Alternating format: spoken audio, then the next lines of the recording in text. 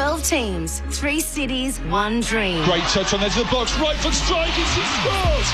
Unbelievable! ABC Listen, your home of the AFC Women's Asian Cup Australia 2026. Dribbles to the edge of the area, strikes! Oh, it's in! What a wonderful goal! One match live every day. Every Matildas game, every final. On ABC Listen. Just look for the green and gold Asian Cup button. ABC Sport. We begin this broadcast by acknowledging the traditional custodians of the land on which this match will be played today and pay our respects to their elders past, present and emerging. We extend that respect to Aboriginal and Torres Strait Islander peoples listening.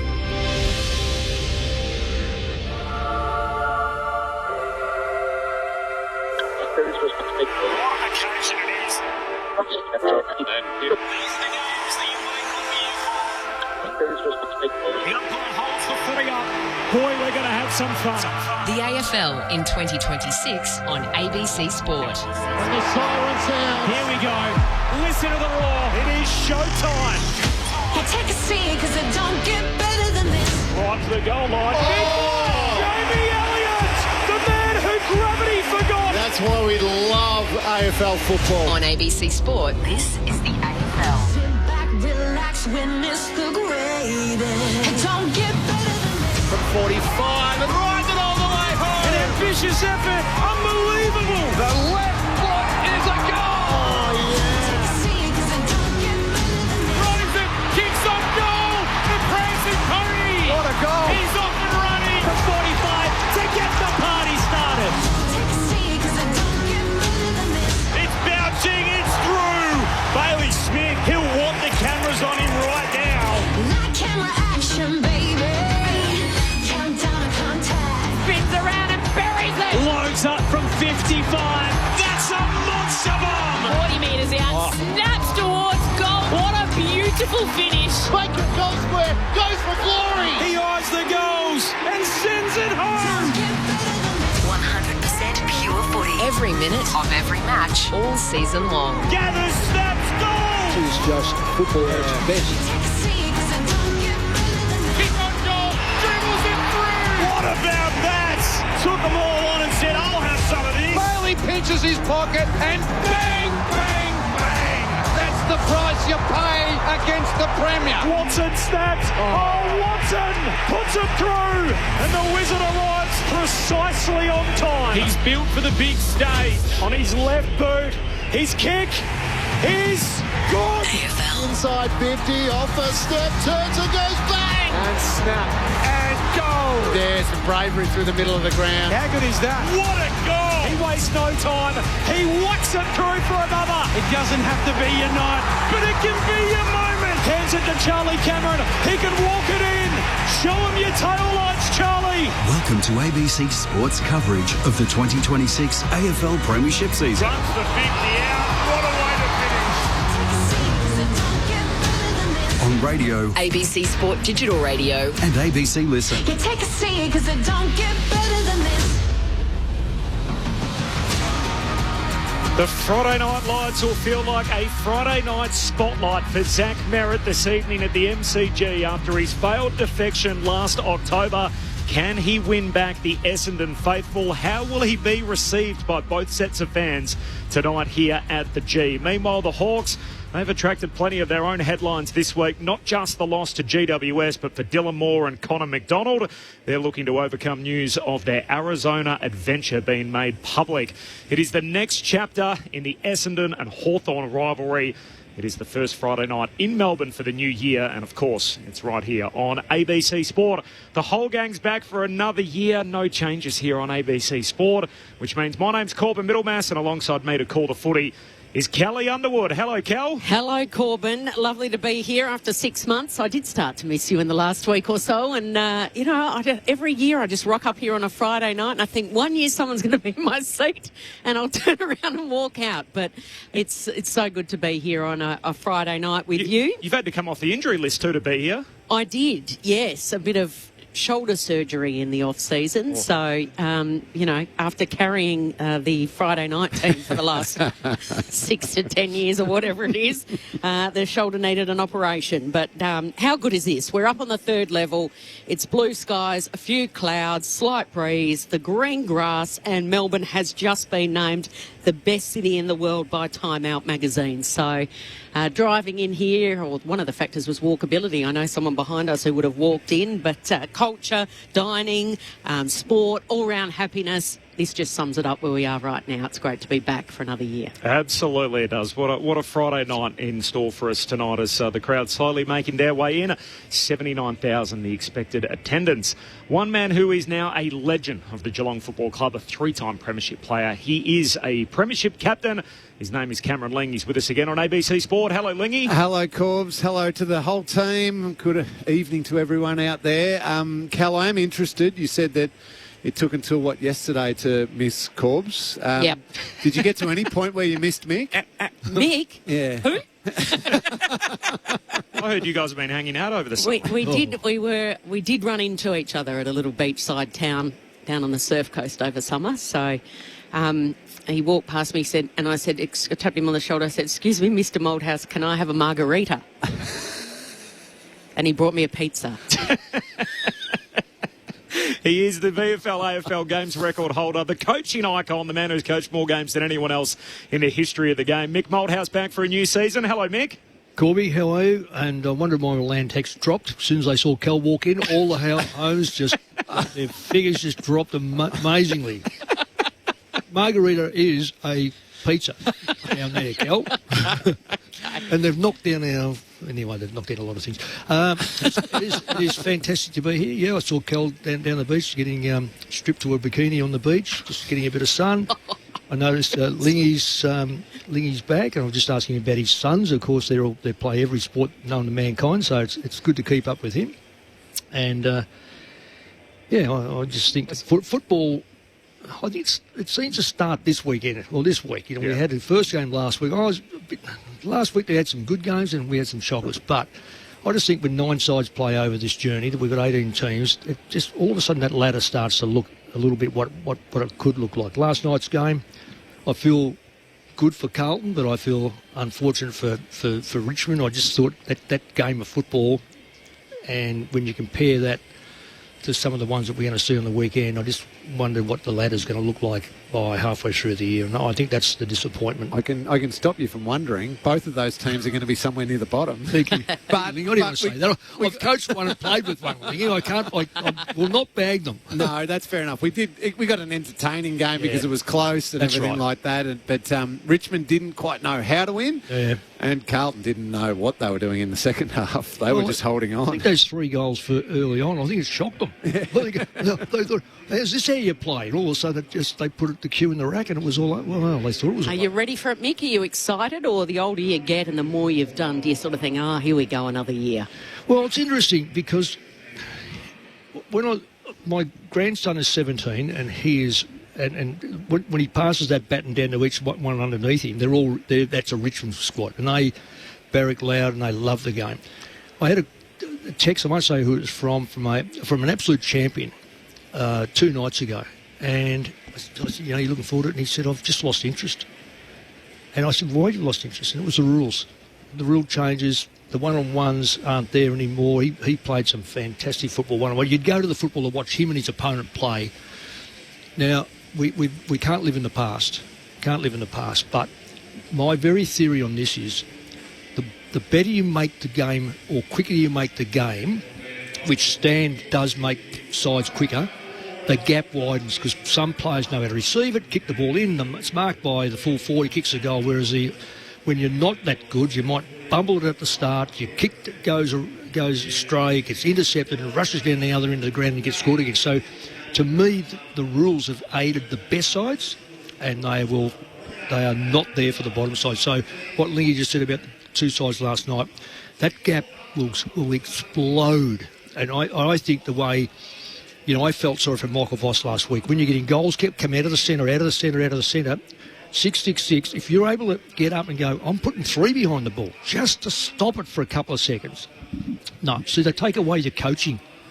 And I just think that under those circumstances, that game would have been better if it had been 15-11 or 15-12, not 22 to what was it, 12 or something. It's kind of careful what you wish for, and we look at this all the time in sport, where sort of the very best against mediocrity, whereas often the very best sort of well-rounded team doesn't look as good against the lowly sides because they've got all corners of their game covered, whereas the team with the overwhelming offence that can just pour on scores, the mediocrity or the mediocre team has nothing to stave it off. No. Like as you're saying, it's just coming at you constantly over and over again. The game last night, so it was a weird old game of footy where Carlton only had 14 inside 50s in the second half. They kicked 1 goal. Richmond had 15 shots, didn't know how to win it, 4 goals, 11. And Brett Delidio, who was on our call last night, he had a quote, which I'm struggling to find on the run in that final quarter, where basically said, look, Carlton are going to have to wrestle this out of their own heads at the 6-minute mark of the last quarter, where it felt like this was going to be a huge mental hurdle. They won, and yet I'm not sure they answered any of those questions. George Hewitt was with us last night on ABC Sport, and Mark Murphy asked him, look, what are you doing about the mental game as much as anything? So there's the physical component, but what's happening with the mental side of it? This is what George had to say. Yeah, like I said, I think a lot of it's just mental. Like, we're all fit enough, we all know how to play the game. I think it's just, you just got to, switch on mentally and I think just like get out of yourself. Where say if you're struggling for the first 5 minutes of the second half, get to another bloke and get outside of yourself. Think of someone else. So hopefully that's where we can improve on. And we've been working hard at it, which has been good. George Hewitt on ABC Sport last night. Coming up, by the way, we will chat about, of course, the Zach Merritt of it all tonight, plus 3 new faces for the Bombers, 4 if you include Braden Fiorini, the Jailbirds out of the Hawks. We'll pull apart all of that, plus go inside both camps with the Bombers and the Hawks. What do you think it is, Lingy, these second-half fade-outs, which now have extended into a second season under Michael Voss? Is it physical or is it mental?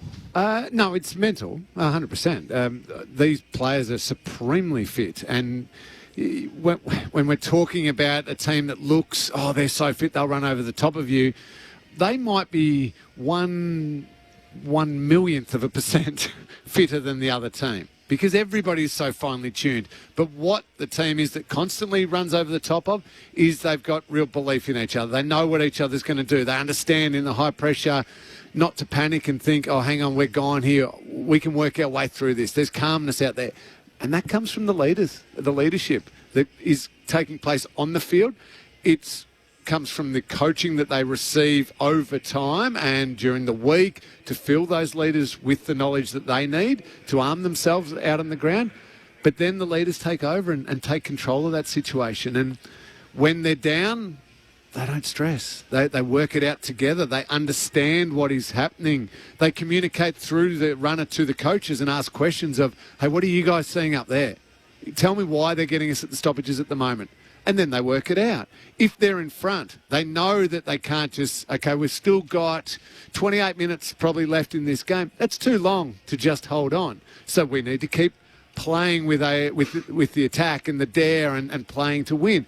There's 3 minutes to go on the clock. Okay, now we can shut it down a little bit. Let's pass that message through. All players understand what we need to do here. That's what makes good teams. Unfortunately, when we're talking about Carlton and why they haven't been able to make that jump, there's not enough of those players across the ground just taking control of the on-field coaching, the on-field leadership. That's not a shot at Paddy Cripps because he is a wonderful leader. It is, you need more than one. I was captain of a team. If it was left all to me, we would have finished on the bottom of the ladder. I needed to be able to look around and go, hey, Corey Enright, what are you seeing from back there? Hey, Jimmy Bartell in the middle, what are you thinking? Tom Hawkins up forward, Joel Selwood, I'd turn to 12, 15 different players and we'd work it out together, we'd get it fixed and we'd move through a situation. Carlton have got too few on the field at the moment. You said the other day, Mick, that no finals, no Michael. He's off contract at season's end. Judging by the first 8 quarters of footy, we've seen it's going to be a tough ask even to finish in 10 out of 18 as it is now. Yeah, well, I said to you that I can name 7 clubs that won't make it before the season started because the rules just won't allow them. Let's just go back to what Lingy just said. I totally agree with him. Did you ever play on Michael Voss? Yep. So I mainly played on Simon Black, but I did play on him once. Yeah, see, Michael Voss was such a fierce competitor, and from all intents and purposes, a good leader. I can't answer that, but he had a very good side around him, but he was fierce to the point where I questioned him one day, not personally, but in my own mind, I'm thinking, he's that vicious on his brother.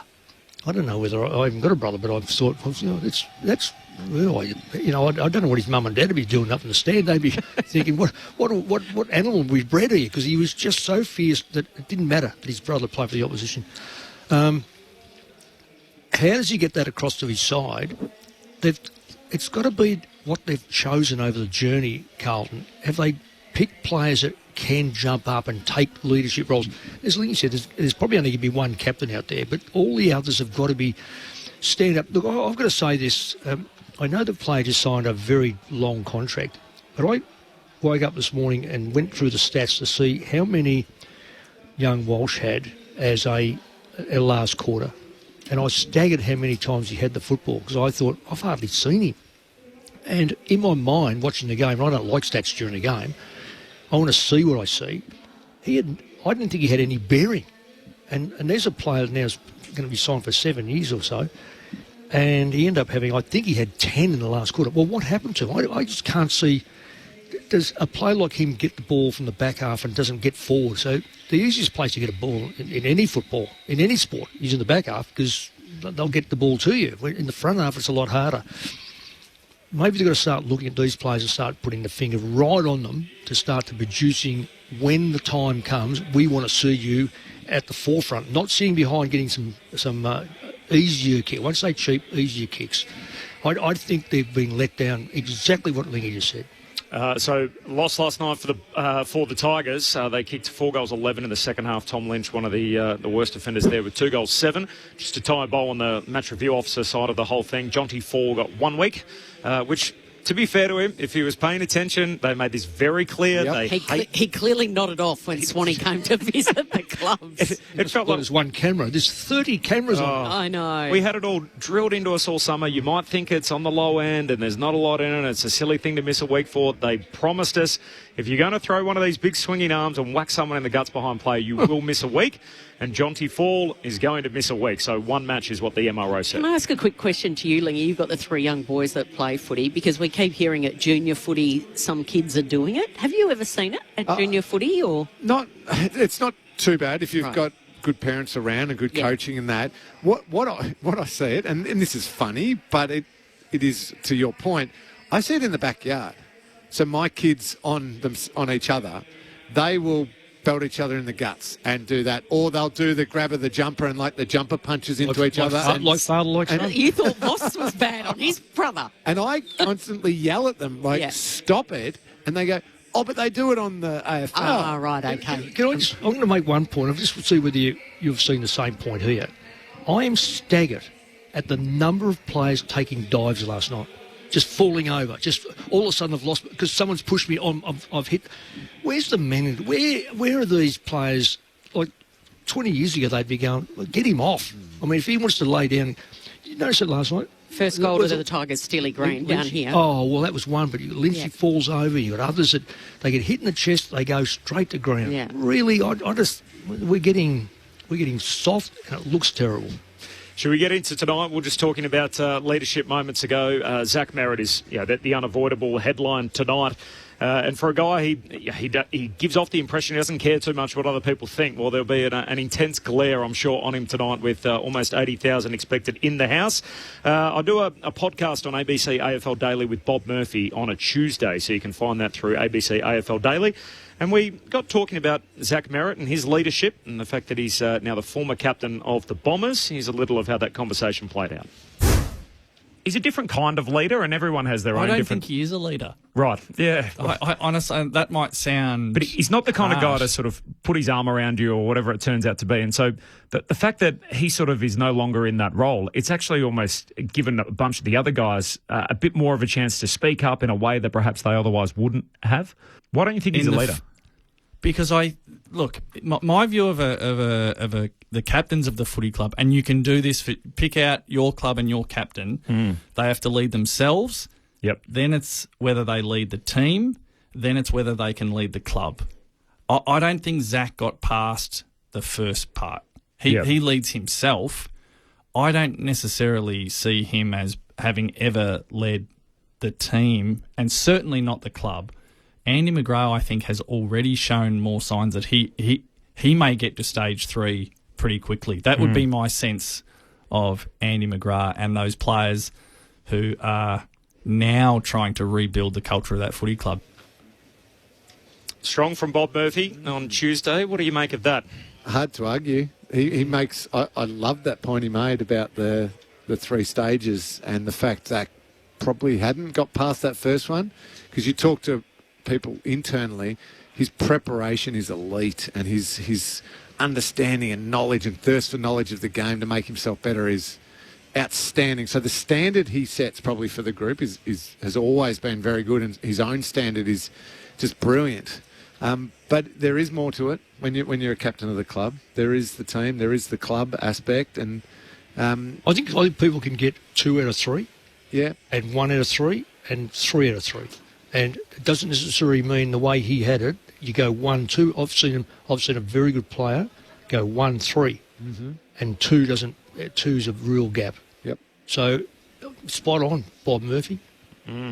It'd be fascinating to see what happens tonight. Nick Martin's going to join us in just a moment. He was one of the vocal critics, along with Mason Redman at the time when Merritt floated the trade and pursued the trade last October.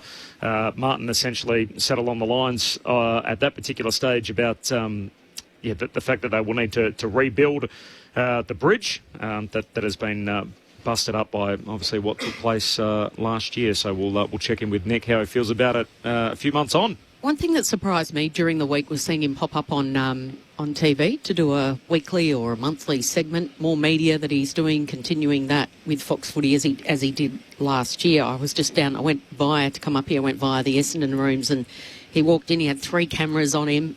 He looked really nervous, I've got to say. He absolutely looked nervous, very serious face. But as a coach, Mick, and as a captain, Lingy, I mean, he's given so many mixed messages over the last 6 months for Bombers fans, hasn't he? He loves it, he wants in, and then he wants out, and then he's trying to get back in. And during the week, he wasn't happy with what Nick Martin and Mason Redman said, and he said that he went to Andrew Welsh's pub and they sat down and sort of had it out and whatnot. Do you have any problem with him continuing to do media, given that he's stepped back from the captaincy? I think as a player you have to do media. That's just part of it. So, no, it's okay if he does that. I don't think we as a game and a team and everything like that are quite ready for what went on there. Such an important player, a captain. The world game, soccer, this could happen all the time. Players transfer, then it doesn't quite work out. They're back again 6 months later. Not a problem. It's all right. Just play great football and we'll be fine. That's not the same here. There's a real sense you need to belong to that team and that club. If you're the captain and the star player, I don't think it'll be forgiven easily, Essendon fans and deep down players as well. I think a whole bunch of trust has been broken within that playing group, and that's going to take a long time to heal. It's not just, we went to a pub and we chatted it out, everything's honky-dory. There's a lot more that needs to happen for it to finally get back to where it needs to be. So you can't compare what happened with Zach Merritt and then the off-season that happened with Lachie Neale, but Lachie Neale has said, I'm out. Like, I'm just going to let my football do the talking. I wonder whether Zach Merritt needs to do that as well, or you don't have an issue. We'll come back to this. We'll talk more about it, no doubt, as we work our way closer to the bounce. So we're about 50 minutes away from the opening bounce. There's no late changes as Zach Merritt gets ready to play against the team that he wanted to join last October in the Hawthorn Football Club. Corbin Middlemass, Kelly Underwood, Cameron Ling, Mick Moldhouse, your usual crew on Friday Night Footy, and it wouldn't be complete without this man, Tim Hodges, inside the Essendon camp. Corbin, great to be joined by Nick Martin from the Bombers down on the boundary. Nick, can we touch on you first? What a cruel 7 or 8 months you've lived, not 1 but 2 knee recos. How's everything going personally? Yeah, there's been a lot of ups and downs. It's been a roller coaster, but I'm in a really good spot. The club supported me really well, so I'm eager, I'm excited, and I just want to get back out there. It's a physical challenge that you've got ahead. Is it also a bit of a mental challenge after doing it twice? Yeah, I'd say it's more mental than physical, to be honest. The not being out there and helping your teammates, it hurts, but as I said previously, the support staff's been great, and I've got a long future ahead of me, so I'm just trying to work as hard as I can to be a Bomber player for a long time. Are there moments since you did it for the second time in November where you've just, it's so, footy can be so damn cruel that you feel like going home and kicking the cat or whatever it is to take your frustrations out? Yeah, there's been a lot of days, and I give it to the physios a lot, and there's weeks where I do crack it, but I keep bringing myself back and try to build that resilience to keep carrying on, because it's so important. And I think it's important the way I present myself as well for the team as well. If they see me as a leader spin the dummy, then they're just going to follow suit. So it's so important for me to present myself in a manner and just keep backing up. Even fronting to talk to us today, I think it's so admirable. Can I ask you, and you probably hate this question, how is the knee right now? Well, the knee's in a good spot. I'm 14 weeks post-surgery, and we're in a pretty good spot. We're very cautious. We're taking it step by step, but as we speak now, it is in a good spot. Is your gut feel it's not until 27 that we'll see you playing footy? Yeah, it is. And my approach and the club's approach is just long term. So we're trying to get this right and be ready to go for pre-season 27. So we're less than an hour out from round one. Is that gut-wrenching to think that you're not going to be there until round one next year? Yeah, it is, but it's also extremely motivating, because it's like a reminder of what I'm doing this for, and this rehab, and the mental toll, the physical toll. So it's so motivating. I just want to be out here, but I can still help in some way, shape or form. What are you like as a footy fan? You got used to it late last year, where it was pretty tough watching. What's it like for you?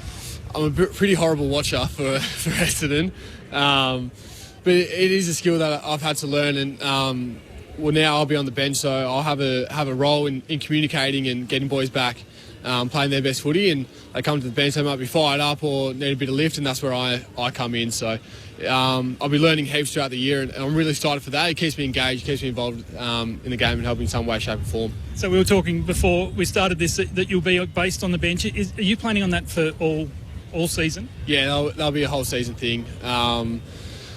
Like I said, talking to Scotty has been great and supporting me and keeping me involved, and I look forward to it, and I just can't wait to sort of get involved and help the boys out. What are your expectations for season 26? Yeah, well, I think the sky's the limit for us. Not putting any limitations on what we can achieve. We're youthful, we're exciting, fresh faces are coming through, so where we end up, I'm not too sure, but I'm really excited about what this group can produce.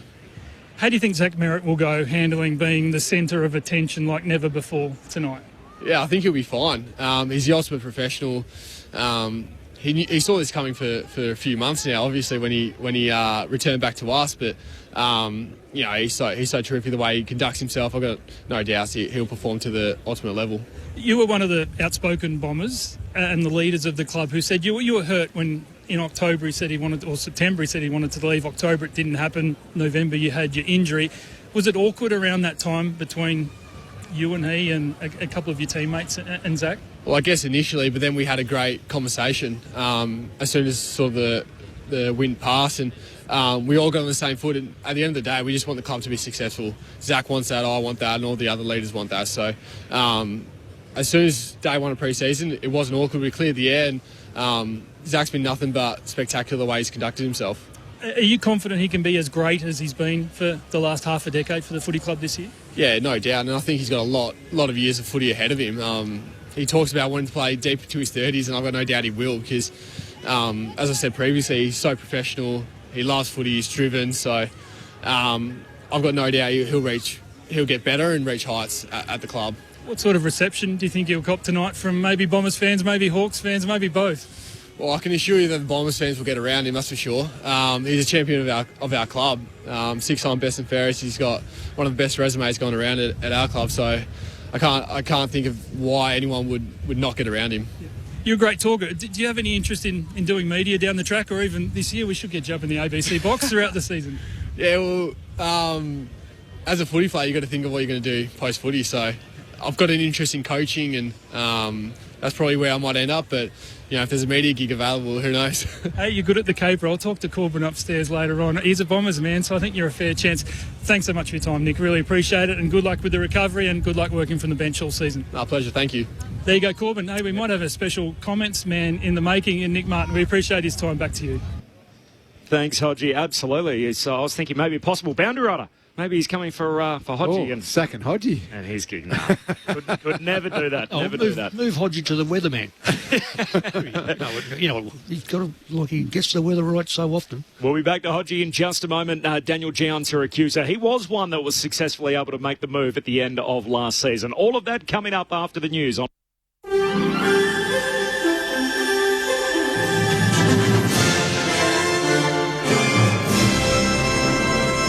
ABC News with Michaela Ortolin. Good evening.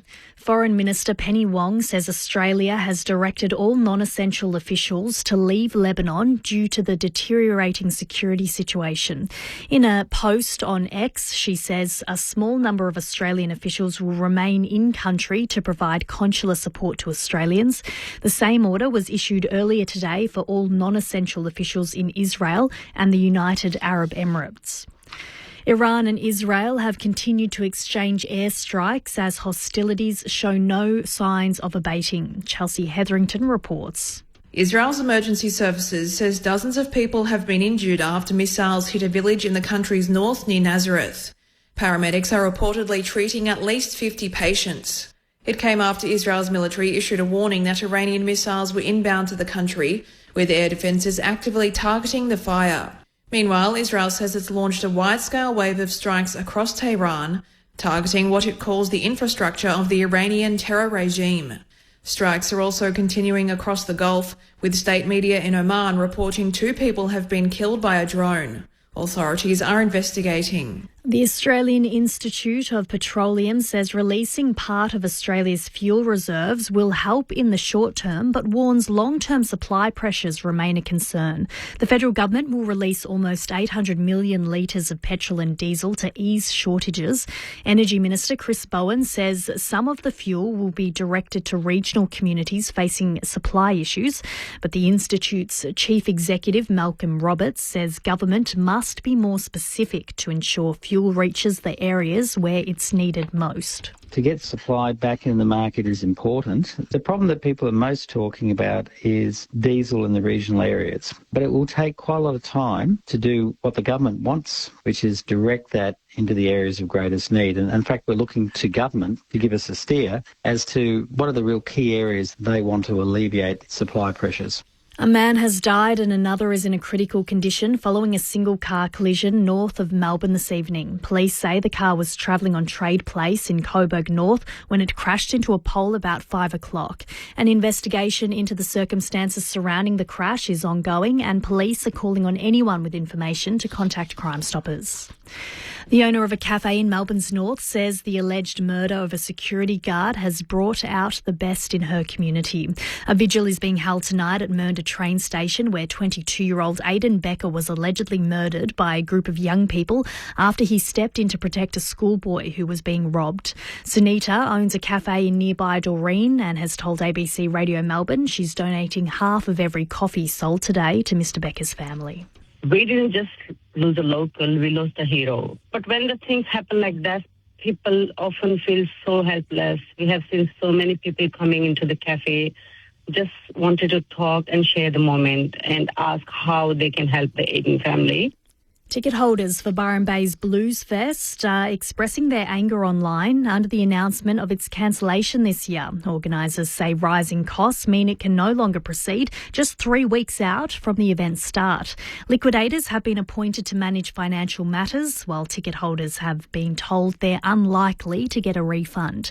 Chair of the Australian Live Music Business Council, Howard Adams, says this isn't just a cancellation, it's a liquidation. The organisers could not meet their debts when they sell due. And that really means that this is probably more to do with soft ticket sales. And that brings me back to that maybe they just lost touch with their audience. To sport, American Bryson DeChambeau has a 3-shot lead at the halfway mark of the Live Golf event in Singapore. DeChambeau is at 10 under, 3 shots ahead of a group of 5 players, including John Ram, who hasn't finished outside the top 2 of the first 3 Live tournaments of the year. Mark Leishman is the best of the Aussies at 6 under in a tie for 7th. Taking a look at tomorrow's weather, patchy morning fog in the south and east of the state, dry and partly cloudy in the south and west, mostly sunny elsewhere.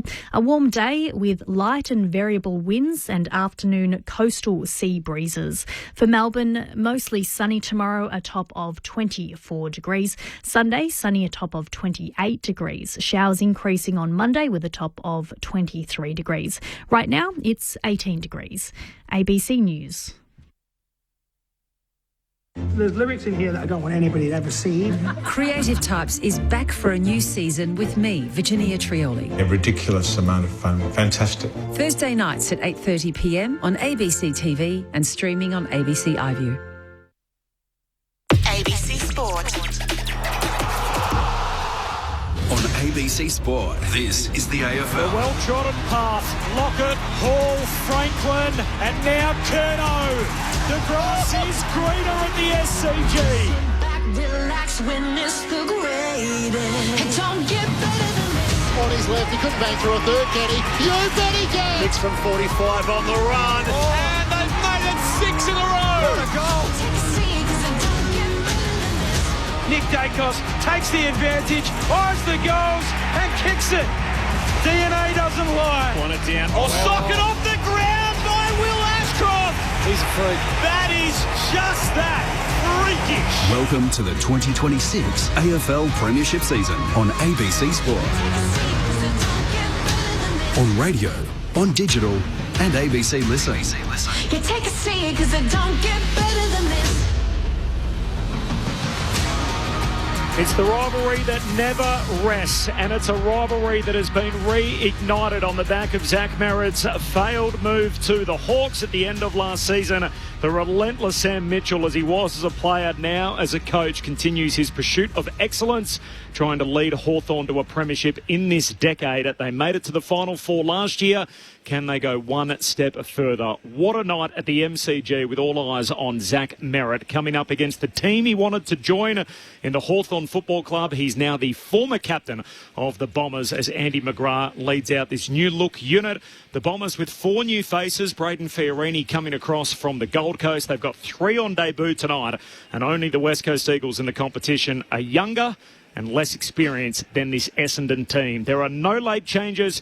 You're home for footy right here on ABC Sport, and the Friday night lights are burning bright at the MCG this evening. Corbin Middlemass, Kelly Underwood, Cameron Ling, Mick Moldhouse, Tim Hodges, your call team. And inside the Hawks camp in just a moment, one man that was able to get that move done in the off-season, Daniel Giansiracusa, who's a highly sought-after figure who made his way from the Bombers to the Hawks at the end of last season. In fact, let's start there. Just repeating, no late change on a cool night at the MCG where the feels-like temperature is hovering around 15 at present. Let's go down to Tim Hodges on the Boundaries Edge. Hodgie. Corbin, what a treat. The Bomber that did get the trade to the Hawks joins us, Daniel Giansiracusa. How do these new colours, I know you've been in them for a few months, but you do look a bit weird. How's it settling into the Hawks? No, I've loved it. Change of environment, and I grew up a Hawks supporter, so sort of used to the colours. So I fitted in pretty well. Didn't start so well last week. What are your expectations tonight? No, it didn't. We were really disappointing. So, we focused in on the things that we know that we're good at, and we want to bring that to on the G. Huge crowd, big occasion. You'll see a bit of performance from the boys tonight. You have such a great relationship with Zach Merritt. It's such a great storyline for tonight. What can you tell us about how the Hawks tackle him? Do you tag him? Do you attack him? What's the game plan you can tell us or give us some insight into? He's another midfielder that's an awesome player for them. Obviously I saw him up close. He's a pro, and we've got to make sure we quell his influence, and we'll do that as a collective. So if we can win the ball around the contest and get it forward, we'll take care of that. If he gets off the chain, then we've got plans for that, and we'll go to them as the game goes on. Do you ever have the sliding doors moment where you wish the Merritt tag was on your whiteboard at the moment? To be honest, we're focusing on us and making sure that we get back to the game that looks like us. We've talked about that all week.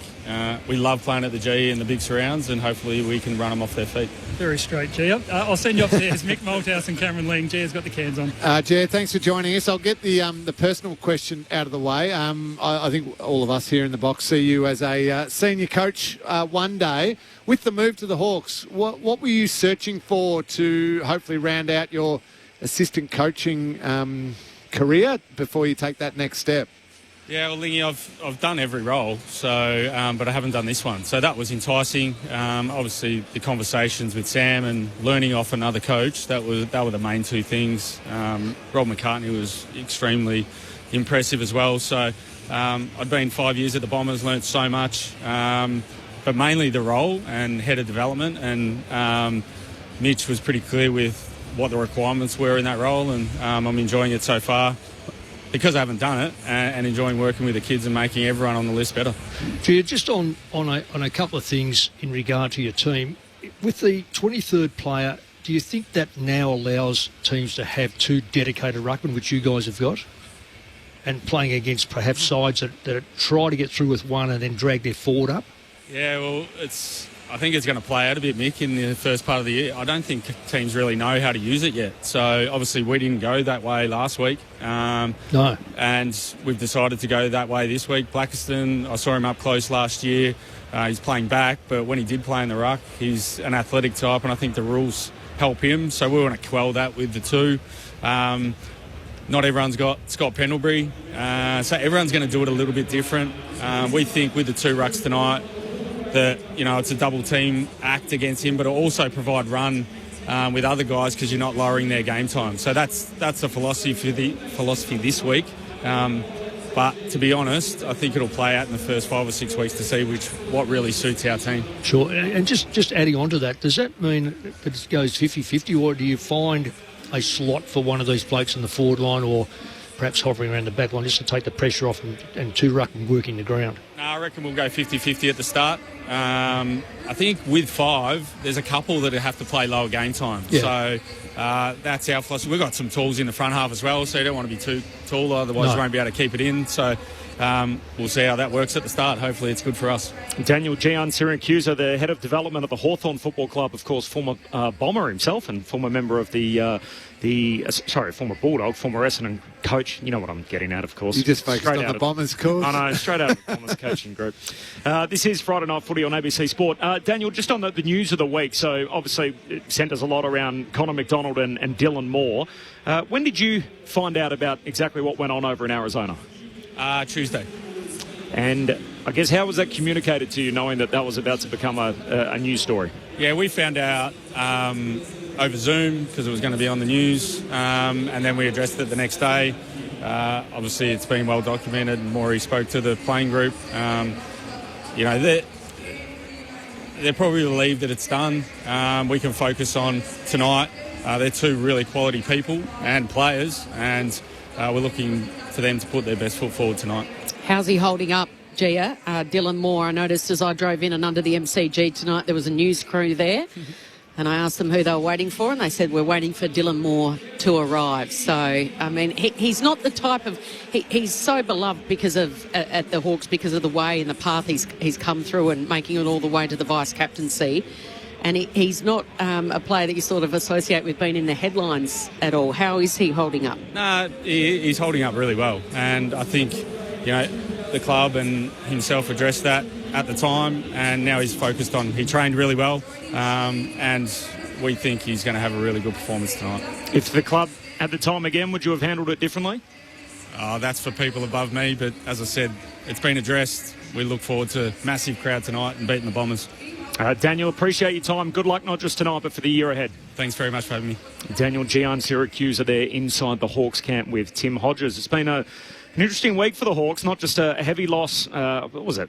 A relatively moderate loss. They were within 16 points at one stage in the last quarter, but outplayed for large periods against the Giants. And then this story, Cal, which obviously was the biggest footy story clearly of the year so far. But two guys in Dylan Moore and Connor McDonald both arrested in Arizona, and will have to face charges later this year after spending a night in a jail cell. I would say it's been a disastrous start to the season for the Hawks. Hawks. Corby, you're a newsman, so wouldn't it have been better to Hawthorn to have got it done, spoken about well before the season started? Absolutely. They weren't going to hide this. It's never going to be hidden. So if you knock it over Christmas Day, doesn't that sort of take the heat? If you ask Sam Mitchell, would he rather have dealt with it back then, or would he rather have a news crew here at the MCG tonight? Work like Daniel Andrews. Get everything done before, hide the news. So Sam Mitchell said today, couldn't for legal reasons speak about it earlier. He said in hindsight we would have handled it differently. Clearly the great comparison here is probably the McKelty-Lafau incident, which I think if you put the two incidents side by side, you would say the Lafau one was probably worse. I mean, he blew twice the legal limit. He suspended for a couple of games. Richmond dealt with it swiftly, handed down their 2-game sanction. On we trot. Certainly no one's asking Adamuze about it leading into the round 1 clash against Carlton. Instead, with the Hawks, it's more hijinks. It's on the lower end, you would think, of what happened. Guys had a big night out on the town. They got caught on a scissor lift by police. They got asked to come down. They didn't hurt anybody. That they're going to have to, take responsibility for that, not just internally at the club. Dylan Moore, it's cost him, the vice captaincy and potentially even the captaincy. And they'll have to deal with that in the courts, probably by video link later in the year. And yet the Hawks were sort of hoping to sweep it under the rug. And if that comes out, the night of a test match or whatever, when the Ashes are on, or in the middle of the tennis, you think surely they're not dealing with it between opening round and round 1. It's just one of those ones where you hope. I was reading the police quotes, local police quotes that were on the scene saying there was a group of men cheering them on with their phones and their cameras. And you think, and that one of them claimed that there was drug paraphernalia there, that and that charge was dropped. So, if you're Hawthorn, you're thinking, I hope there's not more to this story, because clearly there's some vision at some point. And yeah, I totally agree. I mean, take the trash out early as soon as you get it, because they've been beaten by the Dogs in the pre-season. They've lost to the Giants in opening round. Headlines this week. Cameras following, Dylan Moore around all week, and now big game tonight. And that'll have an effect. Make no mistake about it. Players, especially a young bloke like that, just watching him on air, he was almost breaking down. He won't sleep. And he's popular, he's... Yeah, so he's got to try to get through the game. Absolutely. And then try to move on next week and let some other article, let some other headline take his spot. They didn't play well last week either. That's the other thing that's unavoidable. So for the first 3 quarters, minus 16 contested possessions, minus 20 in ground balls. Midfield got smacked, minus 13 in clearances, which is, again, this interesting juxtaposition tonight where clearly they went shopping for another midfielder. They weren't able to get it done, and their midfield's been shown up early. And they'll play against an undermanned Giants team. But I think not just the stats you read out there around the contest in the midfield, which are the key stats in that part of the ground, the ease of with the way the Giants played. They were able to move the ball from end to end with almost the Hawks ushering them through. Here, let me help you on your way. It was easy football at times for the Giants. That is not the Hawthorn team that we, I think, in our heads have of this building Sam Mitchell group. Is they have a harder edge to that. I expect, Mick, I don't know if you're the same, I reckon they respond in a big way tonight. They should respond. I think that poor form is poor form. Hawthorn's pre-season was not good, and that followed up into. That's one of the reasons why I picked GWS on the back of the fact, even though they'd lost players, that Hawthorn, you still got to have some form and show some form. I said you'd be off air beforehand. How's Geelong going? Well, their form hasn't been great, so it all runs into. You've got to, at some stage, you put the wall up and you go, right, we're going to climb this, and this is our new start. So, do Hawthorn start tonight against a very young side? And also say something about Essendon. When you're going to bring 3 players in, unknown players, into the first game of the year, on the back of pre-season and back of training, I think sometimes that's a mistake. 1, maybe 2 at best. 3, and you're really starting to come up against a side that are going to be pretty angry. So, it's actually falling in place for Hawthorn, but if the Dons can show a little bit of fight early, you don't know what impact that'll have on the Hawthorn side, particularly after this news that's come out. I never thought I'd be saying this, but if you compare the 4 frontline midfielders for each team, and this is probably going to show tonight why the game's much more than just what happens in the engine room, as much as we say it starts and finishes there. Merritt, Fitzpatrick, Durham, Caldwell versus Newcombe, Ward, Nash, take your pick, Connor McDonald, whoever it turns out to be. That's right. You would say gee, actually, if we're playing a game in the schoolyard, the four that the Bombers have are almost a higher profile, better four, at least in, if you're putting a fantasy team together than what the Hawks have got. Yeah, 2 ruckmen, though, are going to count. I think if they're going to go 50-50, it was an interesting comment that they're not interested in playing anywhere else, so they're going to be coming on reasonably fresh, and they're going to be up against a pretty young player who's a key position player, probably not a ruckman, unless they've thought this rule's going to help him, but it's only centre bounces around the ground. A lot of work, and the bigger bodies they're able to move those ruckmen away. So I did the numbers on this during the week. So they've only played 14 games together, Meek and Reeves, who are going to ruck together tonight. The last of those was the end of 2023. So for the last 2 seasons, they haven't played one game together. 5-9 is their record. You could argue games change, 5 on the bench, everything else. That's the thing. That's the change. You couldn't play them together when you had the sub. Yeah, because you couldn't have one of them as the sub. No, and it seems like they've decided that sub is going to be a 50% player. Yeah. How would not you, sub, the 23rd player. How would you use the sub? I know Sydney last week, they managed Papley, so he spent the first 20 minutes on the bench. He played 50% game time. How would you use it, Mick, do you think? Well, one is I would not take injured players into a game because you don't know whether someone gets knocked up and all of a sudden, whoops, he's gone from 25% or 50% to 75%. 2 is if he's fit, and you're prepared to risk because that he's the player that you expect and you know he's looked after himself right from the last season. So Loston's an interesting case. He's a player that's played 13 or 14 years of football. Richmond said, no, you just haven't got enough miles in the legs. So I don't think the pre-seasons allow you to get good miles in the legs these days or kilometres in the legs. So I would rather take in fully fit players, particularly early in the season because it's red hot. Players haven't adjusted to a match. Go with fitness. Go with people you know can get through a match. And it depends on the depth of your team too, I think. Because if you say your 18th to 22nd player, so your traditional 4 on the bench, a pretty good player is not bad and basically the same as your 23rd player, well then split the time, overall 5 of them pretty evenly and they all wash out at about 70%. But if you've got a couple you've got a really deep team and a couple of those 18th to 22nd players are still really good, really important players, well, you want them playing 80-85% game time. You don't want them playing 70%. So therefore, somebody's going to miss out. And your 5th player naturally has to play 55% game time. So I'd rather give better players more game time. Almost like this is almost junior sport a little bit. It is. Go, no, those couple of players can play better, so you're going to sit on the bench longer. Sorry, but that's just the way it is. That's how I'd use it. But the other thing is, too, you've got 5 on the bench, but they haven't increased the interchange numbers. No. So it makes you have to work the interchange better. You've got to have someone... Look, I'll go back to my coaching. 2007, I sort of whacked it from 44 to 120. Yep. Right? So, but I judged it. And it was on the whim of just looking at players thinking they need to come on and off. When we saturated with players to go through the middle and try to put pressure on good sides like Geelong, etc. When the numbers were reduced, you go, well, now we've got to start to get people who are, give you a bit of a nod to say, look, he's been out there for so long. Like Swan was a 6.5-minute player, Penrith was a 9-minute player. And that's what we try to live by, that sort of rotation with those two.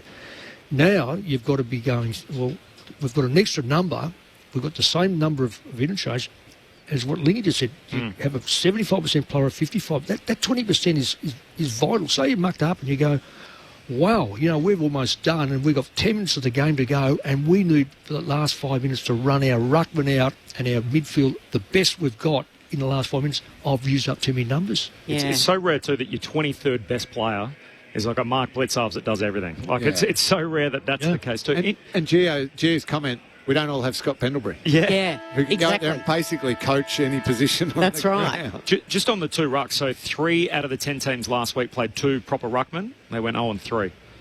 So it'll be interesting to see how that goes. Hawthorn have decided to make the move tonight to bring 2 rucks in, and Lockie Blackiston is probably going to lead the way as a mid-season recruit last year for the Bombers. Nick Bryan's injured. So then Sam Draper is obviously now a Brisbane Lion. Friday night footy on ABC Sport. The umps are on their way out. It's going to be a cool night for this time of the year at the MCG. About feels like temperature just below 15 at the moment. We're behind the glass, which we're relatively happy about. I feel like I should have brought probably a thicker jacket than what I've done, but we'll see how we go. Cameron Ling's still in the T-shirt. Kelly Underwood's here. Mick Moldhouse, myself, Corbin Middlemass, and of course Tim Hodges on the boundary. A little bit of footy news today, so just repeating, Jonty Fall offered a 1-match ban for his stomach punch to Jacob Wiedering last night, so Fall expected to miss Richmond's next game. The teams are in for Sunday footy. The headlines here, no Tim Kelly. So Kelly doesn't get a start for the West Coast Eagles. They've got 4 on debut, including Willem Dersma, the number 1 pick, and Cooper Duff-Tytler, who went at 4. Jed Walter didn't get a recall, so he got suspended in the pre-season and costly. The Suns are unchanged, which means there's no Jamari Ugle-Hagan either. Suns play the Eagles up on the glitter strip on Sunday night. The other Sunday games, Jack Lukosia's coming back from a groin injury. Again, hasn't done the work, isn't playing. He's an emergency. There's Port Adelaide take on North Melbourne. They do get Todd Marshall in for his first game since the 2024 semi-final. Lockie Doverston's going to make his debut, as does Tom Blamires. Now, Blamires was working in the front office at Collingwood when he got picked up as an SSP. He's now debuting for North Melbourne on Sunday, which is a fun story in itself. And here at the MCG, Isaac Keeler comes in for St Kilda. He replaces Rowan Marshall, who's concussed. So again, they've tried to go with the 2 sort of ruck-forward model to partner Tom de Koning. And for Melbourne, Brody Mychek will make his club debut, as will Chankwath Jath. And Latrell Pickett is named to make his debut, the cousin of Keziah Pickett. Now, Cozzy's back in town too. He spent the week in the Northern Territory dealing with a personal matter that is expected to play and was on the track today. So that's the news out of the teams, but Tim Kelly, probably the biggest name there. Now he's contracted, by the way, until the end of next season. Wow. So, and he's not in the Eagles team for round 1. Is there a problem with... we've seen Bobby Hill, we've seen Pickett now going to Darwin, missing training. Tyson Stengel. Yeah, but... he's back, but he didn't go away. Did he so much? I'm just talking about. I think had some time and it was personal issues. Yeah. So I just worry about getting on a plane, going to Darwin and back, and thinking you're going to play your best footy. Lachie Neale, who's obviously got personal matters in Perth. Well, again, back and forth. Back to Brisbane. Yeah, but it depends on how many times you travel. If I'm reading it right, Pickett's going to go up there several times. I just can't see how you can possibly play your best football in that sort of travel environment. Here come the 0-1 Hawks as they make their way out onto the MCG for Friday night footy. There's no Zach Merritt in that lineup. He's still in the opposite change room tonight with the Essendon Football Club. The Hawks have 21 of the 23 that played in last year's preliminary final. A game, by the way, they led by 21 points when Tom Stewart went down concussed. And from that point on, of course, we got the Patrick Dangerfield legacy game, and the rest is history. But it's a long road back to try and get back to the Final Four again for the Hawks. They obviously start this game 0-1 on the premiership table after their loss to the Giants last week. I take on board what Mick said before about pre-season form hasn't been great. Certainly opening round form wasn't pretty either. I don't know. Maybe I've got memories of them last year more and I'm a bit stuck in that. Yeah. And maybe the poor form last week was the sting they needed. Yeah. I expect a response. I expect a much better defensive effort and a much, much hungrier contest performance by the Hawks. I think the Bombers might be in for a nasty little one because I just think the Hawks go whack with a real ruthless edge. You know, the one thing about tonight will be how the supporters react to Merritt. And I'm talking about Hawthorn, because I reckon they'll boo him because he didn't get across, and I reckon Essendon might be, look, if he doesn't get near it, we're going to boo him as well. So I'm the other way. I think you'll get the most bipartisan cheer we've seen at the MCG. I think there'll be 80,000 people cheering him. No, You're the other way. Oh, no, I'm not sure that Essendon will. If he doesn't play well, I think they'll get hold of him. I think the Bombers will rally around him, and I think the Hawks will cheer him ironically. But he wanted to go. He's our guy. But to see, he wanted to leave and he wanted to go to Hawthorn. No, 6-time best and fairest winner. Hawthorn, though, Cor. Short memories, very short memories. It is fascinating, though, to see what we're going to get from the crowd tonight. But he, emotionally, and the two Hawthorn lads, it's going to be there's going to be they need a psychiatrist sitting in the middle of the square, just as they run past, give them some tips, because I'll tell you what, they're under enormous pressure. Here they come. The red pyrotechnics go off. They've got a new leader, and he's got number 1 on his back. The only number 1 draft pick in the club's history, Andy McGrath, to lead the Bombers for the first time. But all eyes, of course, on Zach Merritt, not as the Essendon captain, but a man under a microscope tonight. Can he win back the Essendon faithful? And he's number 7 on his back, the 6-time best and fairest winner. And Seen Red is what the banner reads tonight. It's an unmissable storyline. Zach Merritt out there for Essendon coming up against the Hawks. This is Friday Night Footy on ABC Sport. The whole gang's here for the new season. Corbin Middlemass alongside Kelly Underwood, Cameron Ling, the legendary cat, and Mick Moldhouse, the man who's coached more games than anyone else in the history of VFL, AFL footy. Tim Hodges in the front row of the grandstand. We'll get a check of conditions from him in just a moment. 3 debutants for the Bombers tonight. Dyson Sharp, Max Kondo Giannis, and also Hus Al-Ashar are all making their debut tonight for the Bombers. So 3 new faces for Essendon. You can throw in Braden Fiorini as well, who we'll see for the first time in the sash. The full preview next. Hi, it's Mackenzie Arnold. I'm Caitlin Ford. It's Alana Kennedy. Hi, I'm Claire Hunt from the Matildas. Get behind the Tillies with ABC Sport for the AFC Women's Asian Cup Australia 2026. Live and ad-free on ABC Listen. This is the 2026 AFL Premiership season. On ABC Sport. AFL. On ABC Radio. On digital. And ABC Listen. Look for the AFL button. There's some extra spice to an old rivalry tonight. Essendon, Hawthorn. You say their names, you've said it all. The trade that never was. The Shockwaves hit the MCG tonight as Zach Merritt comes up against the team he hoped to join last October. All eyes on him tonight at the MCG. Merritt out there for the Bombers against the Hawks. This is Friday Night Footy on ABC Sport. The preview with Mick Moldhouse and Cameron Ling. The call with myself, Corbin Middlemass, and Kelly Underwood and Tim Hodges on the boundary. Mick, the night tonight from Zach Merritt's viewpoint. You spoke about it just a minute ago about how he's going to be received. I think we're a little mixed on what we think the crowd will do tonight. There'll be almost 80,000 in to see it. What about as a coaching exercise? So it's obviously been there's a few relationships that had to be rebuilt at the end of last year, but what would you be saying to a player like this who's on a big stage with all the eyes of the footy fraternity on him? How would you coach him tonight? Yeah, look, it's a very interesting one, Corby, because a lot of the work would have been done clearly in November when it didn't happen. So the interest to me is that there are still players I fear would still be very, very disappointed, and how you get rid of that disappointment is going to be, I think it'll take long term. It's not going to be, he goes and plays a good game of footy. You try to walk away from this football club as a captain. There are young players that it won't mean a lot. Look, as a young player, I saw things happen at St Kilda and Richmond, and you think, okay. The more you mature as a player, the more things that happened, you thought, why? And how come that's happening? You know, classical case at Richmond was Richmond wanted John Pachura, who a lot of people out there won't know who John Pachura is. Fantastic South Melbourne player. To get him, Richmond traded 3 players, heart and soul players. One won a Brownlow, and we got nothing out of John Pachura.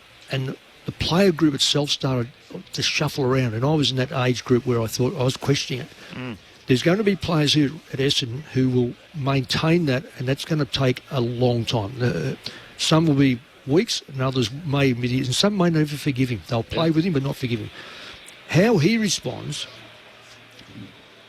Lingy's already said he's one of the most professional people going around.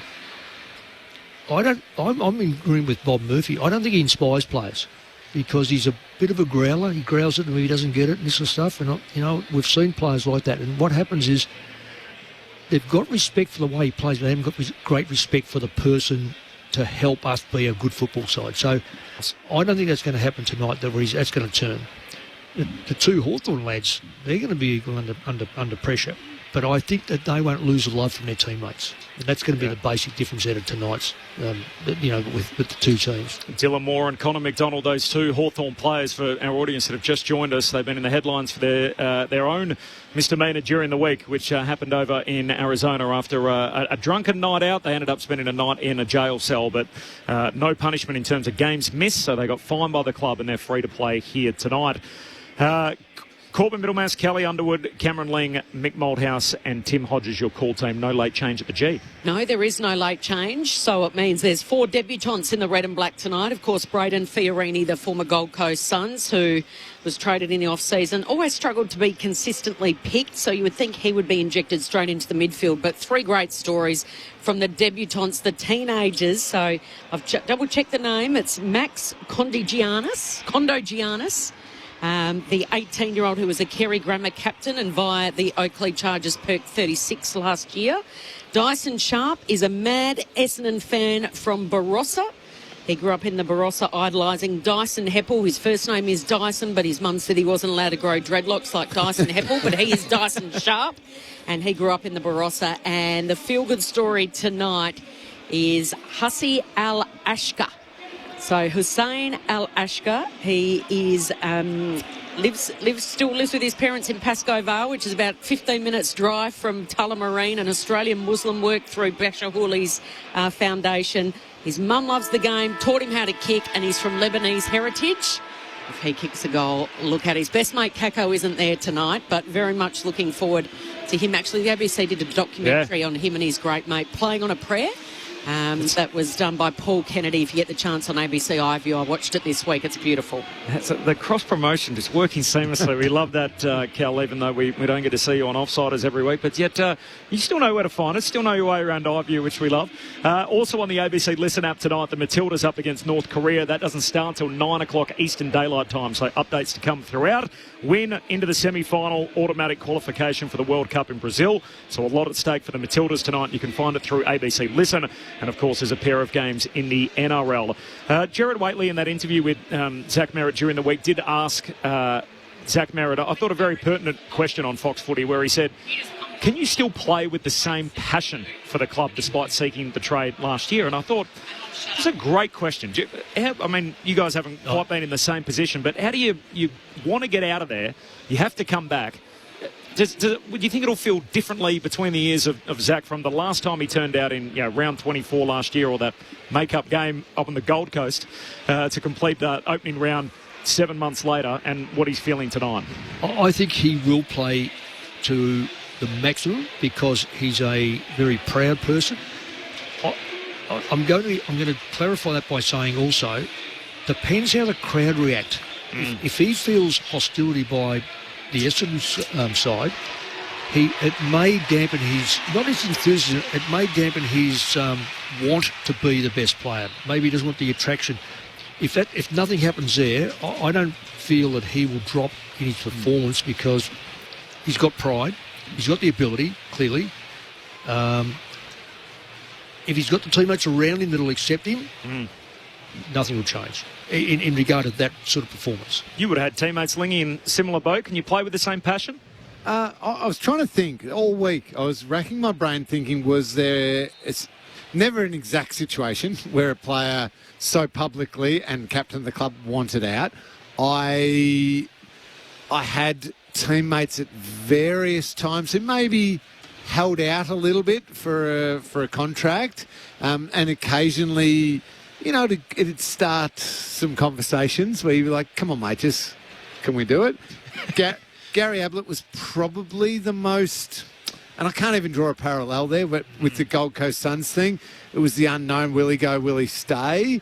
Because did he ever, I'm going to throw this in, the coach-player relationship there wasn't exactly perfect, was it? Right at the end, it probably got a little strained, where Bomber was probably losing patience. He wanted an answer because fair enough. They were starting to try and make plans because I think we would have lost. I think if Gaz had stayed, we would have lost Darren Milburn and David Wojcinski. It would have fallen out of the salary cap. So Bomber wanted to know, can we sign those two? So it was more around the answers. I think once you take the field, you're a competitor. Your passion and your your desire to win and to win the ball, that'll push everything else to the side for the 2 hours that you're out there.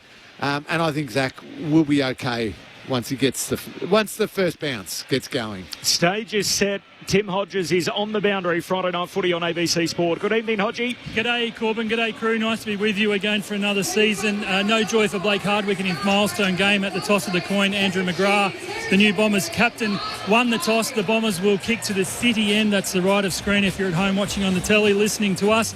Interesting, you chat on Zach Merritt. Normally he's the first to lead the Bombers out. Now that he's not captain, he was dead last to be running out with the Bombers.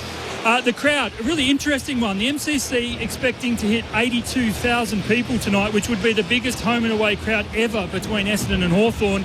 I've got to say, still a stack of people to come in if that's the case, so we're well off that. The weather is blustery like last night. The flags on top of the scoreboard are doing plenty, so it will make conditions difficult at ground level. Currently, Mick, my weather app says 18 degrees, a low of 14 is expected. It will be a chilly evening. No late changes, and just two of the best players, unfortunately, for these two clubs are on the bench with me. Will Day for the Hawks, coaching from the sidelines with his wrecked shoulder, and Nick Martin, as you heard earlier, coaching for the Bombers from the bench with his wrecked knee. So, no subs, so I thought I'd bring you that info. A rose between thorns. Zach Merritt stands alongside the umpire who's got the footy in the middle of the G. The glare of the footy world on Zach Merritt. A rivalry reignited. On ABC Sport, you're with Kelly Underwood. And the opening ball up is underway. It's Meek and Blackiston. Blackiston with the first effective handball. Gives it off to Caldwell. Fires it inside 50. Defensive marks being taken by Hardwick. Playing his 200th game. He burst through the banner a little earlier with his young children. Or his young child, I should say. And he's moved it quickly to Amon. Inside 50 they go. And that's a lovely mark taken by Gunston. Taking the mark over Zach Reid, the second key defender. I was just about to say, if Gunston has the same sort of year as last year, he'd be a freak, because I reckon he had a freak year last year. It was amazing, wasn't it? Well, incredible year. Could not break into this team this time last year. He missed the first two games for the Hawks. He was overlooked at selection. And he finished with 73 goals, the All-Australian and the best and fairest. He's got the Sherrin in his hands. He steps over the boundary line. He steps over 50.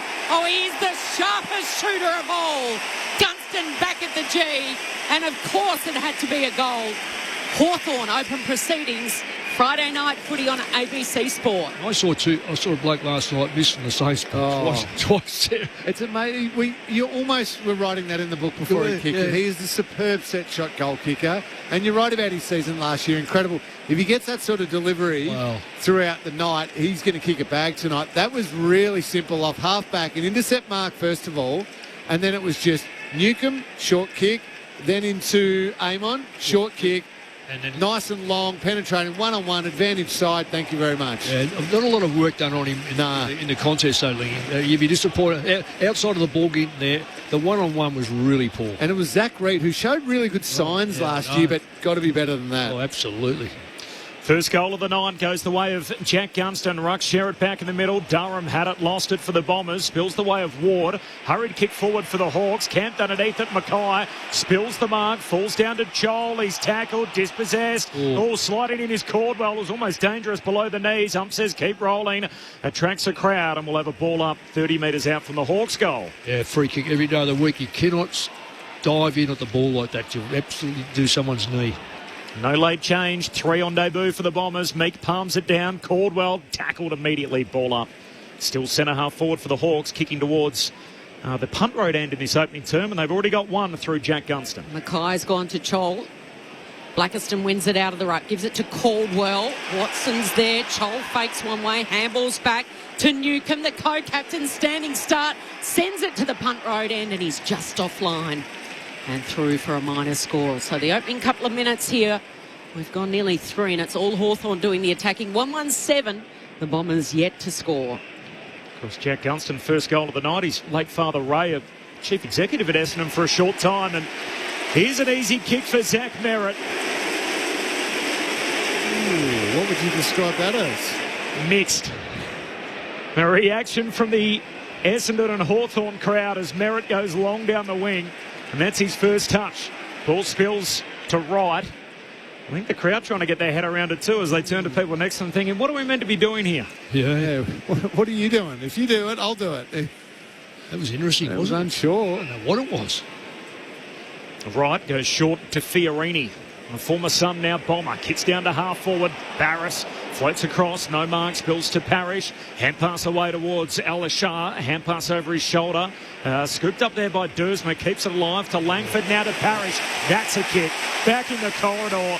And hits up Sam Durham, who takes the mark. True centre half forward. Or let me just say, looking from here, that ball... The kick, the shape of the kick was perfect. There was not one Hawthorn player within 20 metres of three Essendon players who were about 55 to 45 out. That was very poor defence by the Hawks. Jack Ginnivan stands the mark. He's gone back to the slim shady shaved bonds with the peroxide blonde hair. It's almost white. As Durham with the footy in his hand knocks it through for Essendon's first of the new season. And Sammy Durham, heart and soul type guy, 4-year extension in the lead up to the season to take him through to 2032. He is in for the long haul. Essendon 1 straight, Hawthorn 1-1, 4.5 minutes in. Hawks by a point, Friday night footy, ABC Sport. Yeah, you're right, Mick. It's a good observation. So the Parrish kick was a beauty to Durham. When you see someone open like that, corridor, it was a probably 40-metre kick and got there quickly, beautiful use. However, Durham was in an absolute paddock, and there were other Essendon players free as well. I think what it was, there was a couple of Hawthorn players near the contest, so they've got to stay there just in case it's a handball instead of a kick. But then the next outer ring was Ginnivan and a couple of others, and they were doing nothing. Yeah, but they're all looking to go forward, Lingy. Yeah, true. Ball up, Meek wins it clearly, got it down to McKenzie. Now there's a scramble on the edge of the goal square. Newcomb's on the bottom of the pack, and the umpire says it'll be a secondary ball up. Players pretty much ignoring Zach Merritt so far. Meek straight down to Newcomb. He's set upon it. Spills out to Watson, to Merritt. A high up and under. From a standing start. Flying in from the side was Impey. He couldn't take it. Weddle's got it. Nate Caddy's got him. Wraps him up in a massive tackle at half forward here for the Bombers. And another ball up. Really good tackle. Umpire tosses it up, attacking edge of the centre square for Essendon. Blackiston wins it down, but McKenzie for the Hawks hands it to Watson. Kicks upfield, picked up by Moore. Hands it to his mate McDonald. The pair combine. McDonald kicks, Goldwood and knocks it through. Moore to McDonald, the story of the week. And they're out to redeem themselves on a Friday night. Hawthorn 2-1-13, Essendon 1 straight 6. 8 minutes into the opening term. In the Arizona adventures of the past, Hawthorn by 7 points. Friday night footy on ABC Sport. Superb hands out of congestion there. It was McKenzie who just gave the first little give, and that opened up everything for the Hawks. And again, the first goal ended up in a set shot with Jack Gunson, but it was quick ball movement. From that first quick handball, it was fast, high-quality ball movement and nice finish by Connor McDonald on the run. And I think we were talking a bit about it pre-game, about how the different players would handle what they're going through, Merritt versus the Hawthorn boys. A lot of love there for Connor McDonald from his teammates after he kicked the goal. Absolutely. He was higher than a scissor lift, I think, Lingy. Here's Parrish. Welcome side, only played 3 games last year. Bursting out of the centre, kick inside 50, couldn't find a target. Perkins gets it to Durham. It's a little bit too hot there for Caldwell. Fiorini comes in and tackles Weddle. It'll be a ball up 25 out directly in front from the Hawks goal. Hawthorn kicking to the city end in this opening term. And the Hawks by 7 points, 2-1. Meek got it straight down and set upon down there was Newcomb. There's a problem, Kel, that around the ground, Hawthorn's rucks are too big and too strong. Dominating. Going against right because it's Essendon inside 50. Now Sicily wearing the long sleeves tonight. Didn't do that last week. Maybe they're the lucky long sleeves. Sends it south side of the MCG. Caught in a huge tackle down there was Pryor. And Pryor for Essendon's kick. Somehow it works its way inside 50. It bounced off the chest of right. It was an absolute sitter and he's dropped it. Now Barris is caught. He goes to ground. Watson's fighting hard. Caddy tries to break a tackle. Handballs backwards to Durham. Durham puts it over the head. Waiting for it to bounce is Langford. In the left forward pocket. Sends it into the goal square. It's a fumble from Sicily. Wright gets it up to Caldwell on the outside of the boot and he misses. From 5 metres out, it was a hot footy. Wrights fumbled a couple and Caldwell under pressure on the outside of the boot. It was almost a banana, but it didn't bend enough. Sicily brings it into Impey, kicks down the line to Lewis. Feels like a similar theme, isn't it, from we've had 6 completed games. They all have started really hot. Helter-skelter out of the gate. Short kick across the ground to Impey. Long ball down to half forward. Free kick for a hold. And as you said, Lingy coming back to Gunston against Reid. So Zach Reid's got an issue there with Gunston early. Short kick out wide to Weddle, who's crept forward. And Weddle decides just to play on. 48 metres out, knocks it through. As easy as you like. And Josh Weddle, with no one guarding the mark, takes what's on offer and pops it through for Hawthorn's third. The Hawks 3-1, Essendon 1-1. 12-point lead for the Hawks, 9 minutes in, Friday night footy on ABC Sport. I don't think you can wait much longer. The Zach Reid-Gunston matchup is not a good one. He's all over it. Yeah. You coached your kids last year.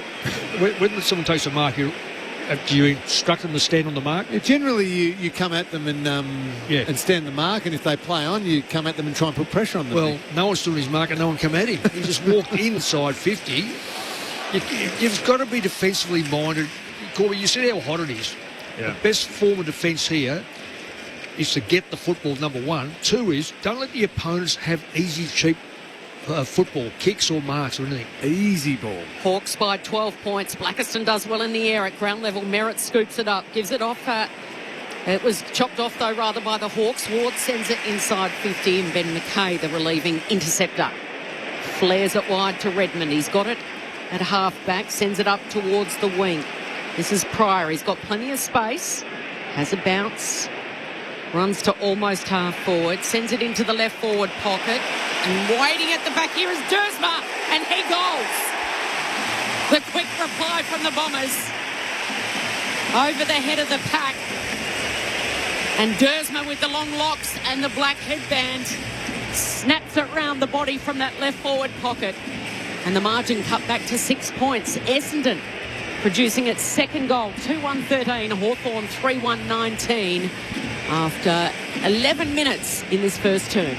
So Corbin made the observation that all the games have started quickly, frenetically, and the reason is both teams tonight, they're trying to attack. Yeah. So each team is basically spinning a midfield forward. Yep. So they're running hard forward and trying to get an outnumber in their forward line. So what it's leading to is nice, easy goals like that. Fantastic. Yeah. But if there's a turnover, it's going to go back the other way at 1,000,000 miles an hour. I just can't believe how easy Essendon have found their way in their forward line with their 2 goals. Hawks by 6 points. First possession for Nash. Gives a handball away to Watson, who's getting some centre bounce minutes. Short kick finds Newcomb, the new skipper. Inside 50, Lewis the target. Well spoiled, broken up by Mackay. Now he's got an issue. Tackled immediately, and the umpire says, I'll have it. There's Moore and Lewis with the follow-up. Talked about the mixed response for Zach Merritt. That's something Ben Mackay knows all too well from his first year as a Bomber after coming across as a free agent. There's young Sharp on debut. First touch of the footy at the restart, but he's locked up straight away without a disposal. Ball up right on the 50 here for Hawthorn, and it's Roberts that gets the kick away. Going back with the flight with Sicily, takes an uncontested mark in the end. He's got it right in front of the interchange gates, and he looks to centre it. Kicks it backwards slightly to Scrimshaw, who pokes it forward using the corridor. Matt Nash marks uncontested, goes back to Scrimshaw. Socks down, fluorescent yellow boots. He handballs to Gunston, gives it back to Sicily. They're playing around with it now. The all-important kick into the pocket goes over the head of Weddle. It'll be a boundary throw in 10 metres around from the Hawks' goal. And it's the Hawks by 6 points. Tim Hodges on the boundary. Jarman Impey came off for the Hawks, Kel, with a dislocated finger. In the process of putting it back in, I think he's a bit queasy, lost most of his dinner, but the finger is back in. He's good to come back on the field. Blackiston just wrestles Reeves to the ground, and the ump says you can't do that as the ball hits the turf. And Ned Reeves is going to get a free kick here inside 50. We'll have a look from about 30 out left half forward. No, you can't do that. Last I checked in the rule book, Nick, and it was just the size. It's going to get him. It's going to get him all day because they're bigger and they're stronger. There's no solution. This is the ruckman they've got. He probably should stand off the ball and have a run at it. Don't lock into them. Played one game last year, Ned Reeves. He trots in here, brought in tonight. Immediate impact. puts it through. And Hawthorn restore a 12-point buffer. And Ned Reeves pretty happy about that, playing his first game with his mate Lloyd Meek since the end of 2023. 13 minutes in, Hawthorn 4-1, Essendon 2-1. This is Friday Night Footy on ABC Sport. There are no late changes, 3 on debut for the Bombers. They're all out there.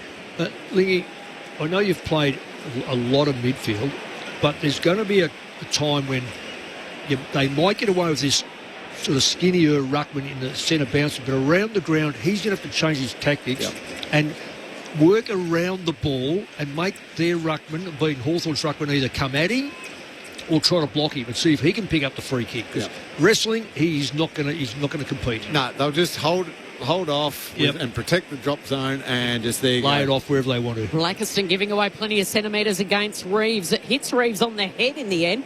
Ward's able to scoop it up off the deck. Handballs around to the player who's in plenty of space. That's Moore.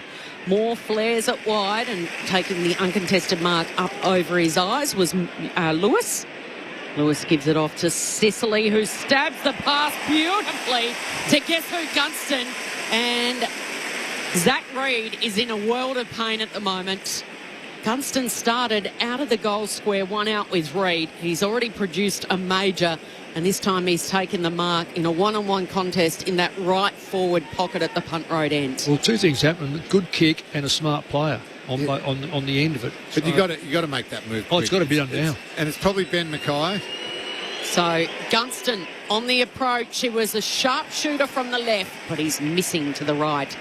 And just hanging it out, pushing it across. No, it was a little skinny in the end. So 4-2-26. Hawthorn by 13 points, 2-1-13. Friday Night Footy on ABC Sport. Quickly to Redmond and now to Caldwell, who marks half-back.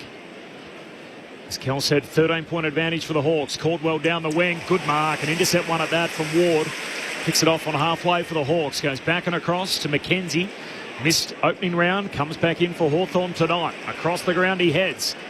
Finds a teammate on that outer wing. That's Butler. Hand pass goes forward to Moore. Kicks out wide looking for Ginnivan. Just inside the boundary line. Takes the mark. Right in front of where about bay 13 would be for the cricket. So he's up against the fence. Right half forward. He's got the new do too. Still the moustache with the different colour hair. He's got a bit of Billy Idol about it, doesn't it? Nice. That shock of blonde white hair. So right foot against the boundary line. If anyone can kick him from out here, Jack Ginnivan misses near side of behind. He's got the glove on again, coming back from a broken finger. Bombers don't waste any time bringing it back into play. It was Johnson who hits up Roberts. So Archie Roberts was second in their B&F last year, had a brilliant season. He goes out wider still around the southern wing. Ginnivan's able to pick it off. Battles involved. So too Nash. Now it comes to Amon, who's usually deadly on that left foot. He was looking for Chol, but Mackay beats him to it.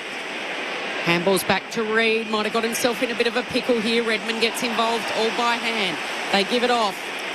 This is the debutant in Max Kondogiannis, who kicks it down towards the Bombers bench, and it's over the boundary line. It'll be a free kick to the Bombers against Impey. I think they might have paid the mark just there. Yeah, Dyson Sharp worked hard there to get front position. It's Sharp, in fact. So the debutant, Dyson Sharp. Long kick in the Sicily direction, gets a big mick to it right on the arc of 50. And it'll be a ball up. No one can pluck it from the turf. So there are the three new names. Kondogiannis, Al Ashkar, and also Sharp, the three on debut for Essendon. Blackiston spun around 360, got a hand pass to Sharp, who's set upon straight away. You should be in the coaching box, Lingy. Redmond's gone back to Gunston. Redmond, yeah, okay. Ball up, 60 out from the Essendon goal. Stripped of it was McKenzie, picked up by Roberts, hands it to Parrish, his handball knocked down. Moore forces the ball into open space, picked up by Roberts, missed his hand trying to get a handball away and almost tossed it out inadvertently. The ball trickles out of play, throw in between wing and half forward for the Dons. So Zach Reid's inability to take that matchup has meant that Essendon are now robbed of Redmond's triple creative attacking play. Yep. And Mackay's had to stay back because of Chol. And now Reid's gone to Mitch Lewis. Blackiston, the shallow boundary throw-in, palms it down to Caldwell. The ball spits away from him. Nash shoots a handball forward, but a turnover. Here's Parrish. This is just a dump kick down to half forward for the Bombers. At the drop and a good intercept mark. Bursting through Scrimshaw. Picks it off for Hawthorn. Oh, it's dangerous, though, because it's almost picked off by Langford. Waiting at the back here is Pryor. Gives it to Perkins. Perkins handballs to Sharp. Sharp the banana from 30 metres out directly in front. Dyson Sharp. He idolised Dyson Heppel. And Bombers fans, there's a new Dyson in town. Childhood dreams do come true. Family from the Barossa in the crowd on the giant screen going bananas. And that is a team lifter indeed in this opening term. They close the margin back to 8 points. And Dyson Sharp with the biggest smile on his face, the debutant, the 18-year-old from Barossa, picked 13 in last year's draft. Essendon's got its third, 3-1-19. Hawthorn, 4-3-27. Yeah, well, it's make mistakes. The way Essendon have kicked their goals, it's been really Hawthorn's inability to defend the ball properly, in my book, from the source and then where the goal's been had. So well done to the Bombers. Margin closes back to 8 points. Friday night footy on ABC Sport. McKenzie first disposal at the restart. Hand pass away to Amon. He gives it to Connor McDonald to Butler. Another handball back to Amon. 70 metres out. Ugly kick inside 50. Redmond has to scoop it up for the Dons. Got it out to the skipper. There's Andy McGrath. Kicks out into space. Hardwick pursuing it in game 200. And in the end, he just has to shove Perkins out of bounds with the footy. Tim Hodges is on the boundary. Hodgie. Dyson Sharp's hero was Dyson Heppel, as Kel said. I walked in with Dyson Heppel tonight, an Essendon legend. He's just came from his day job over at Olympic Park in his Collingwood polo, so he hadn't taken it off yet, so I'm not sure how many Essendon fans would love that. From the boundary throw-in, spills the way of Newcomb. Ugly kick back inside the centre corridor. Not able to pick it up, Nash. Watson is clean. Got a hand pass away to Nash. Can dish another handball away to Connor McDonald, who snaps it through for his second. He gives the Hawks a lift. 14 points, Hawthorn's lead. 21 gone opening term. 5-3-33. Essendon 3-1-19. And again, it's back to double digits. Cameron Ling, Mick Malthouse on ABC Sport. Mick, we've already seen 8 goals kicked in this first term. I don't know about you. It doesn't feel round one-ish. It still feels very, very open and pre-season-y at the moment. And interesting enough, there hasn't been one free kick paid for the old deliberate, which is so the ball has been kept inside and kept alive. And when you've got a dominant ruckman around stoppages, the ball's going to be out in the open. So we're seeing a very open game, and the goals that have been kicked have been a lot of easy goals. Yes, both ends. 8 goals kicked in the first 21 minutes of play. Back underway in the centre. And it's Durham sending it to the northern wing. That's a wonderful mark by Dersma, one-on-one in a battle with D'Ambrosio. Swings it past to Kondo Giannis, who goes inside 50. And play on, is it? No. It's going to come back. It's an Essendon free kick. The mark was paid, was it? No, it was a free kick. He grabbed his arm. It just didn't pay advantage. No, because Alashka had it. And I think umpire did very well then. Very, very well. Essendon broke with the ball after the free kick. And I reckon the umpire waited to see whether he was in a position of being added in an advantage. So it turned out at the end it wasn't. Free kick here for Kyle Langford. So easy free kick. Yeah, interfered with from behind by Scrimshaw. So he's got a tough angle. City end in that right forward pocket. He's going to step over the 50. So distance won't be a problem. Question of accuracy, 10 metres in, sends it on its way, and that is pushed across the face through for a minus score. Friday night footy on ABC Sport. It's Hawthorn by 13 points. 7 minutes to play in this opening term. Seen a lot of one-on-one for the kickoffs. So last week, I think the Bulldogs kicked 5 goals against Brisbane from kickoffs. I'm seeing a lot more advancement of the ball from kick-ins these days. So clubs are now have to go really one-on-one. Battle marks in the back pocket. The All-Australian goes long to the wing, spills down to McGrath, hand pass to Merritt, shoots it back, but there's a free kick. A high contact. Coming back to McGrath, gives it to Merritt. There's a few more cheers as he runs, carries his fourth disposal, kicks into the forward pocket. Caddy reaching from the back, not the beat, man in front. That's a Hawthorn mark. Is it Battle's mark? No, the ump says both had a bit of it, and he's called for it. A neutral ball scenario. Tosses it up, forward pocket here for the Dons. Hawthorn winner, Newcomb. Hand pass away towards Impey. His kick smothered. Alashka in there trying to wrestle it free for the Bombers. Falls to May, who's in behind him, and the ump says, I'll have it. And a ball up right forward pocket for the Dons at the city end. Hawthorn by 13. Creeping closer to goal here, the Bombers.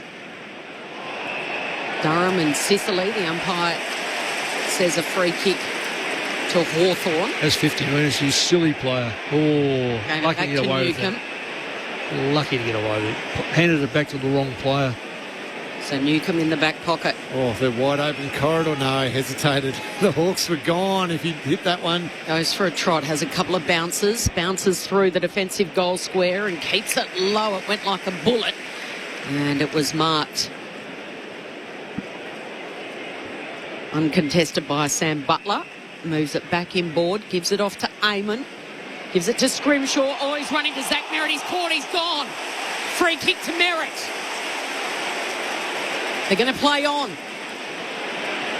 Durham gets it. Goes inside 50 and Langford was held out of it. It's a mark to Barras. Hits up Amon. Across half-back. The quick handballs go. McDonald's involved. Off to the run of Impey. Dashes it and keeps it short to Chol.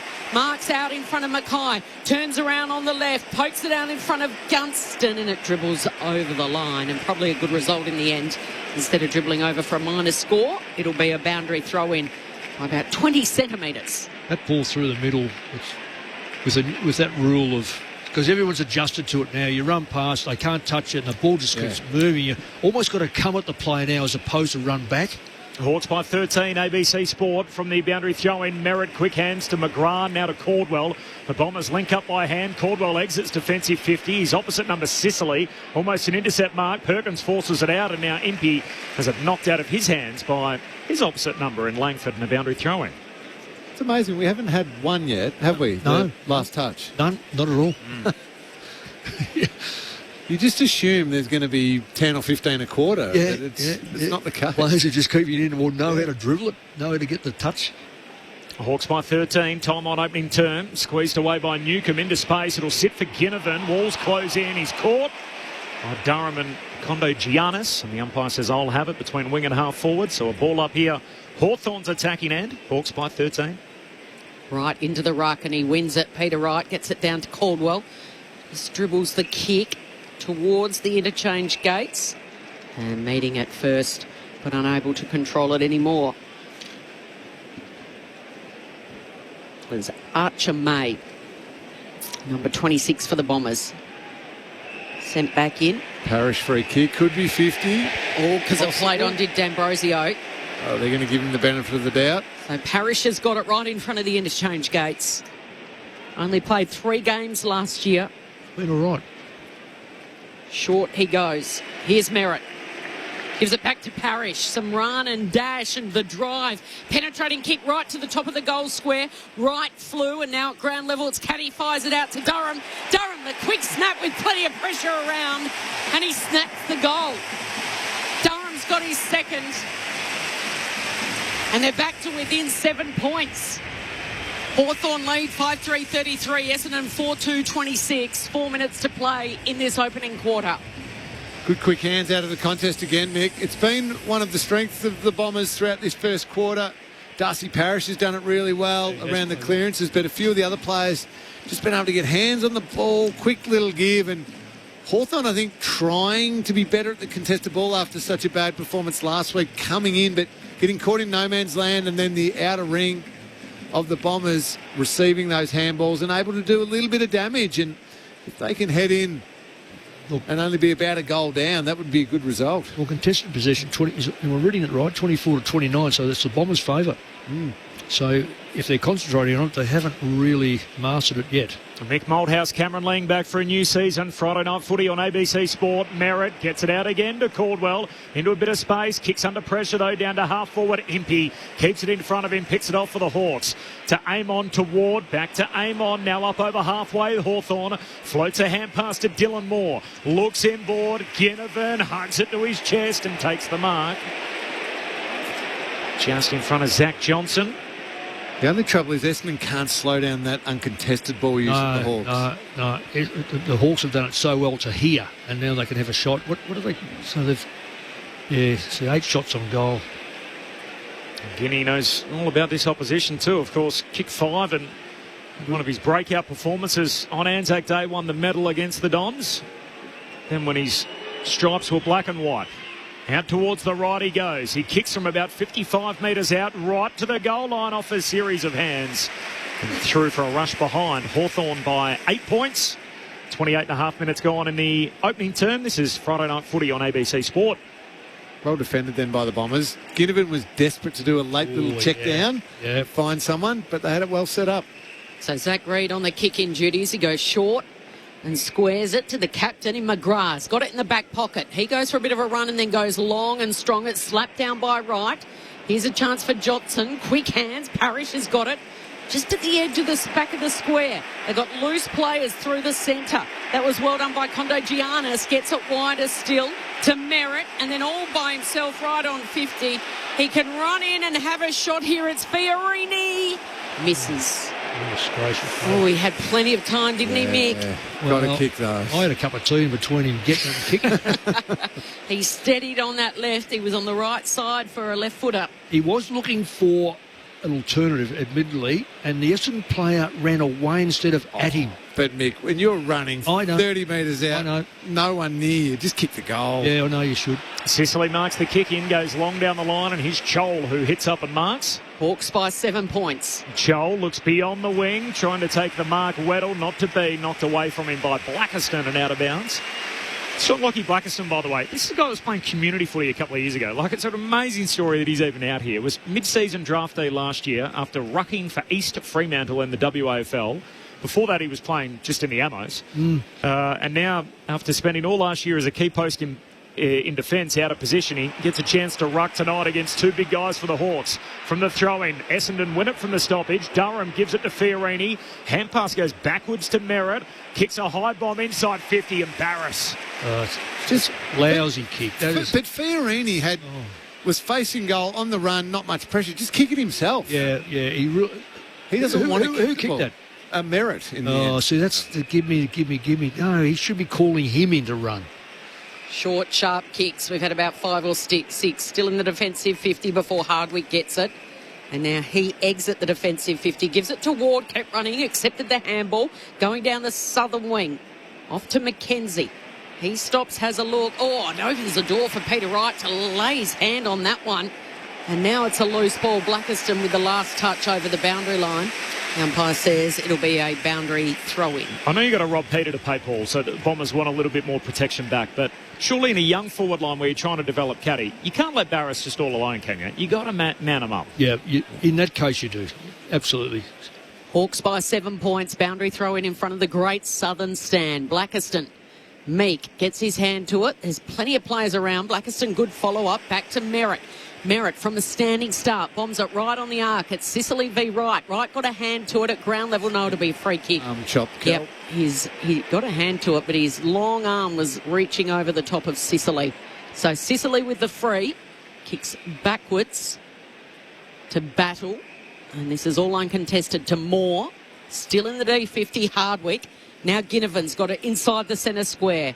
Working the angles with these kicks. All uncontested. Now Impey. Into the corridor. They've got loose players everywhere here. Ward.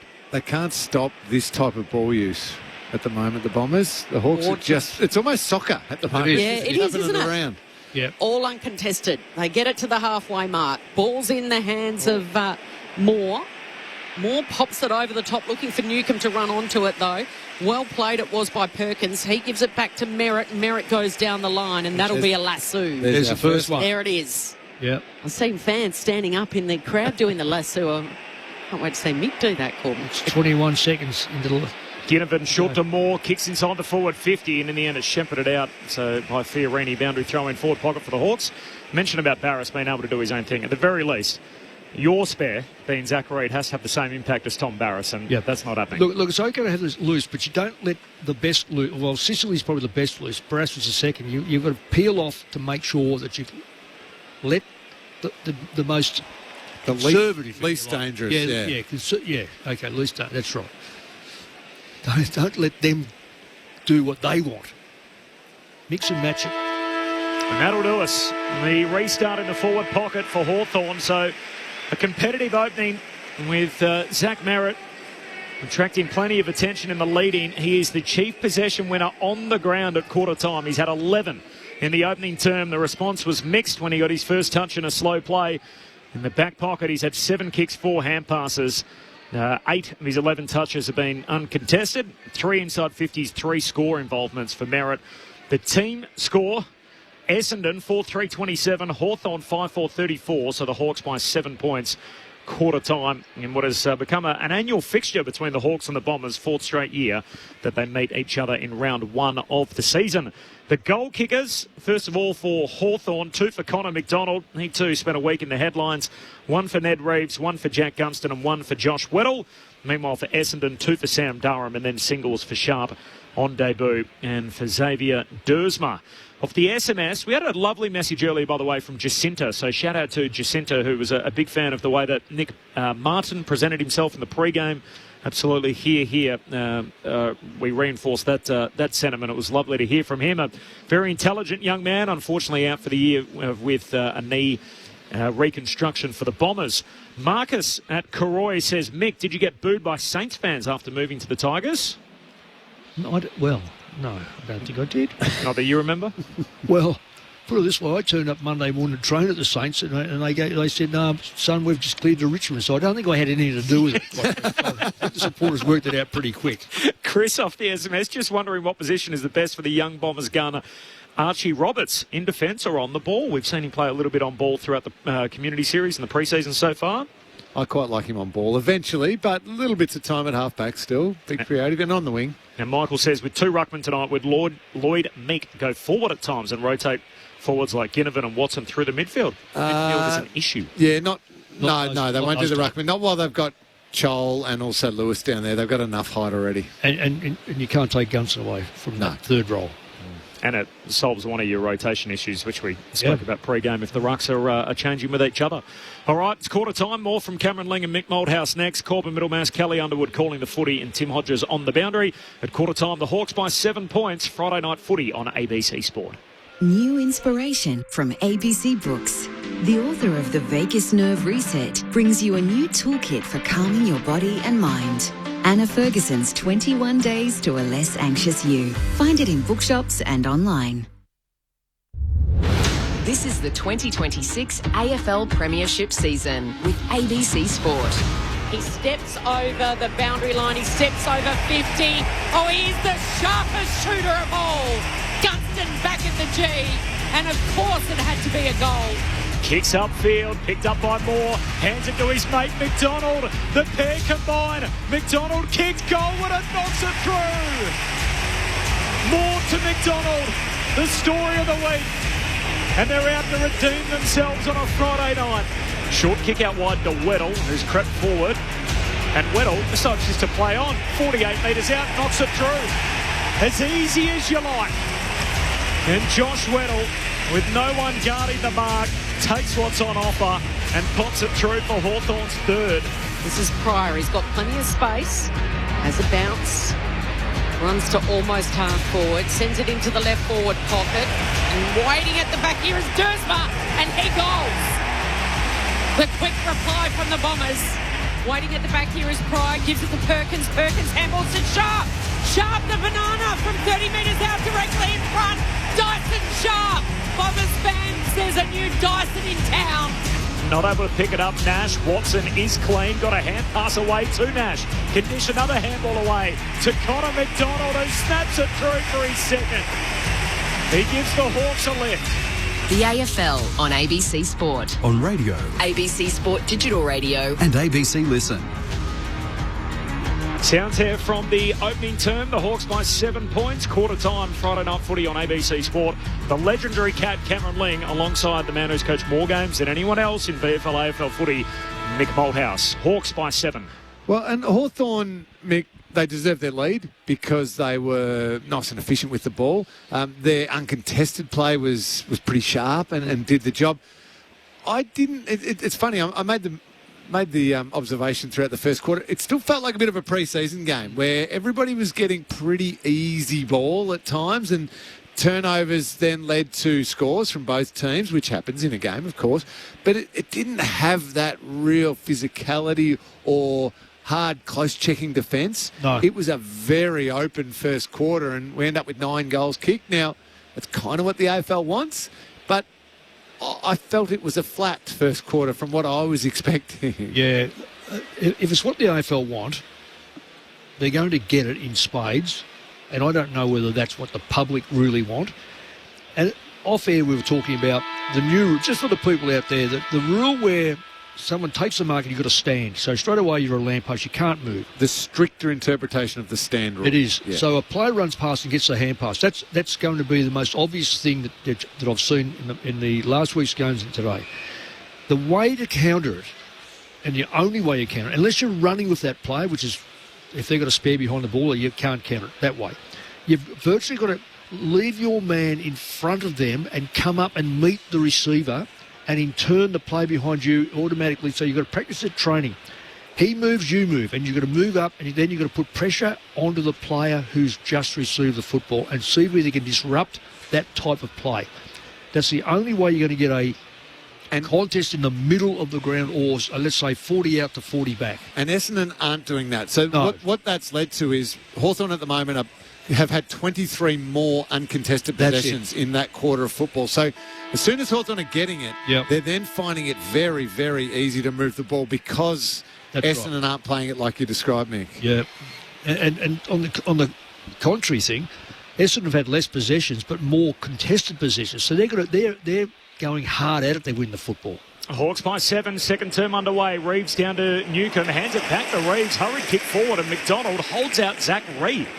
This is Connor McDonald, and Zach Reid has had a horror start to the new season. He got moved off Gunston already, and then he gets out-muscled there by the smaller man. Short laterally to Newcomb, inside 50, and that's a mark for the little wizard, Nick Watson, who leaps up and takes it in front of Andy McGrath out on the lead. I like that by Watson. So when McDonald took the mark, as you called, Corbs, Watson was the deepest forward, so deep in the goal score, almost your traditional full forward starting point.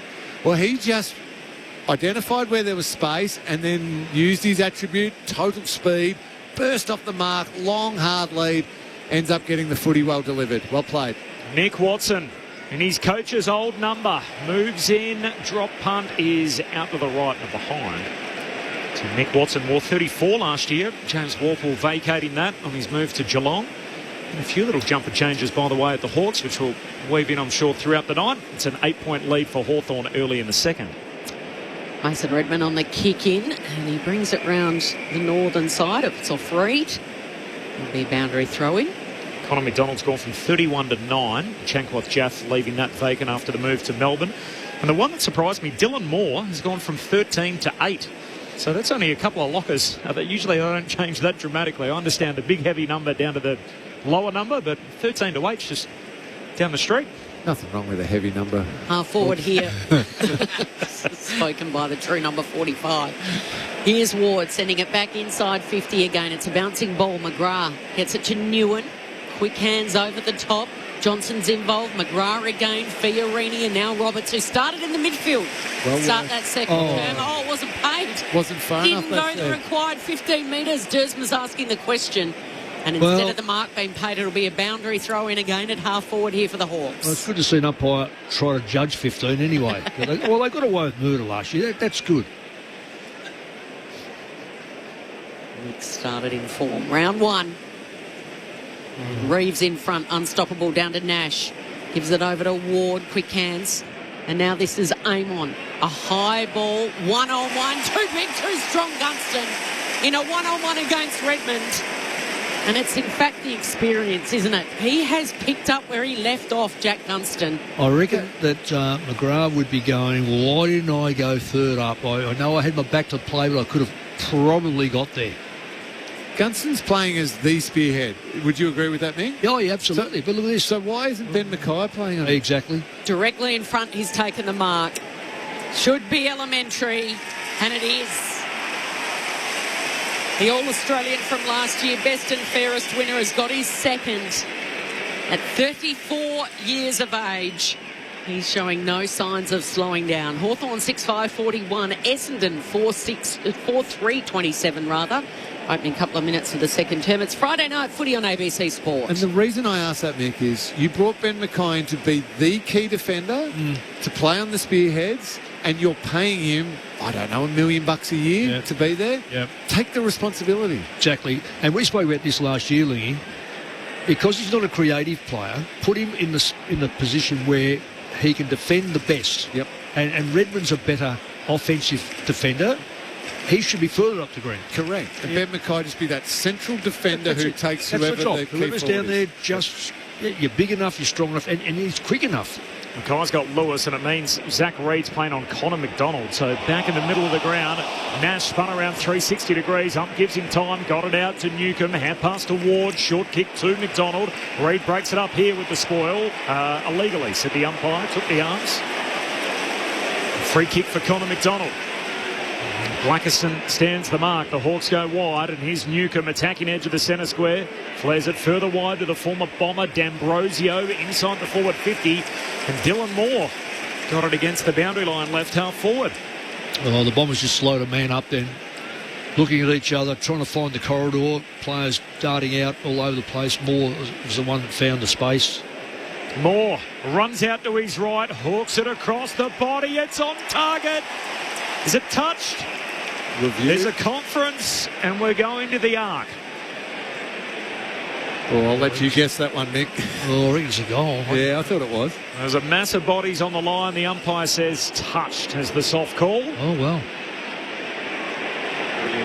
That's behind the line. It's a goal.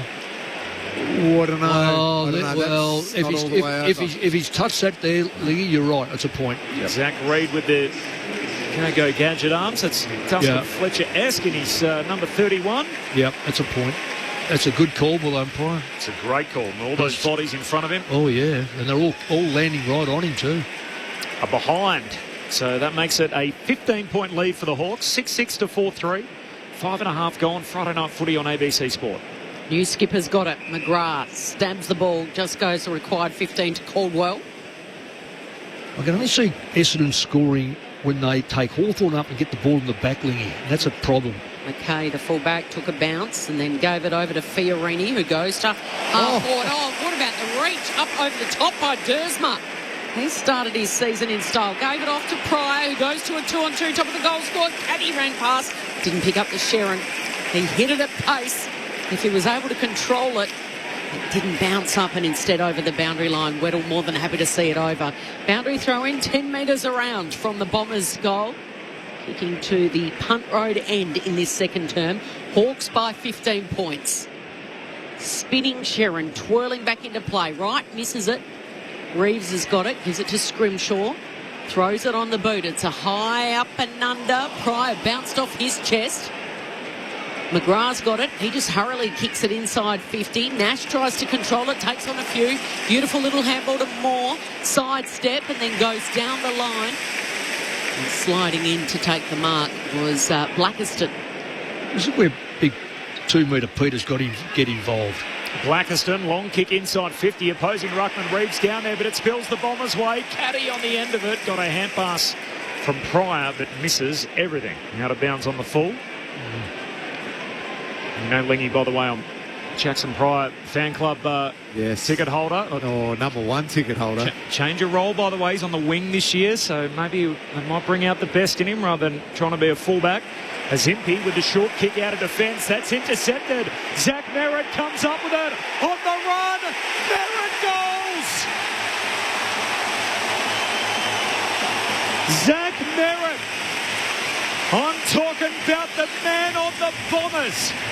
He pops it through, and Hawthorn's lead trimmed at 9. 7.5 gone in the second term. Hawthorn 6-6, Essendon 5-3.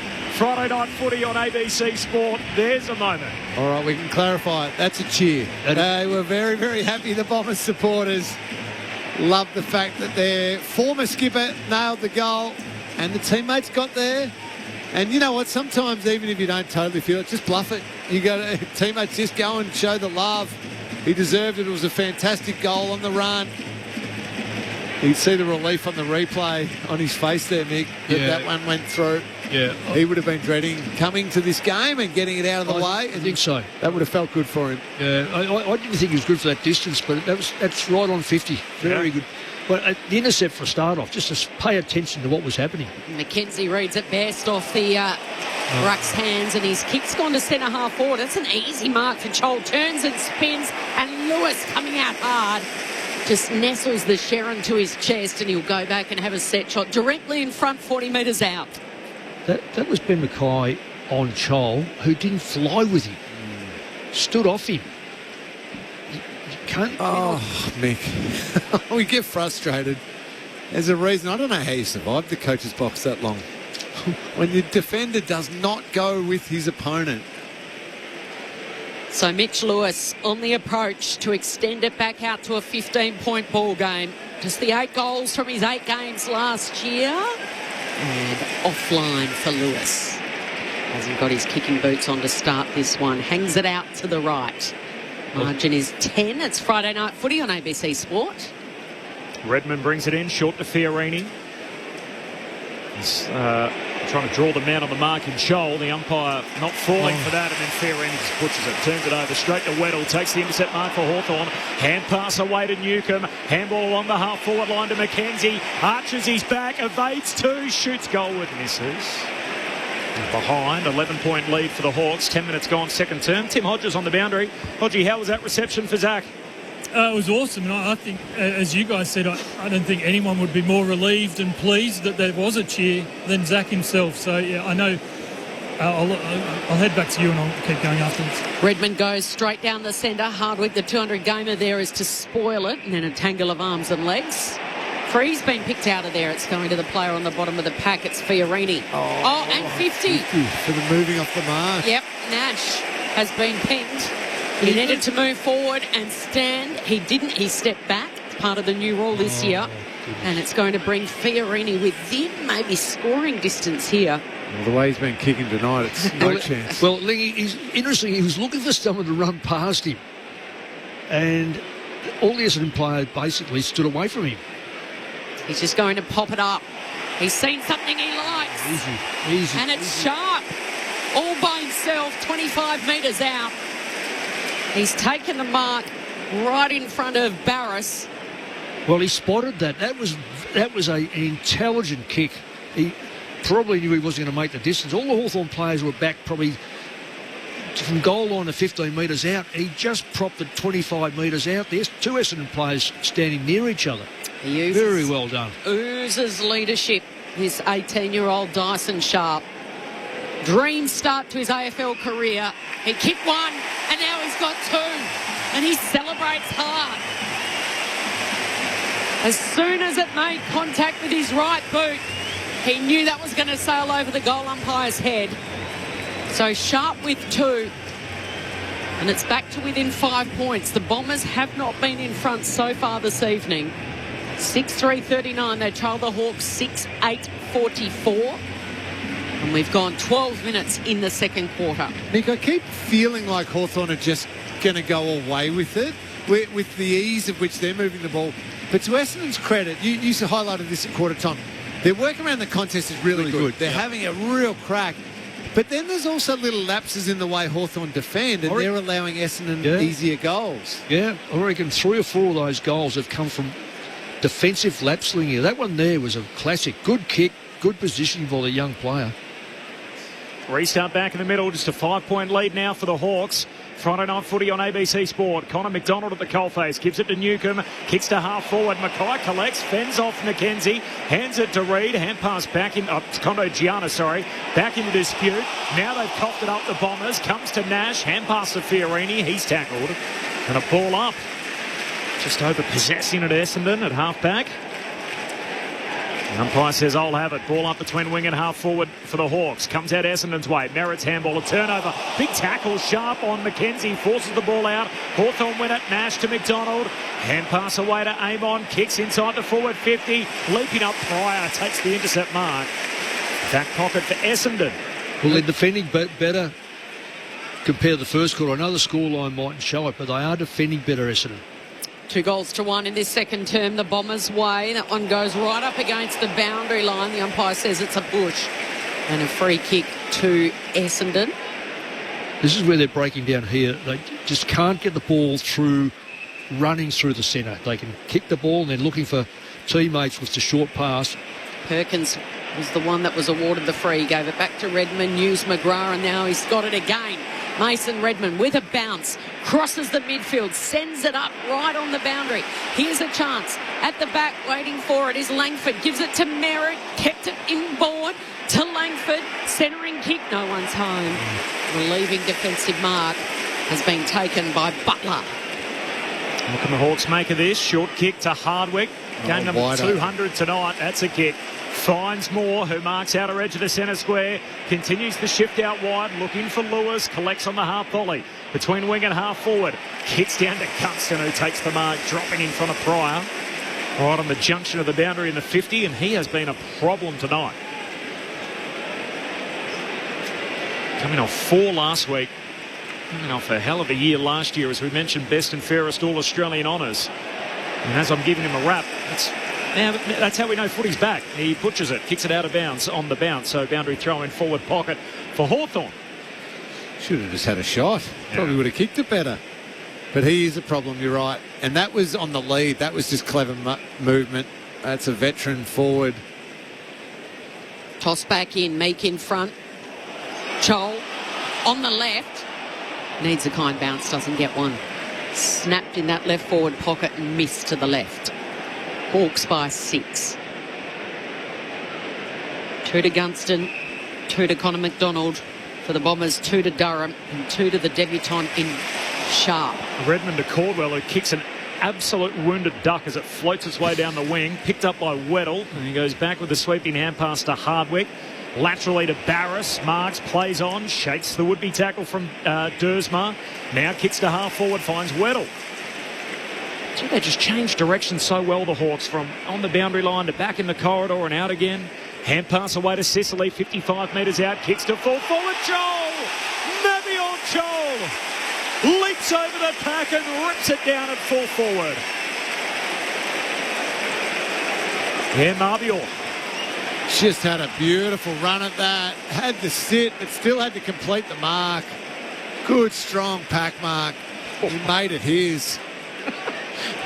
That'll be a good one for the Snappers. Bang. That's a good grab. Some big bodies in that pack too, and Mabs Charles sits on top of all of them. Always a little sweeter right in front of the cheer squad. They'll love that. Now to finish off the work, dabs it through.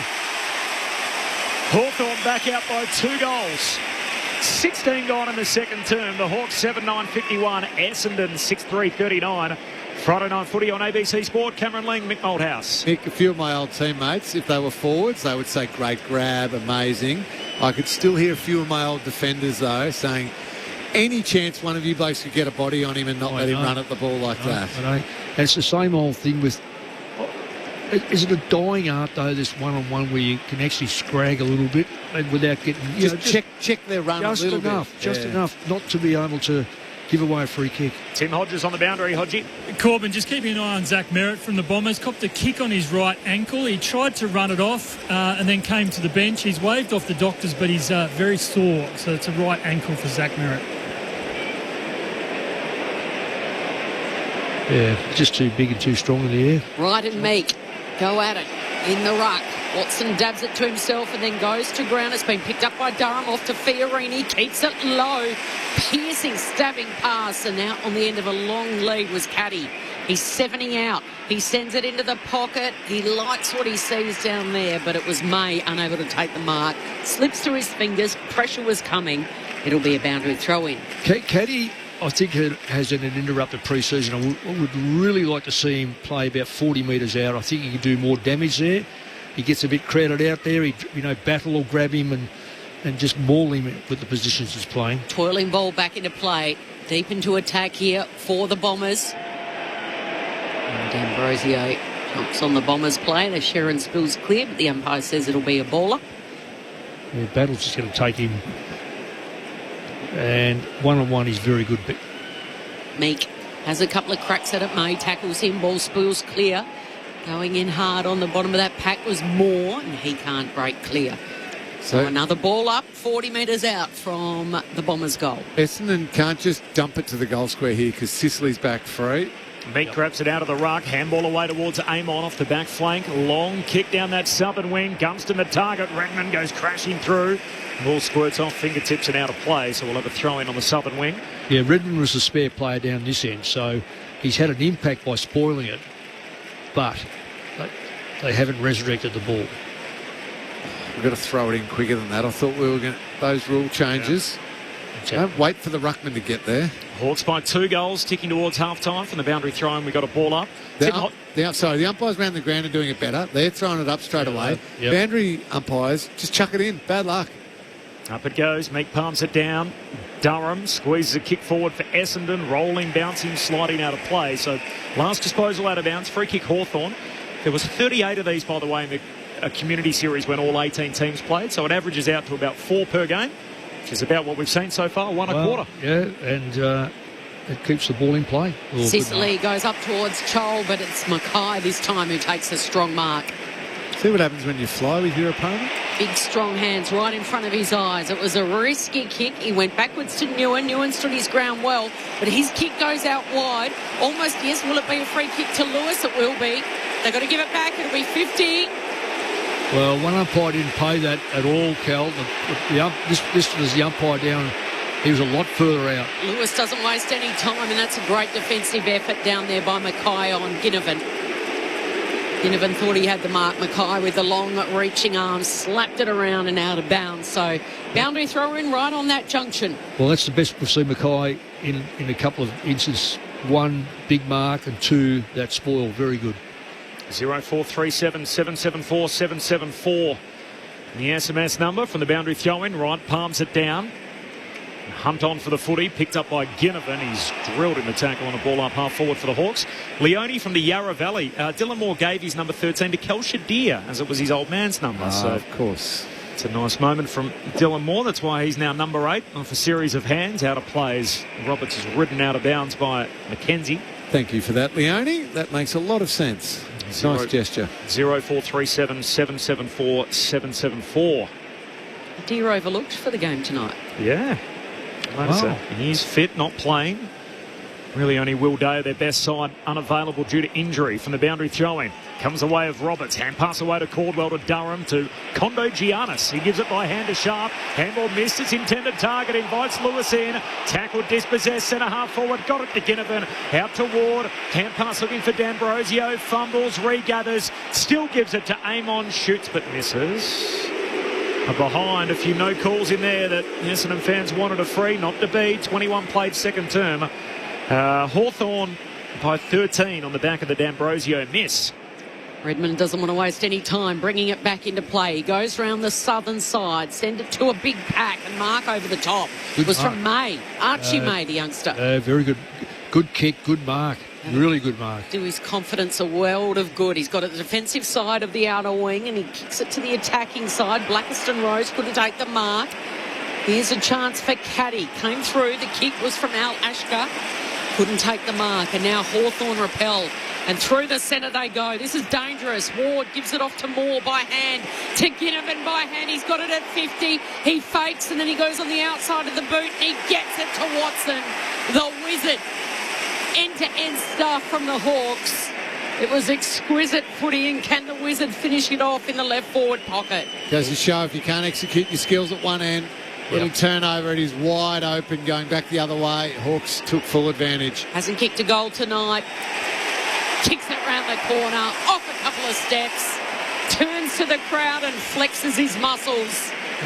How do you like that, he says. Hawks by 19. The Wizards got his first. Hawthorn 8-10-58. Essendon 6-3 39. 6 to play before half-time. Yeah, that's the difference, linking the execution one into the other. Well, there's a lot said about Ginnivan that is negative, a hell of a lot. But one of the positives, right from day one when he first played his first game, he will always look for his teammates. Remember, he looked after Jamie Elliott time and time again. Since he's come to Hawthorn, his first thought, yeah, he can kick a goal, but he's very good at finding teammates. Team player, good footy IQ. Yeah. Tim Hodges on the boundary. Hodgie. Good news for the Bombers. Zach Merritt back on the ground, back in the middle. 8 minutes he was off with that right ankle injury. Thanks, Hodgie. Blackiston wins it down to Caldwell. Hand pass to no one in particular. McKenzie picks it up. Blackiston goes and mows him down. High kick to the wing. Spills Essendon's way. There's a whistle on the play. It's coming back. Something in the marking contest. In fact, it was D'Ambrosio hanging on to Dersma. He lays it off to Merritt and he's back out there after that ankle concern. Overcooks the kick. And bad kick. May ends up underneath it. Scrimshaw the intercept mark for Hawthorn. Not the place you want to turn the ball over. Centre of the ground, no, not at all. Short to McKenzie, and here they go, changing lanes again. Long kick out wide to Newcomb. Drills it down the line. Finds Connor McDonald. Eyes immediately inboard. 60 metres out, right half forward for Hawthorn. Margin currently sits at 19. Which will make that the biggest lead of the night. Back to Hardwick. Short kick laterally to McKenzie, and Essendon getting numbers back to fill up the defensive 50 for the Dons. McKenzie arcs out to his right. Is there a marker down there? Chol again leaps at the footy, carries the pack, spills through to Newen. Back pocket for the Dons, gives it to Johnson under pressure. Oh, hand pass made it tough for his teammate. In the end, Dersma's got a scramble, pumps a kick out to half back. Scrimshaw intercepts, hand pass to half forward, got it away to D'Ambrosio. Missed on the run earlier. He doesn't here. And Massimo D'Ambrosio against the old mob drives it through to make it a 25-point game. 9-10-64 Hawthorn.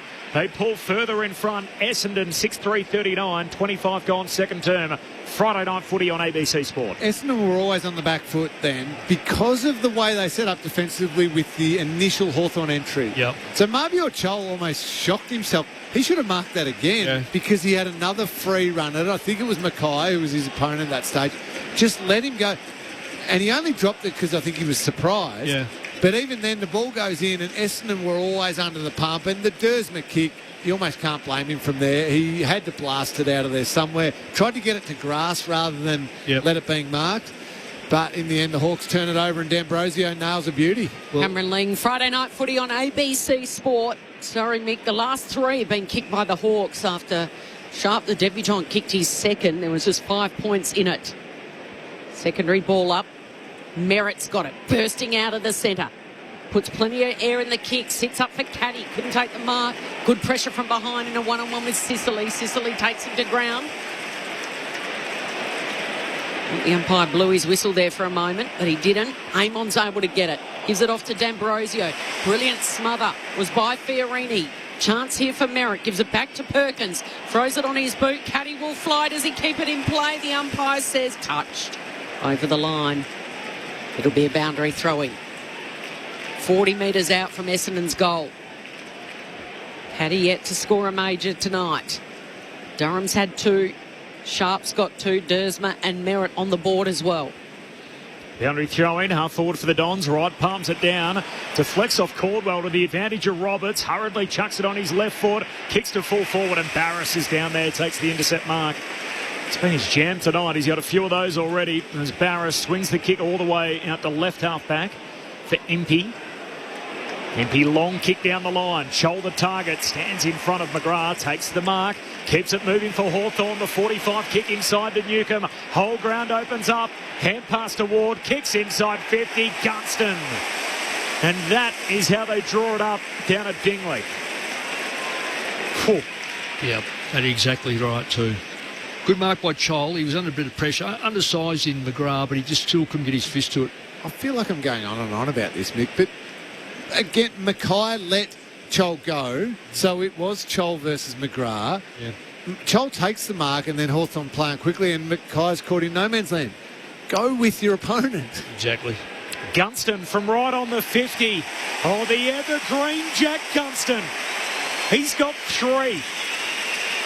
And we're not even at half-time. That's 7 for the year. And the man's 34 years of age. 27 and a half minutes into the second term. Hawthorn by 31. 10-10 to 6-3. New game high. Friday night footy on ABC Sport. And adding on to that too, Corby, Hawthorn weren't worried about him going to Brisbane, and Brisbane weren't worried about him coming back. Yeah. Well, I must admit, when he came back from Brisbane, I thought, what are they doing? He's kind of done. Yeah. Which seems ridiculous now. And as Kel said, he missed the first 2 games. He couldn't get a game. Yeah. And kicked 73 goals. And I always trusted his brain and the way he sees the game. I just didn't think his body could do it anymore. Exactly. But that's where I was too. Yeah, totally. Hodgie on the boundary. Lovely. Thanks, Hodgie. Did you hear that? I don't think I was up then, Kel. Here goes the Hawks. And it's McDonald who gets it to Chol. It's knocked away right at nose. The mark being paid to Chol. In a one-on-one. This is getting all too easy the last few minutes. Then Mackay again couldn't affect it. So they won the clearance out of the centre. McDonald turned around in that number 9, pierced it straight down the throat of Marbior Chol, and he's going to line up for his second. It's certainly opening up now. I've got to talk about a dinner later on that I had with a few Collingwood people, and one of them was Shane Wakeland, who would play. He would be 8 metres in front of Chol and make him cut the angles. To add more pain to the Bombers. Oh, Chol's stabbed at that and missed it by a mile. Oh. He's just got it in for a minor score. A let-off there for Essendon. But the margin is 32 points on the back of them scoring the last 3 majors with 2 minutes to play before half-time. Half-time cannot come quick enough for the Red and Black Army. No, we've got 2 minutes 20 to go and already 71 points to the Hawks. You double that, that's a giant score. Modern footy. Parrish marks the kick out, goes long to the wing, spills to Weddle, hand pass to Amon, floats a kick inside 50. It's very nearly marked by Butler, not to be. Ball spits out. Kondo Giannis for Essendon. Hand pass goes back to Redmond. Handball away to the skipper. McGrath comes wide with the kick. Barris arriving late, punches it away for Hawthorn. And it trickles out of bounds, 60 out from the Hawks' goal. Andrew off the SMS. I'm a boundary umpire. Sometimes the Centrals take time to set it up. I've had Centrals mad at me for firing too early, talking about the quick release on the boundary throwing. No, keep firing it early, please. Yes, indeed. Andrew, well done. Don't worry about the Centrals. No. Just you run the show as the boundary umpire. From the boundary throwing, comes down to Ward. High kick inside the forward 50. Butler underneath it. No one marks. Spills, hits the deck, comes to Watson. Rides the contact from Durham. Quick hand pass Parrish, went straight to McDonald. Shoots goalward, not to be. Mackay saves the day. Gives it to Johnson. Exiting kick, only as far as Impey. And Hawthorn just peppering here. Entry after entry after entry. 18 already this quarter. 18-9. Impey pokes it back inside 50 again. Chol gets a run at it and a leap, but in front, Ned Reeves floating down, takes the mark. Chol went aerial again. And in the end, his big ruckman's got it covered. Yeah, I think because Blackiston was so worried about Chol's free run again, like it's been all quarter, that he tried to back into the contest to take care of Chol, which just then left Reeves to float across.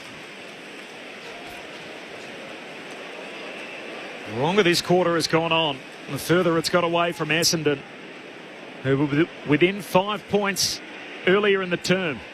Reeves, straight through it goes. He's got 2. And Hawthorn are stretching it out. It is now a 38-point game. 32 minutes gone in the second term, 11-11 to 6-3.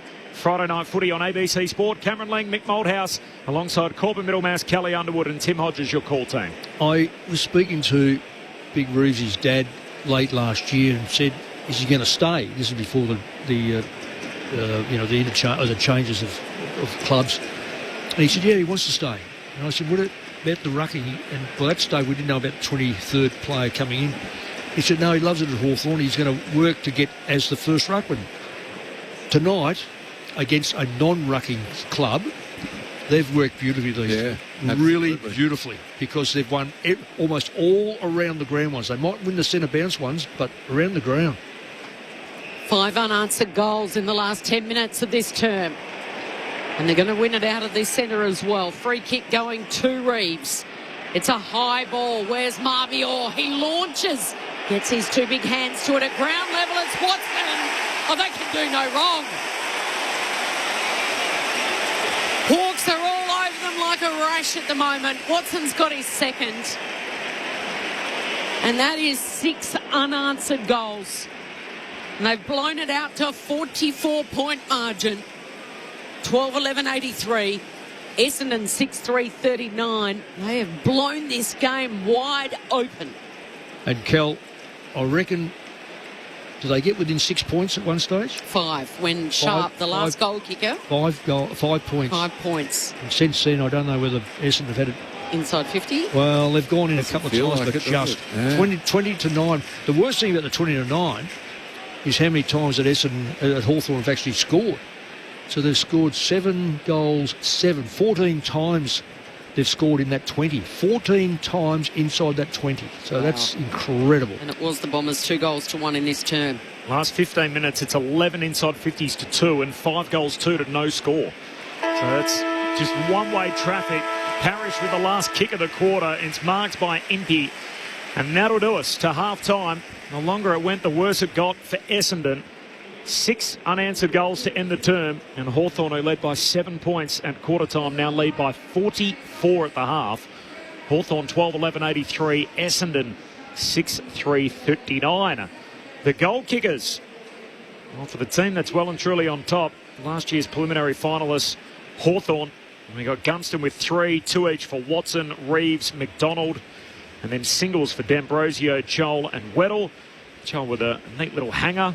That led to that goal earlier in that second term. And then for Essendon, 2 goals for Dyson Sharp on debut. He's got 1 in each quarter, 2 for Durham, and then singles for Zach Merritt, which came in this quarter. Of course, against the team he was looking to join last October. And Xavier Dersma kicked a goal in the opening term. So Hawthorn by 44 points.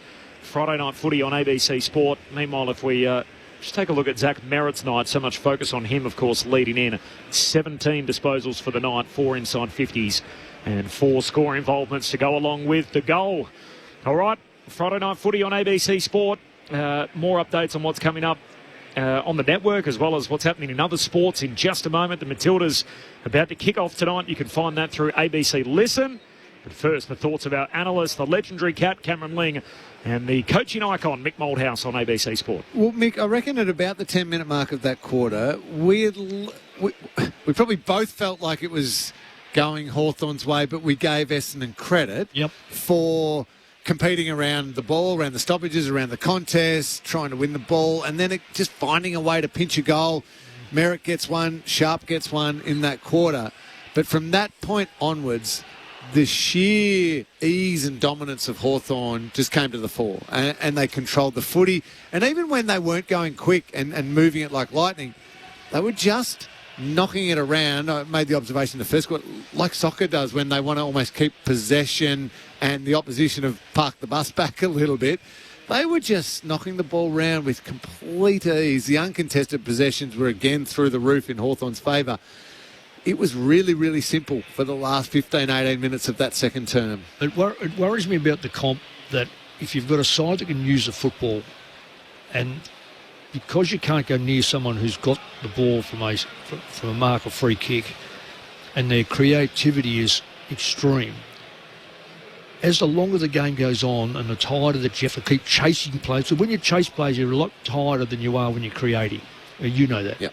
As a tagger, you have to, like, full credit to taggers. Always easier when you're running a chance to get a kick. Yeah, that's right. So the gap is going, and this is what happens now. The gap has just got bigger and bigger as we've seen the dominance of the side like Hawthorn, who can use the football and run the football, and we've got to say, not comfortable with the Essendon defence at the moment. Yeah, so without hounding one particular player. One or a couple of players. Can I jump in, though? Yeah, go on. You're right. So Hawthorn have got possession of the ball. The man on the mark for the Bombers can't move. Agree. Can't move. That's the stand rule. But nothing's stopping the other Essendon players being closer to their opponent. Manned up, exactly. And we're not talking the old-fashioned man on man and follow them everywhere. You still got to be smart. Hand them over. Yeah, hand them over. Exactly right. But when you hand them over, then take responsibility for that opponent who comes into your area and shut off that short kick that's just cutting you to ribbons at the moment. Well, even Leamy, if the ball's taken in the middle of the ground, work the line behind level and the line level in back. So it gives the impression that you've got to negate more players to get the ball clear. At the moment, Hawthorn are looking up there, just finding a teammate that is so clear. There's no work. It's one line up. Look, for just for those that are listening, maybe on the tractor, whatever, the line behind must push as hard as they can up level, allowing the line that's level to go and fill up the gaps. And fill up the gaps about 25 metres away from the player with the ball. Yeah, and I think there's got to be a new thing taught at, I'm not at the football club anymore, but the first thing that I would say is, soon as a mark or freak has got, and you're in front of it, this might sound strange, come up the line and the line behind you will come up, because you've got to make sure that that player's going to play on has got some discomfort and how he's going to use that football. Not carte blanche and looking up and finding, I've got one of three targets. No, you've got to squeeze the targets. Yeah, make the kicker nervous. Think, hang on, I don't want to take that kick. That's right. And make him go back. Yeah. At the moment, it's, I could take that kick or that kick or that kick. Very, very comfortable, very easy. That's why the best sides, unfortunately, are going to keep chopping sides up. And that's why it's so good to look at sides that, like that Dogs game and the Brisbane game last week. Brisbane would be disappointed the way the Dogs got their goals at the end. But it was non-stop, both sides trying to defend the side that had the football. Yeah, it was a brilliant game. It was a brilliant game. And I'm not saying that's going to be the standard all the time, but for a first round, that was a brilliant game. I think Hawthorn have jumped out of what they've learnt from last week is you've got to be more competitive. In the first quarter, they were knocked over with contested footy. In the second quarter, this quarter, they closed that gap. Not only closed it, they jumped in front. So the only salvation for Essendon is to have a contested football. They lost that comprehensively. Yep. It's a great breakdown. Cameron Ling and Mick Moldhouse, what we've seen, Hawthorn just pulling away. There's an old expression they talk about in boxing that class tells over time. It feels like we've seen it here tonight in the first half. The longer it's gone, the more Hawthorn have outclassed Essendon. So 44 points, the margin at half-time. There's a very special main event that's going on at half-time. So a lot of people think you may be here for Essendon and Hawthorn.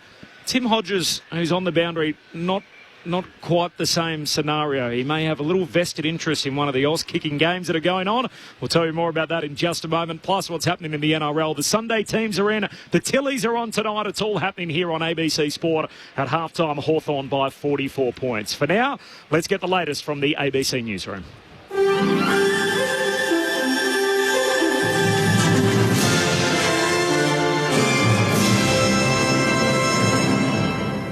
ABC News with Melanie Scott. The Israeli military says it's launched a new broad wave of strikes in Tehran. Chelsea Hetherington reports. A series of powerful explosions shook the Iranian capital, with the French news agency describing them as unusually intense. Earlier, Israel said it was targeting regime infrastructure and had struck more than 200 targets in western and central Iran in the past day, including missile launchers and defence systems. Meanwhile, Iran continues to target ships, including oil tankers passing through the Strait of Hormuz, and the Lebanese militant group Hezbollah continues to fire missiles and launch drones towards Israel, injuring several people in the north of the country. Australians with upcoming trips overseas are being urged to remain calm and not immediately cancel or change their flights as the war in the Middle East causes disruptions. Many people with trips planned to Europe in the next couple of months have been trying to change their flights or considering cancelling their trips altogether. Professor of Marketing and Tourism at the University of Newcastle, Mariana Segala, says trying to change the route you take could prove expensive. People can fly from Australia via Singapore, Hong Kong, and all the other available routes. But the reality is what? Less supply and higher demand inflates prices. There are alternative routes. People can fly, but of course, the limited supply, it does increase the prices. Meanwhile, medical charity Médecins Sans Frontières says hundreds of thousands of people have been rapidly displaced in Lebanon. At least 800,000 civilians have been forced to flee their homes amid fighting between Israel and the Iranian-backed militant group Hezbollah. The head of MSF in Lebanon, Lou Cormac, says emergency shelters in the country have only 100,000 places, forcing people to sleep wherever they can. So they're either linking with family members who live in areas that aren't being targeted, or they're moving into informal shelters like unfinished buildings or wherever space they can find it. We see that people are having to camp and just sleep on the streets if they can't find any space. The UK says it will not loosen sanctions on Russian oil. The US has authorised countries to buy sanctioned Russian oil and petroleum that is currently loaded on vessels at sea in an attempt to curb the economic impact of the Iran war. But Energy Minister Michael Shanks has told the BBC sanctions are important, warning of the consequences of Russian President Vladimir Putin having an opportunity to invest more in the Ukraine war. Fuel industry groups say the recent surge in petrol prices isn't solely due to the war in the Middle East. The federal government will release almost 800 million litres of petrol and diesel from reserves, while the ACCC says it will monitor prices to prevent gouging. Energy Minister Chris Bowen says the move will help ease supply pressures, but Australian Institute of Petroleum Chief Executive Malcolm Roberts says prices were already at the bottom of a cycle and due to rise. Even the NRMA and the RACQ, the motoring organisations, and in conversations I had with the ACCC today have said, yeah, we realise that just before the war we were at the trough of that retail price cycle. So we were in a period of heavy discounting and prices were quite low. Venezuela and Colombia have cancelled a meeting of their presidents without explanation. Both countries attribute the cancellation to extraordinary or unforeseeable circumstances, but have given no further detail, only noting that they intend to reschedule soon. Colombian President Gustavo Petro has shared a phone conversation with his US counterpart Donald Trump, who wished him success in the meeting. The Australian Live Music Business Council says it's confident music festivals will survive despite a spate of event cancellations. Byron Bay's Blues Fest is the latest to close down, citing rising production, insurance and touring costs. They've brought in liquidators and told ticket holders they're unlikely to get a refund. Chair of the council, Howard Adams, says while it's upsetting news, it doesn't spell the downward fall of Australian music festivals. I just look at my own kids, they're 20 and 18. They go to festivals all the time. They prioritise them over other things. They make sure they have the money for them because once you get into that, the experience is really just like nothing else. ABC News. Hi, it's Mackenzie Arnold. I'm Caitlin Ford. It's Alana Kennedy. Hi, I'm Claire Hunt from the Matildas. Get behind the Tillies with ABC Sport for the AFC Women's Asian Cup Australia 2026. Live and ad-free on ABC Listen. This is the 2026 AFL Premiership season with ABC Sport.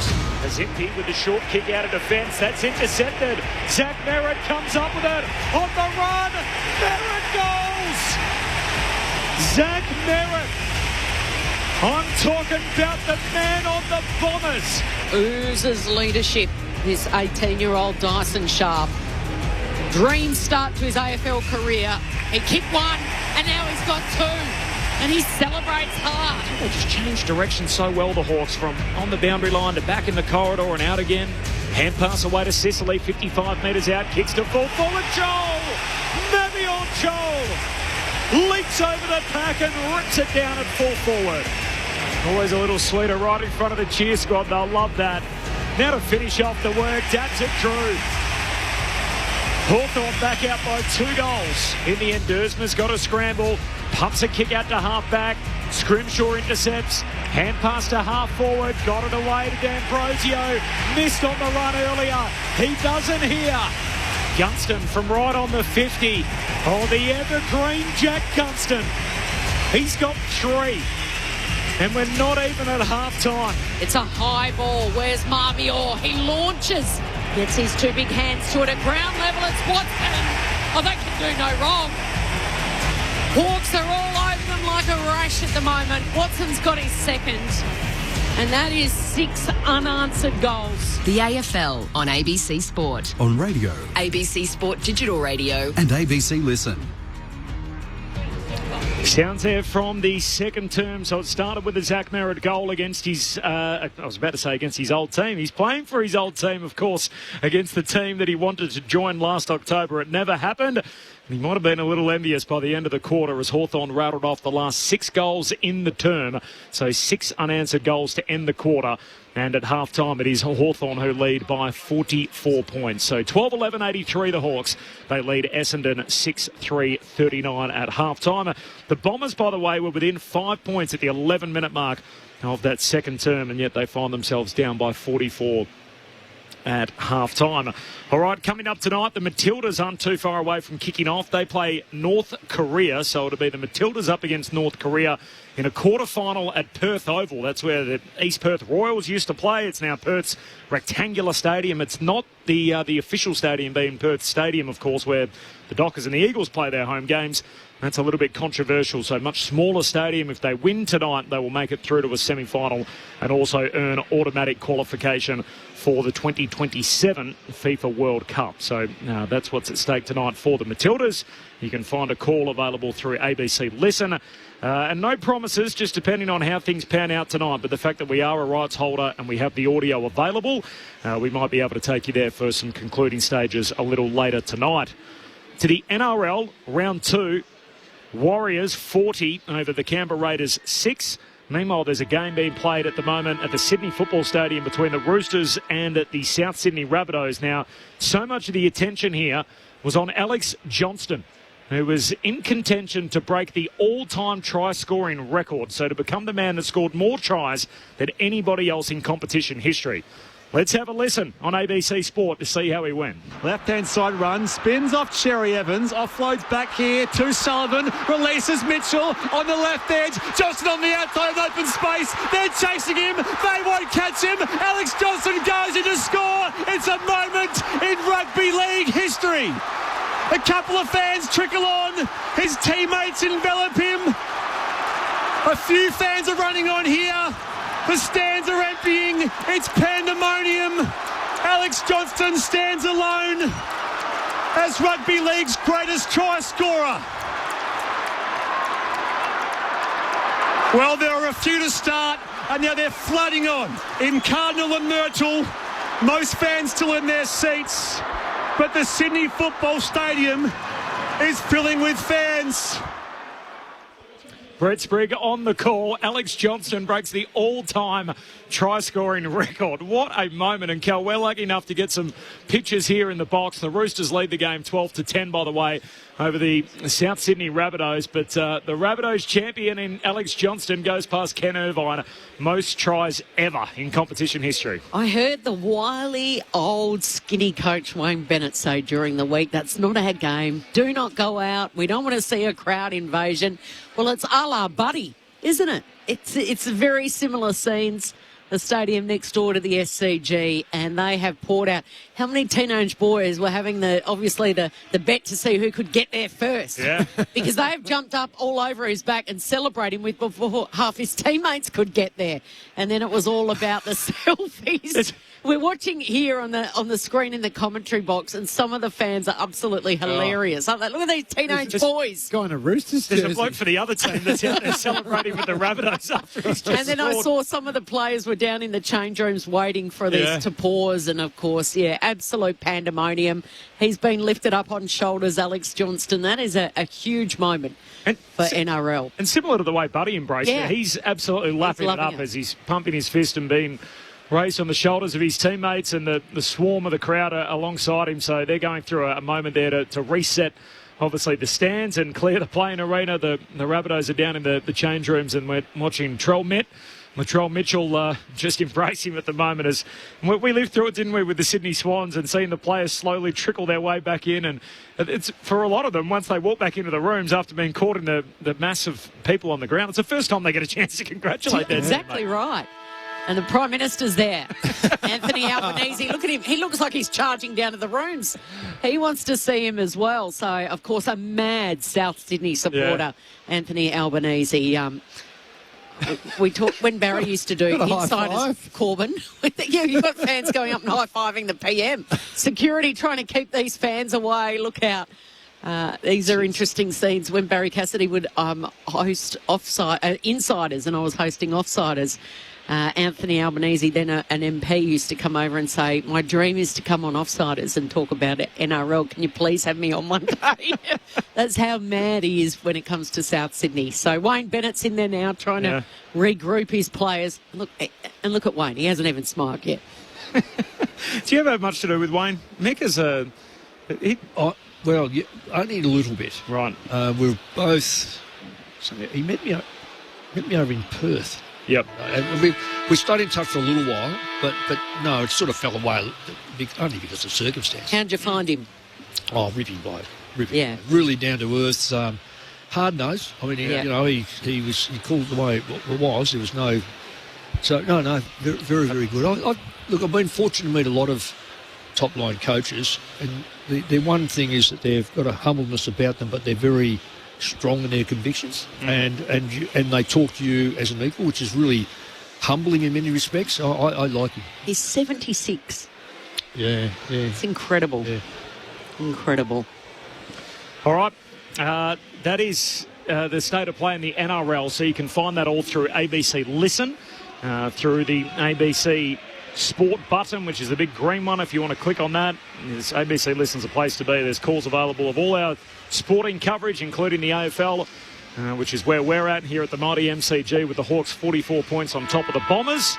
And the Matildas are not too far away from starting up against North Korea. Updates to come throughout. In fact, they've just started, and they're already up. More on that in a moment. Second half underway here. It's the Hawks by 44. Here's Kelly Underwood. Sent a ball up. Meek did it in the air, and then he did it at ground level. He's pumped it inside 50, and Ben McKay's taken the defensive mark directly in front of the Hawks goal, kicking to the punt road end in this third quarter. So the Bombers now loop it up. This is the debutant, Kondogiannis. He's got it across half back. Back to McGrath, a captain. He can use Durham and then gives it off to Roberts, who's worked his way from half back to half forward, flicks it wide to a 2-on-2. Wright was there, so too was Dersma. Why did he send it wide? I'm not sure. Mick Malthouse, Cameron Ling. I'll let Mick have it. I think we're watching and going, yes. He's got two lines up on his left foot, and he goes across his left foot to the boundary, and that's where it ends up.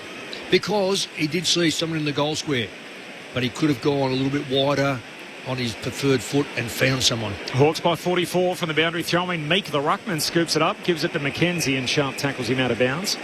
Bombers to the city end in this third term. 44-point lead. That was Brett Sprigg on the call too. Did I mention that when I back announced it? I did. On in the NRL, so Alex Johnston breaking the all-time try-scoring record. Matilda's on at the moment over in Perth. They lead 1-0 early stages against North Korea in their quarter-final. It's all happening on ABC Sport from the boundary throw-in. Whacked back into the corridor. Dersma for the Bombers.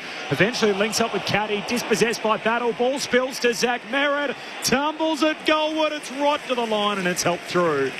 He copped an unkind bounce as it just spun back on the line, and Carl Amon was there to knock it through for a minor score. So 43 points Hawthorn's lead 2 minutes into the third. Now we'll see whether or not the Bombers have worked on something at half-time to just adjust to stop the uncontested possession of the Hawks. Has to be the change. Rides it long around the north side of the stadium. It's a 50-50 ball at ground level. Fired out. Handball comes to Fiorini. He centres it. No one can take the mark. A couple of Bombers' bodies go to ground. Caddy hasn't really been sighted so far. Follows up with a tackle on Jarman Impey, and it'll be a ball up. 40 metres out directly in front from Essendon's goal. right into the ruck. He slaps it down. Meek on all fours, desperate to Nash. Gives it to McKenzie. A high up and under. Ginnivan's at the drop, but he's got a couple next to him. No one can take it in the air. D'Ambrosio with the handball to Ginnivan. Brings it back inboard to Impey. Good spoil from behind from the Bombers. That came from Kondo Giannis, the first gamer. Now the ball still in dispute on the southern side. Umpire's blown his whistle, said it's a free kick going against Hawthorn, against Moore, and it'll be a free kick to Nguyen. So he's got it on the southern wing, kicks it to half forward. Up over the top was Dersma with the leap. Couldn't take the mark, and it's over the boundary line. Let's get down front row. Tim Hodges. Kel, just keeping an eye on Connor Nash from the Hawks. He's got a left cork. He has had it heavily strapped during the halftime break. Lingy, I'm sure you can remember some corkies. He is doing a lot of skipping at the moment. It's very, very sore, you can tell. You've got to keep those warm, otherwise they shut down and you aren't moving far. Also teased at half-time, Hodgie, there's a pretty important game in the Little League. What happened there? Who's doing the votes tonight, Malthouse or Ling? Probably Ling. I think Jackie Boy Hodges might have earned a vote. He kicked 5 goals, pretty hungry out there in the Oz kick, but was a starring performance, so thrilled for him. Good on you, Jack. Love to hear that. Long kick from Blackiston inside 50. Langford keeps it alive, hooks it back to Fiorini. Over his head, floats it through. His first as a Don. And Braden Fiorini, in his new colours, the former Sun, kicks the first of the second half. Essendon 7-4-46. Hawthorn 12-11-83. Hawks lead trimmed to 37, 4 minutes into the third term. The Dons to the scoring end, Lingy and Mick. Yeah, good start by Essendon, and I mean, nice goal by Fiorini, and they got the repeat entries. What I liked the most was when Hawthorn did win possession a minute or so ago, Essendon defended it really well. They actually shut that down, didn't allow that uncontested possession, got them the ball back, and then they were able to just almost carefully, methodically build the ball up a little bit, and Fiorini just read it better and popped up at the goal square at the right time and got on the end of it. Well done, well finished. Also, what they've got to also do, Lingy, is around the ground stoppages is don't let Hawthorn, they're going to dominate the ruck, but don't let them out of their that little area around the ball.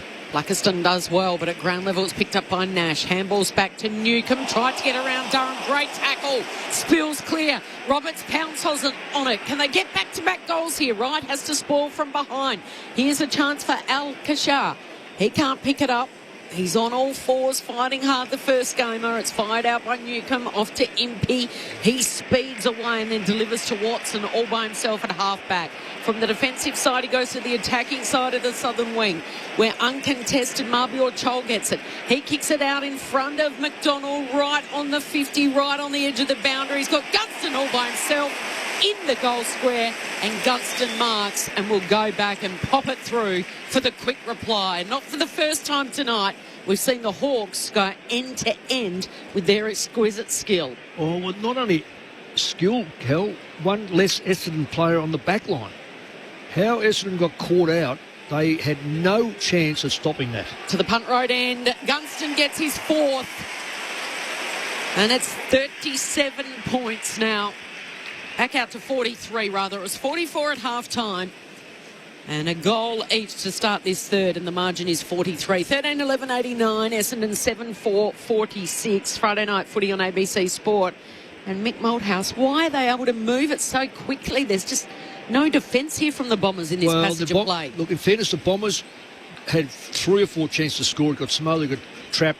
When it come out, unfortunately, somehow or another, one of the Essendon players got hooked into the forward line and it left Hawthorn with an extra player forward of centre. So they just picked and chose which way to go, and they found the right way. But it highlights again, Mick, what you said pre-game. The more skillful teams are going to just blow games open, because Essendon got a holding the ball, free kick, they should score from there. Absolutely. If they're good enough. But you turn it over, and then the Hawks are able to just go bang, bang, bang. Yep. Back in the middle, Blackiston wins it down to Durham. Hand pass away to Merritt. Tackled by Impey, dispossessed. Meek picks it up. He's held up by Sharp. Ball up in the middle. Yeah, he's got to do more with the football. Again, we saw it last night with Richmond. Time and time again, just couldn't use the ball forward to centre. Meek wins it down. Nash got a handball away to Ward, to Connor McDonald. Slick hands out wide to Weddle. Paddles it out in front. Can't get it to sit. They all jump in as Fiorini wrestles it out of there, coughs it straight up. Nash at high half forward, hand pass away to McDonald, looks for Gunston, spoils, ball slide through, Moore's got it, more snaps, more goals, more of the same. Hawthorn's lead grows, it's 49 points in favour of the Hawks. 8 minutes into the third term. And Hawthorn moved to 14-11-95. Essendon 7-4-46. Friday night footy on ABC Sport. It's a lot of goals at this time of the year, isn't it? They've only got themselves to blame for that one. Yeah, absolutely. There's a Braden Fiorini picks up the ball. He passes straight to a Hawthorn player. And that's a player who's desperately wanting to show to his coach that I'm going okay. I get a possession. That's saying I just want a possession at all costs. I don't care where it goes. Instead of thinking, well, no, I shouldn't give this right now because it's just going to open up the game for the Hawks and an easy goal. Yeah. Even the very worst, be taught to hit the ball on the ground. If you think you're going to get trapped, put it on the ground. Bounce it off someone's foot. Do something where the ball doesn't move in the direction of the opposition. Luckeston wins the free because Meek went over the line. He gives it quickly to Caldwell, who then goes to Langford. He's got it at half forward. Too far out to score, Langford. Sees something he likes in the pocket. Charging out was right. Here's a chance for Caddy. First opportunity of the night, and he snaps his first for the year. Nate Caddy throwing it on the right boot. 15 metres out. And again, the goals just flowing. Free-flowing footy in this third term. We've had 4 goals kicked in the first 9 minutes of play. Yeah, well, the AFL said we want more scoring. People will be wrapped. They'll jump around. They'll have parties everywhere for the goals scored. It's driving Lingy and myself nuts of how you want to be. You want a team to. I'm not good on them. Yeah, good on kicking. I love great attack. Yeah, but as long as it's up against some a real good defence. Yeah, where it has to work its way through, think its way through, probably win the one-on-ones. Through there. It's right now we're just watching it. It's almost watching NBL basketball. Well, it's reminding me a lot of the match play you do at training, where it's still competitive, no question, but there's always a 4 or 5 metre buffer off somebody who's on the lead. And you don't want to hurt anyone. No, and you're just letting them take the mark. Secondary ball up in the middle. Hawks win it now. Weddle to Impey to Newcomb. Rolled over in the tackle. Still got it out. Weddle with it. Plenty of run for the Hawks. Gives it to Impey. Comes charging through. Kicks to Watson, who marks at centre half forward. Who'd have thought Essendon and Hawthorn, and yet Watson's out there running around for the Hawks as he pulls his kick inside 50, and Nash takes the mark at left half forward. He'll have a look from 45 metres out. So what happened there is a bunch of Essendon players all quickly got back into defence. So in their minds, they're defending. But they're just guarding a little bit of grass and not saying, OK, that guy who's now come into my area, I am going to make sure he does not get a mark inside forward 50. Yeah, he can't run onto the ball. Connor Nash to join in on the party. And Hawthorn have cracked the ton. 11 minutes into the third term, and already Hawthorn 15-11-101, Essendon 8-4-52. And this breezy start to the third term continues. 11 gone. Hawthorn by 49 points. And this is Friday night footy on ABC Sport. So they've just allowed so many marks, Essendon, around the ground. So many marks even inside forward 50. So it's Hawthorn, when they are able to win the contested possession, which they weren't able to in the first quarter. Yeah. Credit to Essendon. But in the second quarter they were. Fresh. Yeah, and then now a little bit in this term. It means that a contested possession is just multiplying. It's just one contested possession win is a +6 or 7 uncontested to Hawthorn because of how easily they're able to move it. Yeah. Hawks again are going to take it out of the centre, this time off the boot of Ward. It's a high ball, spoilt in the end. It came down Lewis, Ginnivan, and now McDonald offline. Hawthorn well on top here. They blew them apart late in the final 11 minutes before half-time when they kicked 5 goals in 11 minutes. And now 3-2 to start this third term. It's more of the same, and the margin is 50. Reid comes wide to Kondo Giannis. He's on debut tonight. Max? Saw the stat from Useless AFL Stats during the week, which probably fits into that category. He's the first AFL player ever to have a dog in his name. So he's got that dog in him. Kondo Giannis. For whatever that's worth. Essendon have worked the ball all the way up towards the outer wing, and Pryor's got the footy. Comes laterally with it to Johnson. Defensive side of the wing. Long kick to half forward. And Paris picks it off again. Sounds like his West Coast Eagles days. A no-fly zone Eagles defence. He's sort of been picking balls off as they've come in at will. And Hawthorn now go back and across. Retreats to Battle, then to Scrimshaw. Now at the left half back for Butler. And the Bombers doing their very best to keep up. And they're getting blown away here. 50-point lead for the Hawks. Goes back to Scrimshaw, full back. So this is where the defence is breaking down. Are they trying to go one-on-one? Are they doing zone? No, so these sorts of kicks aren't a panic. It's the fact that they then load it up. So from here, Hawthorn are going to go whack, whack, whack with a few short kicks, and they'll move it down the ground. These are the ones they got to stop. Scrimshaw to Moore uncontested, gets it over the top. This is McDonald, uncontested. Moore and McDonald have been good tonight. Look at that piercing pass. Couldn't quite hit Watson. Lewis will go, though, to the centre of the ground, and it's a mark at the top of the goal square. All too easy. And Weddle's got it. And Cameron Ling predicted that. Whack, whack, whack. And it'll be another goal. And all Hawthorn were doing were trying to overload one side. So they were just knocking it back and forth a little bit to buy time for players to work over to one side, overload it, bring it to this side, numbers here, then it was easy. And work ethic, work rate, whatever you like, just have players forward of the ball. Weddle lining up for his second, directly in front, 20 metres out. He doesn't miss from there. He's got his second, and they're really running away with it now. It's their 16th goal of the night. 16-12, 108. Essendon 8-4-52. The margin is 56. And we've still got 12 minutes in the third quarter to play. And listeners are probably thinking, well, why don't teams do that all the time? Just patiently and then load up one side and they can do it simple as that.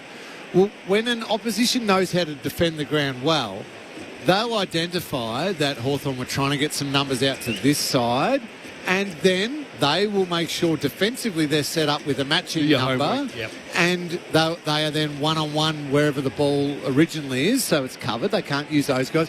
And it's not as easy then, so Hawthorn try it, but they're slowed up and they can't go anywhere with the ball. And you generally kick to a contest. Yeah, and it's long down the line and go and try and win it at ground level. Out of the middle, Hawthorn have got it again, this time on the southern wing. Butler with it, goes short with the kick. Nash a hand on it on the way through. Spills to Cordwell. He's upended, tackled on that southern wing, ball up. Just on that, Corby, if I just throw this in, Essendon in the first half, the first quarter, were very good in a contested position. They're getting beaten every quarter now, and yet they've been dominated in general outside play, but they're also getting smashed at the contested footy. Parrish just ripped off it and had possession, tackled, taken to ground by Ward, and didn't dispose of it correctly. That's holding the ball. 15 and a half gone third term. Hawthorn by 56. Back into it tonight. Short kick to McKenzie. Hands it back to Ward. Short kick finds Reeves. Handball to Amon inside 50. Overcooks the kick, and Redmond takes the intercept mark at fullback. He got the Bombers on the counter-attack to Perkins on the back flank. So Perkins goes inboard to Congiovanis. He got into a little bit of strife. It's a turnover. And this is where the Hawks can punish them. And going low from 50. The excitement machine, he's got it. And turnover. Ginnivan from 50 was all too easy. And his first of the night is the 10th individual goal kicker now for Hawthorn. 10 individual goal kickers. The margin is 62 points. And a quick little turnover. The debutant got into a pickle in the centre square. Giannis. And yeah, but Archie Perkins sold him into that. He did, didn't he? This is what we said before the game. You introduce three players into a competition that is red hot competition. There's no give. No. They're going to be young kids are going to be exposed. The way Essendon got their score early was in behind Hawthorn. They can't get the ball in behind because they don't move the ball quick enough, and they're now starting to kick the ball to a contest. And every contest, Hawthorn are bigger and stronger. Yeah. It's an inevitability. Don't do the same. Run the ball at Hawthorn if you can get it. Back in the middle, right, palms it down, sock it away by Pryor, up over halfway. Perkins collects, set upon straight away, back to Pryor. Hand pass away to Merritt. He feints around the oncoming traffic and then puts it straight on Caddy's chest. That's neat delivery, and Nate Caddy marks at true centre-half forward. It's interesting listening to both of you, Lingy and Mick, your analysis. It sort of reminds me a little bit of that opening night game, Hawthorn and Carlton and Sydney, where it was, once they couldn't match them in the contest, they had no resistance. All over. Yeah. And it's not because you're not trying. Yeah. Because the harder you run, the more energy you use up, and you end up going from one player to the next player to the next player. Caddy, he's kicked one already in the quarter. He moves in here, drop punt out to the left, bending back, hits the post. And a behind for the guy they hope is a generational key forward, 20-year-old Nate Caddy. Margin 61, Hawthorn's way. In the blink of an eye, the Hawks have moved it up to the wing. Charles got possession. He can stab it out in front of McDonald. He's had a great night. Can he break the tackle? He can't. Well done by Redmond. Holds it up momentarily. Newen goes in hard and surely will win the free kick there. He does. He gives it off to Johnson, who goes wide to Caddy, who's got it right in front of the interchange gates. Connor Nash probably very lucky that Newen got up so quickly. Yeah. So with his knee or I thought it was his moved his hip out, didn't he, to make contact. Caddy, Perkins, brought to ground in a tackle by Amon. Merritt, dispossessed.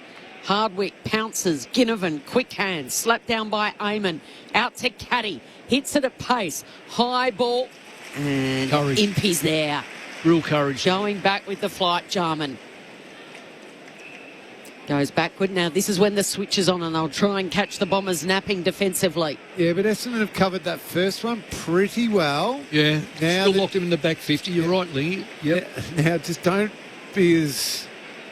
Oh, Mackenzie, Butler, and then the short kick to Lewis. Lewis goes all the way back to Hardwick.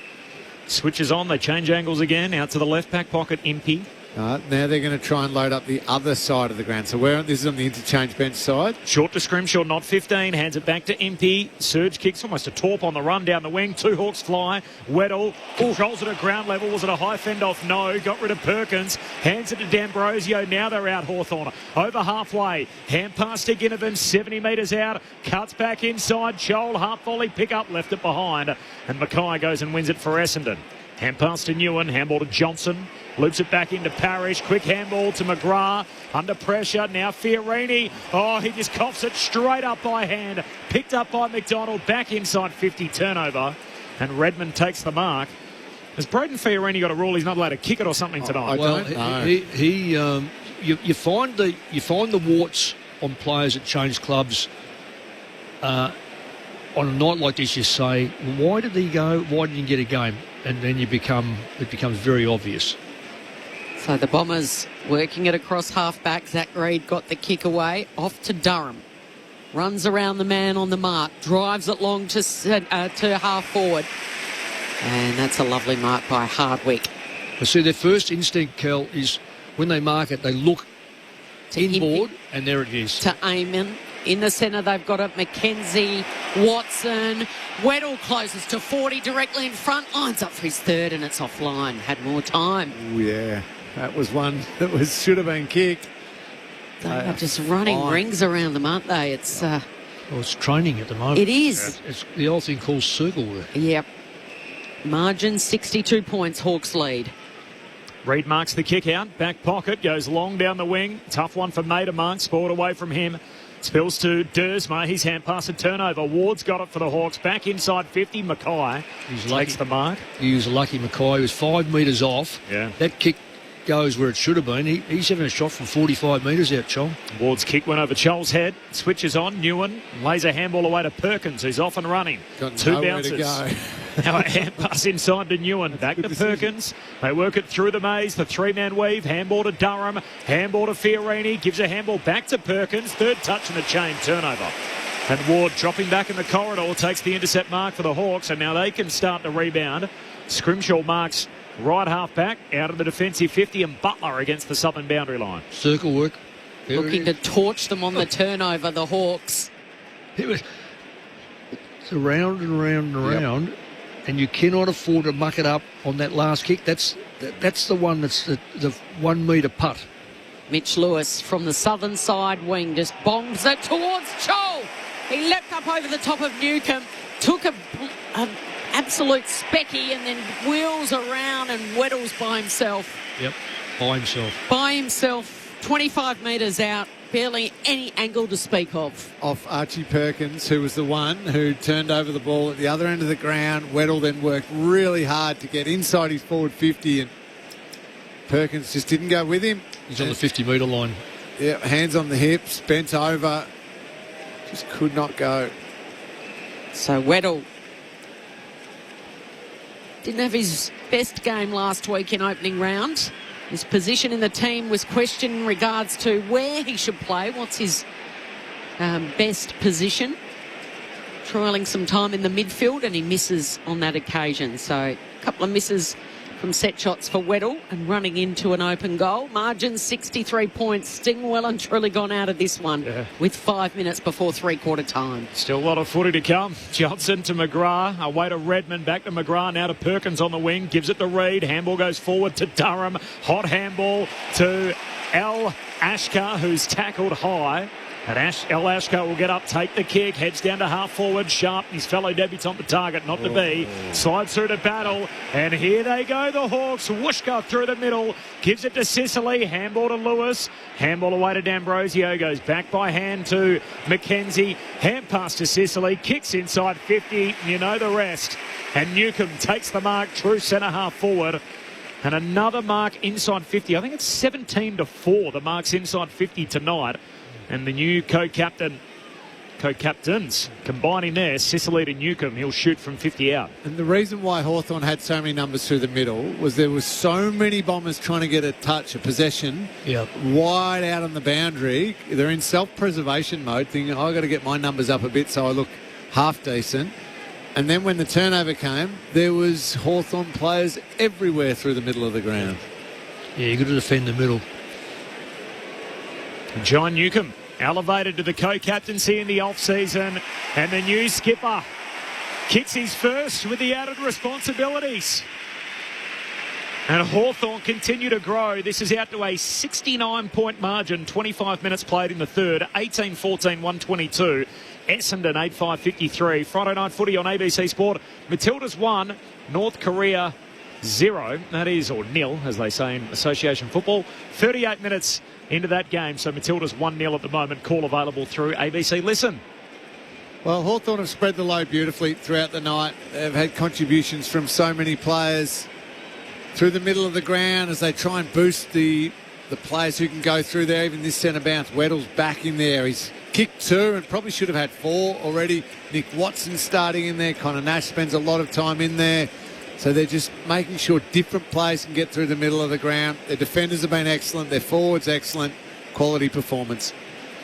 So 3 and a bit to play before three-quarter time. The margin is 69 points. And here the Hawks go, moving forward again. It's a spearing pass into the pocket. And McGrath over to Max, to Fiorini. The two debutants in red and black combining. And now Merritt. Redmond accepts the handball, dashes away. A long kick in the direction of Peter Wright. He smothers the handball of Impey. He might go and pick it up here, gathers it, handballs backwards, gives it off to Perkins. Kick inside 50. Sicily hits it hard. He goes past about 3 or 4 Bombers. In the end, it's picked up by Perkins. He wheels around the corner. And Lloyd Meek takes an uncontested mark at his bootlaces. Big Lloyd had to get down low. They've done well, the Ruckman. I don't know how they're going to go all year with the double, but... Well, they've got Sydney here next Thursday night, Mick, so it'll be interesting. Lloyd Meeks have that spot, but... Oh, I think they'll keep the 2. Reeves has kicked 2. So... I don't think there's any chance of them changing 2 rucks. And that's if they get... Grundy... Oh, here we go. Scrimshaw in the back pocket, kicks into the man on the mark, spills away towards Huss, and he puts it through. El Ashkar on debut, kicks one. And his first night at the top level. And he's the beneficiary there of a nice little bit of work from Archer May, who lays the smother in the Scrimshaw kick. And Huss El Ashkar puts one through for Essendon. 27 minutes gone in the third. Hawks by 63. Well, they're not going to win the game. They're getting blown away. But in your first game of footy, just nice to be gifted a little one like that. A great smother by May, and then fell very nicely to Al Ashker, and we're just seeing the family very, very happy. Give them something to cheer about. I know you want to be kicking your first goal when your team's going to win and all that sort of stuff, but your first goal, no matter what, is still very, very memorable. He'll be looking forward to having Isaac Kako back in the team maybe next week. He was close. Trained this week, was the medical clearance, but they elected just to save him for one more week. So there's a ruck infringement in the centre of the ground, back at the restart, and Blackiston will take it. They'll take anything at the Bombers. They trail by 63 points. He kicks it wide over to Kondogiannis. Handballs to Merritt. Handball back in board to Sharp, another debutant, back to Kondogiannis. Flares it wide. Newen, Perkins, in two minds. In the end, he just opts to sky the ball up high. Wright forced to spoil it from behind. Blackiston hits it hard, knocks down Ginnivan, comes back to Merritt. Right on 50, puts it into that left forward pocket. And it's all Hawthorn. McKenzie mops up to Sicily. They're just so casual here.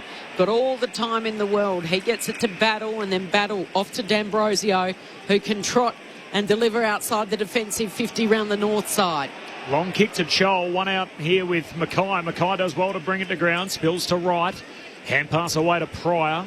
Sweeping hand pass to his mate Roberts. Trying to wrong foot D'Ambrosio. One way then the other. Back on his preferred left foot. Down to May, who hits up and marks. 60 metres out, right half forward. Archer May. It's a nice mark under pressure there. 60 metres out. You're going to kick into the pocket. Sicily and Barris are down there. It's not a great option, and Sicily takes the intercept mark. Wasn't a great option, but Perkins doesn't do enough. Doesn't he? Fancy, doesn't he? Yeah, he's played 102 games now. He's got to have more of a contribution. Short to Scrimshaw, short to Sicily. Hand pass touched on the way through Essendon. Win it back inside 50. Merritt has it. Spun around into Sicily. Tackle trying to make up for the error. Fiorini goes and gets it. Gives it back to Al Ashker, who kicks towards full forward. Barris hits up, meets it. Runs straight into Huss, who follows up with the tackle. And Al Ashker takes him down and forces the neutral ball scenario. So we've got a ball up inside Essendon's forward 50. The game's pretty much done. Hawthorn by 63, 30 minutes gone in the third. Still got another 30 minutes to go in the last as Barris gets it out of the danger zone. There's three Hawthorn players around this. McDonald picks it up on the southern wing. He's going to kick it straight down to Lewis. Watson kept running. No one followed him. He has a bounce from 50. He closes to 48 and he went for the top of the goal square and he should have gone for home, but the siren beat him. So there we are, looking around the MCG. Still plenty of yellow and brown scarves and hats and jumpers. And not too many red and black. A lot of them starting to leave. It's three-quarter time. It's Hawthorn by 63 points. 18-14, 122. Essendon 9-5-59. The goal kickers, there's been 11 individual goal kickers. 4 to Gunston, 2 to McDonald, Weddle, Reeves, Watson. Individuals to Newcombe, Ginnivan, Nash, Moore, D'Ambrosio and Chol. And for the Bombers, 2 each for Durham and Sharp on debut. And a singles to Alashka, who kicked the last one for the Bombers, his first game. Caddy, Fiorini, Merritt and Dersma. 63 points is the margin after Hawks led by 7 at quarter time and by 44 at three-quarter time. The good news for the Hawks is there's another quarter to come. Matildas, meanwhile, on the back of Alana Kennedy's goal in the 9th minute, they lead North Korea 1-0 in their AFC Women's Asian Cup quarter-final, so the winner makes it through to the last 4. Meanwhile, the Matildas can also get an automatic qualification for the 2027 World Cup in Brazil with victory tonight, so Final 4 will do that. Anthony from the ACT, thanks Corbin and Co for the call. Mick, knowing a bit about coaching, what long-term things would you do with Essendon to get a finals win one day? That's a big, broad question. Mick's going to answer it next. This is Friday Night Footy on ABC Sport. Saturday Night Country has been Australia's home of country music for over 30 years. Join new host Melody Moko for the best contemporary and classical country music with an Aussie edge. Saturday nights, ABC Listen and on your local ABC radio. This is the 2026 AFL Premiership season with ABC Sport. Nash at high half forward, hand pass away to McDonald, looks for Gunston, spoils, ball slide through, Moore's got it, more snaps, more goals, more of the same.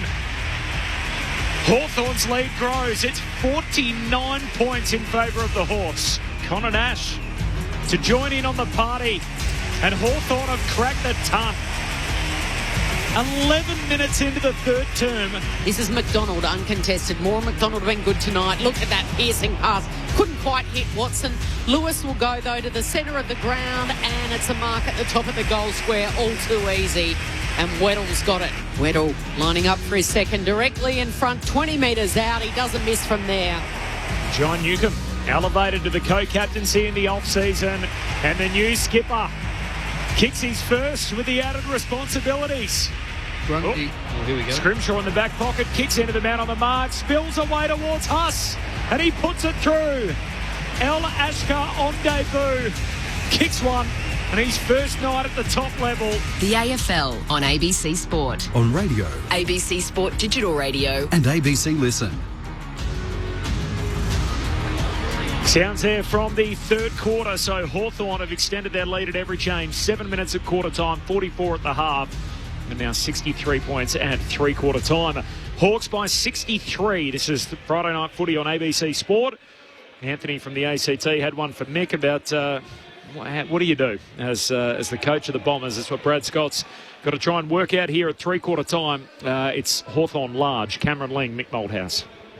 It's about a 4-week workshop, isn't it, to answer that question? See, the first thing that comes to mind as a coach, and I've got to say this, and I worked on this theory right through with sides I took over, they were, near the bottom, was it's better to learn how to defend first, because you don't have to be a great scorer. You have to be mentally strong, have the right technique, body-wise, one-on-one.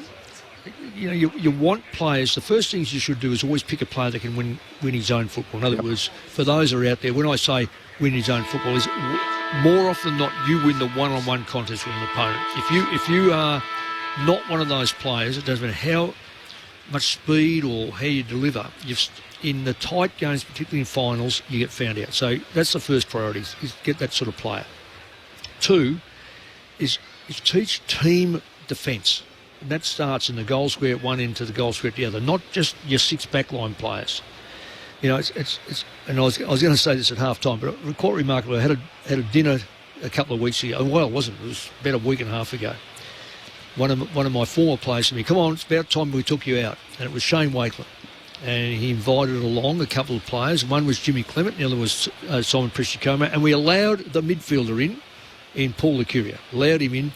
How did he get an invite? Oh, he's a good defensive. I was going to say, he ran the other way. He did back up. And it was the most beautiful night. And when I think about some of the players they had to play on and how we actually played off in the double grand final 202-203, it was based on the back of good defensive work. And I as you build your side up around it, then you can start to look at how you're scoring. If you look at how you're scoring, you're not going to get enough looks at scoring because you're giving the ball back to the opposition too often. So I don't think that principle has changed. My first coach was Alan Jeans, and I didn't need any persuasion to be a defensive player because you got a game if you were. So, he was a very good coach at excellent coach at St Kilda, excellent coach at Hawthorn.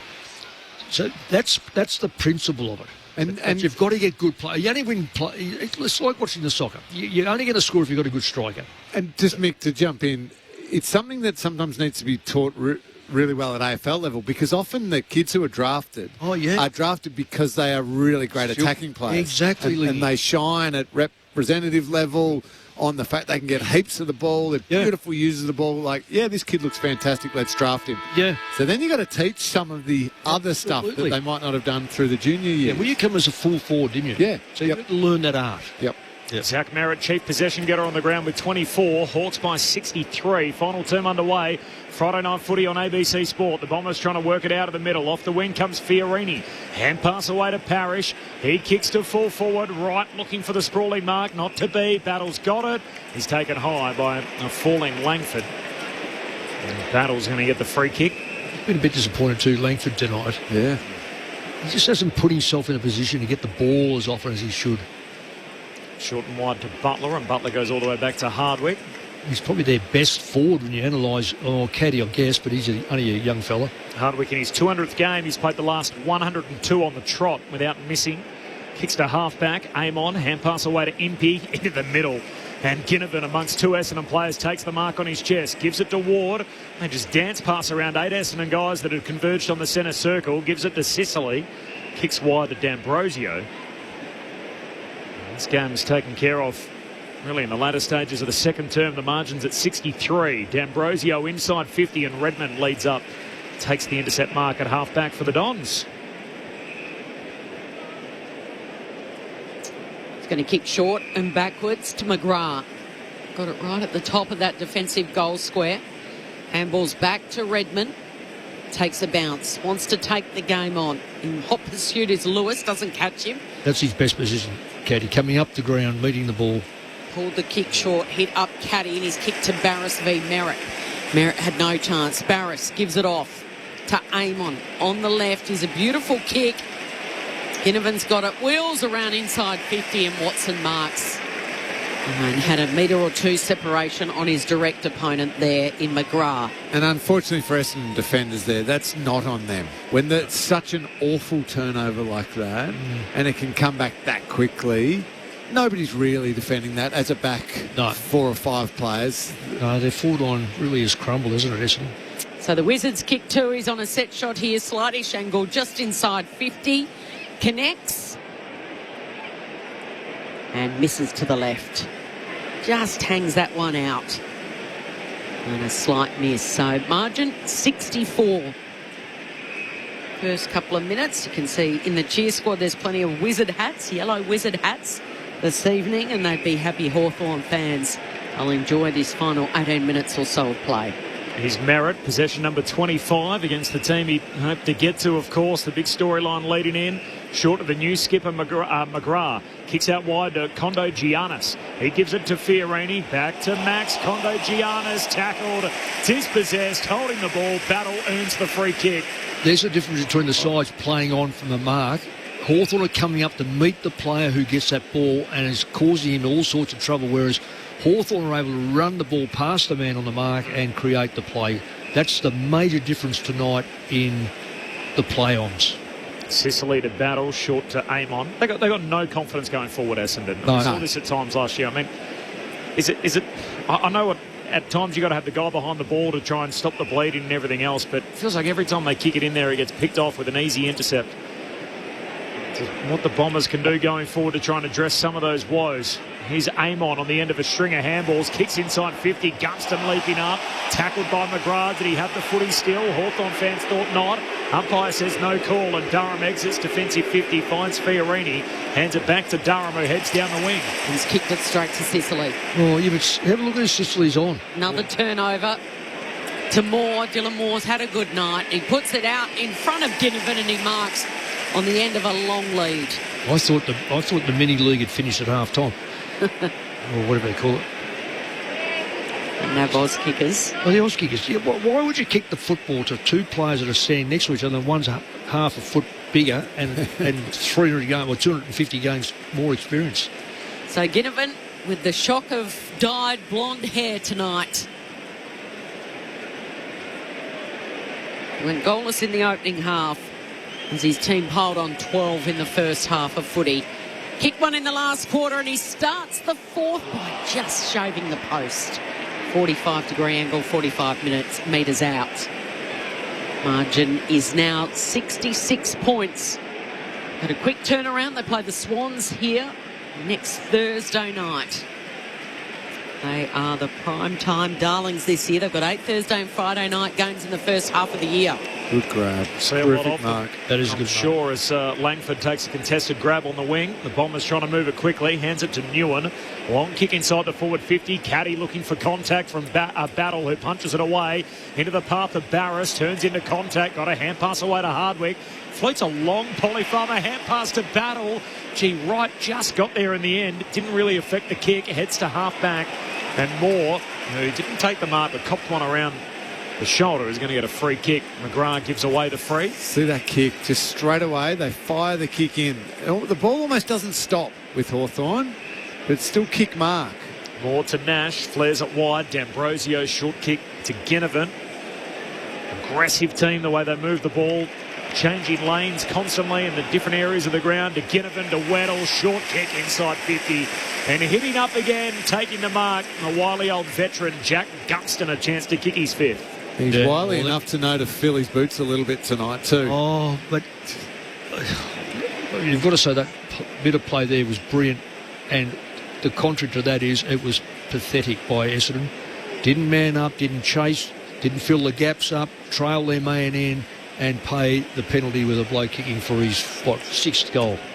Gunston moves in, nurses it through. And a handful for Gunston tonight.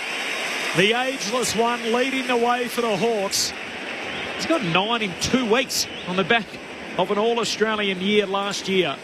The Hawks 19-16, 130. They lead Essendon 9-5, 59, 8.5 gone. Final term, Friday night footy on ABC Sport. Half-time in the AFC Women's Asian Cup quarter-final. Matildas 1, North Korea 0. And just to highlight the way Hawthorn want to play and have played all night. This quarter is how many minutes old? 6.5? 6.5 minutes old. Already 20 uncontested marks to Hawthorn, only 8 for the Bombers. Yeah. So they just constantly keep the ball moving, but just kick mark, kick mark, kick mark. Yeah. And you're watching Jack Gunston on the replay just lead up with... Full lead up, and his man just dropped off him. Yeah. No, there was no one filling the gap. There was no pressure, and there was no one really defending him. Merritt has had more touches than anyone else out there. He was stripped for his 26th disposal. Ball still alive. Tackled by Redmond. Nash emerges with it. The bigger bodied midfielder.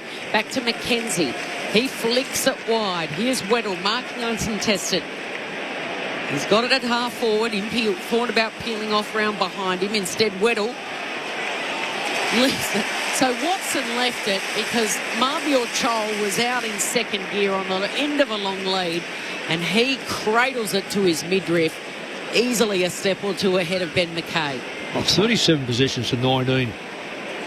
Big difference is 19 aren't being used and 37 are. So Ben McKay, rather. It's Chol in the right forward pocket. He's going for the left foot snap. His right shoulder facing the goals. Marbior curls it too much. Chol just the one goal this evening. Gunston's got 5 to each to McDonald, Weddle, Reeves, Watson. And they lead by 72 points. Reid, with the exiting kick, puts it on the chest of Perkins, his draft mate. Got it at half back. Both top 10 picks in the same draft with Nick Cox. Perkins goes all the way back again to Johnson. So margin 72 points. If the Bombers don't put some pressure on the ball, there's still a chance that this could grow a fair bit yet. As the kick goes out wide, picked off by Weddle, who takes the intercept mark. We're only 8.5 minutes into this final term. Margin sits at 12 goals. Weddle into the centre square, finds Hardwick all alone. Continues the shift laterally into Reeves, middle of the ground. Bombers filling up the corridor. Hawthorn tonight have found a way through. And he kicks deep here to Weddle in a tangle with McGrath. Ball slides past them both. Watson keeps it alive in the pocket. Johnson there for the Bombers. Gives it to Reid. Sweeping hand pass across the goal face. There's a free kick. It's coming back. Oh, I'm missing all of that. It was a little bit of a bump by Chol as Reid handballed it. Gotcha. So it's downfield. Downfield. It's going to come Redmond's way. And he'll get it in the back pocket. Luca from Lions Bay off the SMS. I wonder which of these two teams is more appealing for Zach Butters off the SMS. Depends if you want to win a premiership or not. Might be just money related. So Johnson's got it. He goes by foot. They're working it away defensively. Reid marks. Handballs over the top to Roberts. The short wedge kick is marked by Merritt. Gives it back to Roberts. He stands dead still. Gives it back to Reid. And now Merritt, rather. And then off to Durham. Durham just loads up, goes long, straight down the ground to the top of the goal square, where Wright was unable to take the mark. Caddy's snap was smothered. And now these elite foot skills by the Hawks. Quick kick out of there.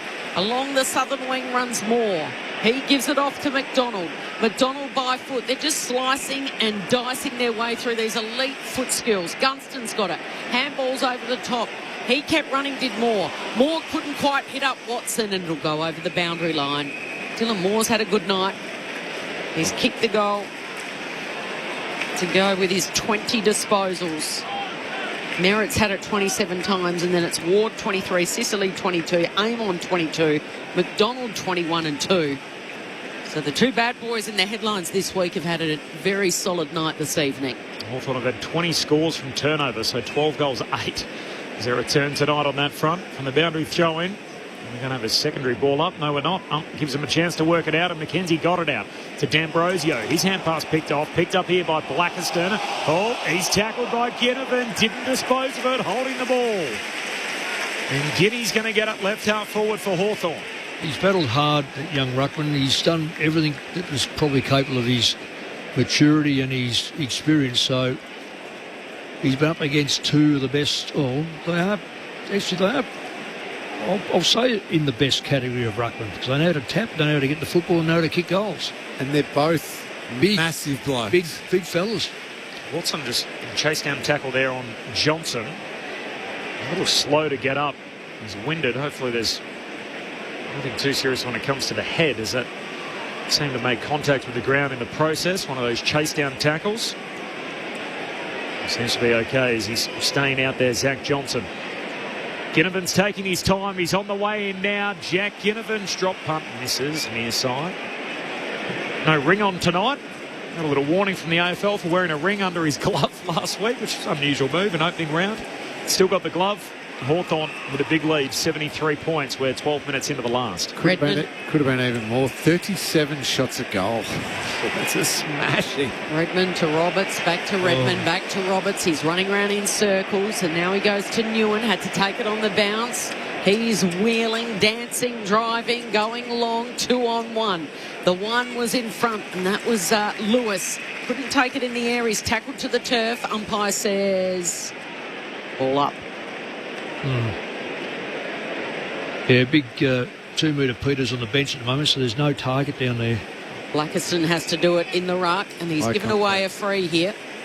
Yeah. Meek takes it. Just trying to reach over someone who's a lot taller than him. Meek, risky, into the centre of the ground. It was Scrimshaw v Langford. Langford does well, goes and wins it. To Fiorini, he goes with the handball. Missed the target in Dersma. Perkins was there. He missed the target. Durham mops up. He missed the target by hand. Messy passage of play by the Bombers. It sums up their night. And now the turnover. He goes to Ambrosio, the former Bomber, just to make it hurt. He dashes down the southern wing. He has a couple of bounces. He looks towards Chol. Couldn't take the mark. And now McGrath, the new captain, clears it to Fiorini, and we're back where we started, across half back to McGrath by hand. Over to Redmond he goes. He has a bounce, draws the defender, handballs over the top to Al Kashar. He closes from 50 and then centres the kick. It was a good spoil by Sicily. Huss couldn't quite get it to Perkins, and Sicily with the spoil. Now Hardwick, and they're able to mop up back to Sicily. And the sharp kick doesn't quite find a target. It's taken by Mackay. Mackay on the southern wing off to McGrath, and now Dersma by himself inside 50. He's marked 48 metres out. He's got no one to go to. He says, I'm going to go back and back myself in here. For the sake of all your teammates, Xavier, take your 30 seconds. Oh, because absolutely. They're out on their feet, and they weren't in position to defend if it had turned over. Yeah. I don't know whether he wanted to give it. Nah. Oh, I'm pleased. He kicked the second goal of the night, Dersma, for the Bombers. They led 2-1. It feels like an eternity ago. This for his second. From right on 50. No real angle. And he slots it through. Their 10th goal of the evening. 10-5-65. The problem is Hawthorn's piled on 19, 18, 132. Margin is 67 and Dersma has kicked his second. I know our focus should be on this game, Mick, but both our eyes just wandered up to the other screen in our box. And just 2-0. And who kicked it? Sam Kerr. Sam Kerr. What a beautiful shot. So second goal in Western Australia for the tournament back in our home state. So 2-0. Keep your eyes on the footy, boys. Sorry, Cal. Yeah, sorry. Come on. No, the goal's We need going some through. help in the front row here. We're watching the game. 71,384 is the attendance. Tim Hodges on the boundary. Hodges, is that a little light on than what we thought?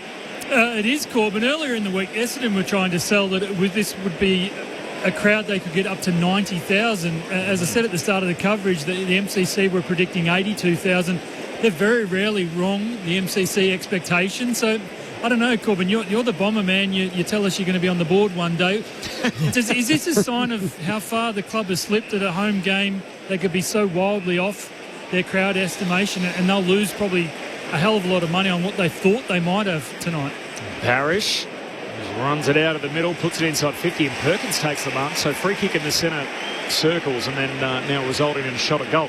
But they did pull that back. I think they said 78 leading into the day. They said 7,000 short of that. So, how many are left, do you reckon? This isn't going to help future attendances, this game. No. On the road next week, at least Sunday against Port Adelaide. The next time we'll see them. And following that for the Dons, back in Melbourne to play against the Roos round 3. The Western Bulldogs at Docklands after that. The road ahead. Perkins to try and put a pretty face on it late, knocks it through. So 2 in a row for the Bombers. Something they haven't done since the second quarter. And at least the margin is closer to 10 goals. 61 points, Hawthorn's lead. 19-18, 132. Essendon 11-5, 71. 17 minutes gone in the final term. I mentioned it in the pre-game. They've had second least experienced, second youngest. Feels like almost if, last year they finished the season, on a 13-game losing streak. They haven't won a game since May 23. Wow. The reality check for the Dons is this year might actually be ground zero as much as they thought last year was. Yeah. Well, it's hard. Until they start playing some of those other sides too, Corby, and we're talking about the other sides a fair before that. There's a few very weak sides. They've got a chance to beat some of them. Yeah.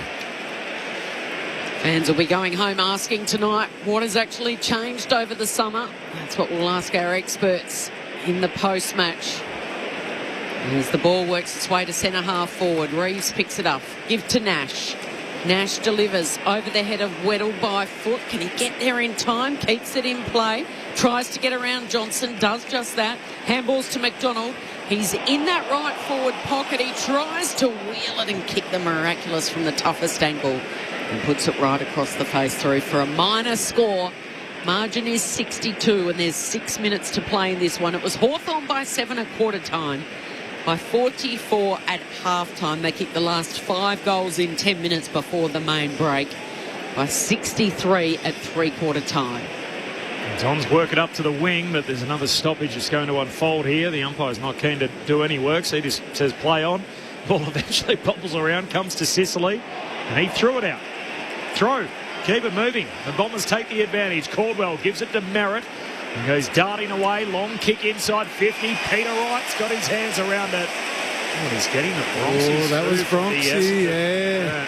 The Essendon crowd. Well, unfortunately, that night, the night that he's had, probably, I don't love the Bronx cheers, but a little bit worthy of it. He's just got nowhere near it. Hasn't been able to take 2 and 3. Yeah.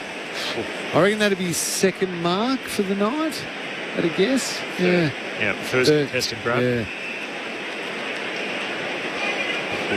Sorry, you're right. Second mark for the night. Here's Peter Wright from outside 50. Drop punt is there. Essendon kicked 3 in a row. But it's all a little late. 20 minutes gone in the final term. Margin back to 56. Hawthorn led this game by as many, what was it, 71 or 73 earlier in the quarter. So got out to 73 points. That was at the 12-minute mark of this final term. Hawthorn by 56, 19-19. They lead Essendon 12-5. The Bombers for the last 3. Well, he's gone into the ruck, Peter Wright. looking at him this year compared to others, I'm not sure how old he is. And I know he should not have anything bearing, but he just looks a bit slow to me. He's always had a little bit of pace. 29. So he's not old. So he's always had a little bit of pace to be able to run onto the football. He looks a bit heavier and he looks a bit slower, which hasn't helped his game. So exactly 5 minutes left in this one. Plenty of Hawks fans hanging around from the 71,000 that were here this evening at the G. First Friday night game for season 2026 at the MCG. Essendon have got possession, kicks to half forward. Spoil down there was from Battle and then he's collected. Merritt had it dispossessed. And Zach Merritt certainly got all the touches this evening. And leads it with 30 and 1. Yeah, but he's smart enough to know how to just get the 30. Yeah, I don't reckon he's had a great game. 31. Off to Parrish. Parrish goes up towards May. Couldn't take it. Quick little handball. Here's a chance for the Bombers. Does it skittle through? It does. It's a goal to Caldwell on the left. Needed a kind bounce and got it. Impey desperate dash. Couldn't quite touch it over the line. So Caldwell gets his name on the goal kicking list. And they've kicked 4 in a row, 4 late to get it back to 50 points. And they will be able to say they won the last term. But they have been consolation goals. Well, 19-19, 133, sorry, Lingy, to 13-5, 83 Essendon. Yeah, don't get sucked in by these last few goals. Oh, no. It's been a horror night, and Jai Caldwell, unfortunately, part of a midfield that's been really badly beaten. He's had 18 disposals himself. Darcy Parish with 21, but he had 10 in the first quarter, yeah, so he's only had nothing since. 11 since. Merritt, as we said, 31 disposals, looks nice on the stat sheet. But he gets, gives. He can have 4 in a row and nothing happens to it. On a night like this where there is a lot of uncontested possession, Meek down to Weddle, and he's at the centre bounce and goes darting away, takes a bounce, kicks inside 50, Chol caught wrong-footed, and Mackay at the intercept mark. See, that was Weddle coming out of the centre. Guess who was chasing him down was Merritt. So... Oh, Mackay comes wide to Dursma, took 2 bounces, puts his mate under pressure. Hand pass goes forward in the end from Kondo Giannis. He gives it off towards Roberts. His hand pass further afield, and his teammate Dursma locked up straight away. Ball up. Watson and Butler with a tackle. Sorry, Cool. Was that Roberts that hand pass that? The final one, yep. Why? His best effort. Well, the hand pass looked beautiful, but why give it to a bloke going to get grabbed by 2 Hawthorn players when he could have kicked the football? The Hawks by 50. They kicked the first goal of the game. They've led all night. Gunston's got 5. He's kicked at least 1 in every quarter. And the margin's grown really at every change up into leading by 63 at 3-quarter time. Jack Hodges dominated the Little League, kicked 5 goals. Hawthorn by 50 points in front of 71,384. Sam Mitchell's coaching down on the bench now, and he said to Jack Gunston, get off. So I don't think Jack's going to kick another one. It'll be a free kick here going to the Bombers. And Zach Johnson's going to take it. No. Gives it to Dursma. So of the 71,000 in the house, or there'll only be about 30,000 left here. They're all wearing pretty much brown and gold as Dursma goes down the line and straight to Meek. The 2 ruckmen have dominated. Meek's been good. Reeves has kicked 2 in his first game for the year after he played just 1 game last season. Hawks in possession. They go forward again off the boot of Meek. Chol comes out, hits the pack hard. Moore was there, couldn't control it. Quick kick out of the danger zone was from Newen, but he's given it straight back to Meek. Meek goes backwards to Sicily, now a co-captain. Dominated down back. Right on the edge of the centre circle. He roosts it towards Chol. Weddle flew up from the side, launched. Watson has handballed it straight to right for the Bombers, and his kick has gone to German Impey. Southern side wing. There's 3 Hawthorn players there. Impey goes backwards. He kicks to Battle, who goes back to centre half back where Hardwick marks it. Uncontested this is in his 200th game for Hardwick. Short, sharp kicks. They're going sideways. They're just mucking around with it now. Sicily's got it. Yeah, he bounces standing on the spot, good on him. basically toying with Essendon, saying, come and get me, and they're not. Which is what you can do, because you're the team 10 goals up. It's just wasted the last 2 minutes. Where is the defence? That'll be the big question for Brad Scott and his coaching staff after this one. They have just been all over them, Hawthorn. Now Impey's got it. No one is coming towards them. He takes off. There's literally no one manning the mark. Impey goes inside 50. And Watson rows it, and Watson snaps the goal. Why didn't Desmond? That's extraordinary. They just stopped and stood still, these Bombers players, with a minute and a half to go, and the Wizard says, I want more. He's booted 3. And they bring up the 20th goal for the evening. 20-19-139. Essendon 13-5-83 after the Bombers kicked the last 4 with no pressure in this contest whatsoever. 90 seconds to play, and earlier there was 71,384 in the house. This will give one little nod here. It was Reeves who was the long one. He intentionally tapped that down. He almost treated that marking contest like a ruck contest. Yeah. Had Watson as a small. Really well played. Xavier Dersman should have gone back and taken the intercept mark very, very easily. Would have avoided that goal, but not to be.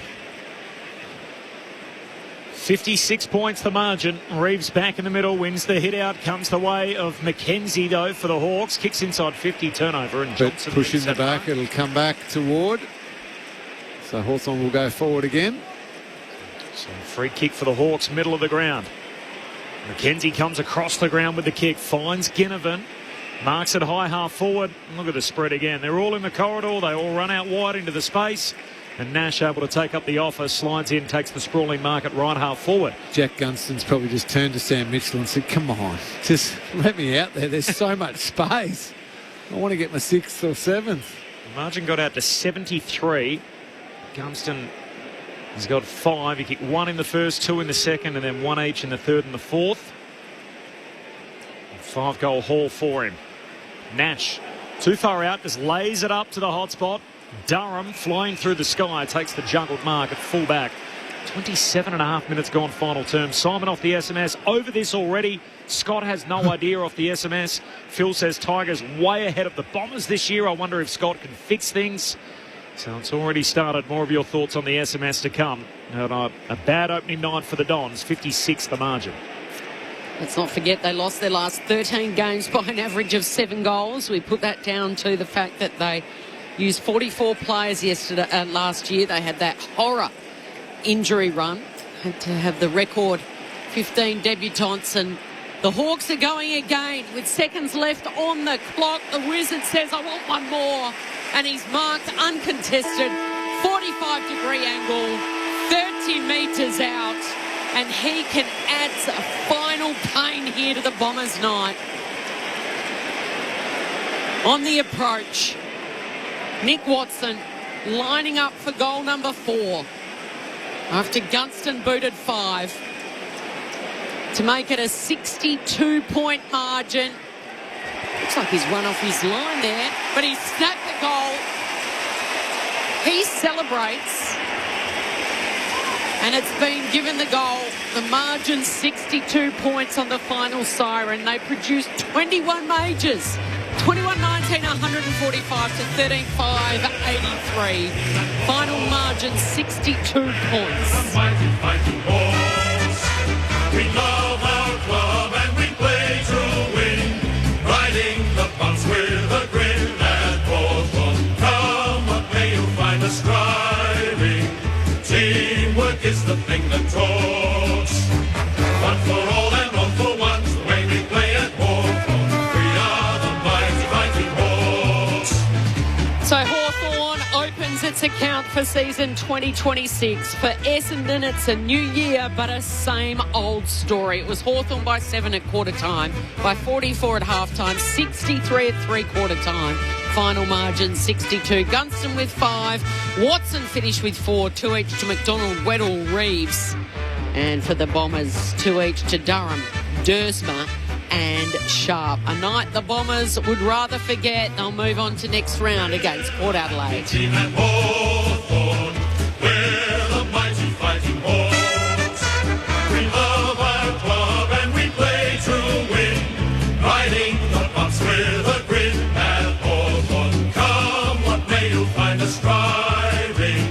Teamwork is the thing that talks. One for all and all for one's the way we play at Hawthorn. We are the mighty fighting Hawks.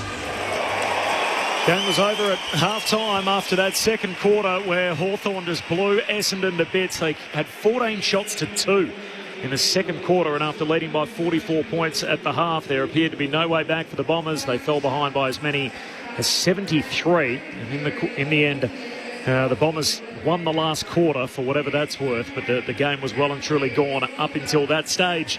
The Hawks, their first win of the young season, so they're 1-1. They square themselves off, and what should have been a grudge match just turned into a clinical demolition job. Hawthorn by 62 points. Cameron Ling and Mick Malthouse. Brilliant job by Hawthorn. Did exactly what they had to do to bounce back from last week. They eventually got on top around the contest, and then their uncontested work, their skill, their kicking ability was brilliant throughout the night. I'm just looking at a stat, Mick, stat that I know that if I was playing in a game and Mark Bomber Thompson was waiting for me in the rooms and our stats read like this, I would be fearful. You wouldn't go in. I'd be fearful for my life to go into those rooms. 150... Yes, 150 uncontested marks the Hawthorn took throughout that game. Unbelievable. That's crazy number. It is 150 uncontested. If you took what's what I said about 120 uncontested marks, look out. Yeah, you work out how a side wins games of football. If you look at Hawthorn last year, you go through it and it says, they take 100. Yep. Then your role is to bring them back to 95, 96, and if you possibly can, give yourself a chance. 150 is ridiculous. I think, again, 40 shots on goal, going at 58% on entrances. So that's nearly six times you score every time it goes in there, say 10 times. That is quite remarkable, and that tells you a lot about how easy it is to score. Whereas Essendon went about 48%, 18 from 40. There's that discrepancy alone, 70 to 40. It probably, and in many respects, we watched Hawthorn play around with the football later in quarters, practicing how to hold the ball, use up a bit of time, knowing they've got the game won. How do we, what do we do here? If a side doesn't come to us, we'll just stand still, bounce the football to ourselves, and use the ball. We'll have 6 or 7 possessions until the opposition come at us. So there's a lot of work to be done by Essendon. There's no question. The young side, it doesn't matter whether you're 35 or 18. You run down the race, the excuses end. Yep, that's it. You don't get an out of jail ticket because you're 18. You've got to contribute, and you've got to contribute to the sort of the game style they want you to play. And Corbin in the pre-game read out to us, Mick, the midfielders, just name versus name. That's right. And it was Merritt, Parrish, Durham. I reckon with the Essendon ones. Caldwell, of course. Thank you. Versus Newcomb, McKenzie, Nash. Maybe Ward. Not sort of star-studded household names. No, you just go pure on name versus name. You'd think, oh, hang on, that's advantage Essendon.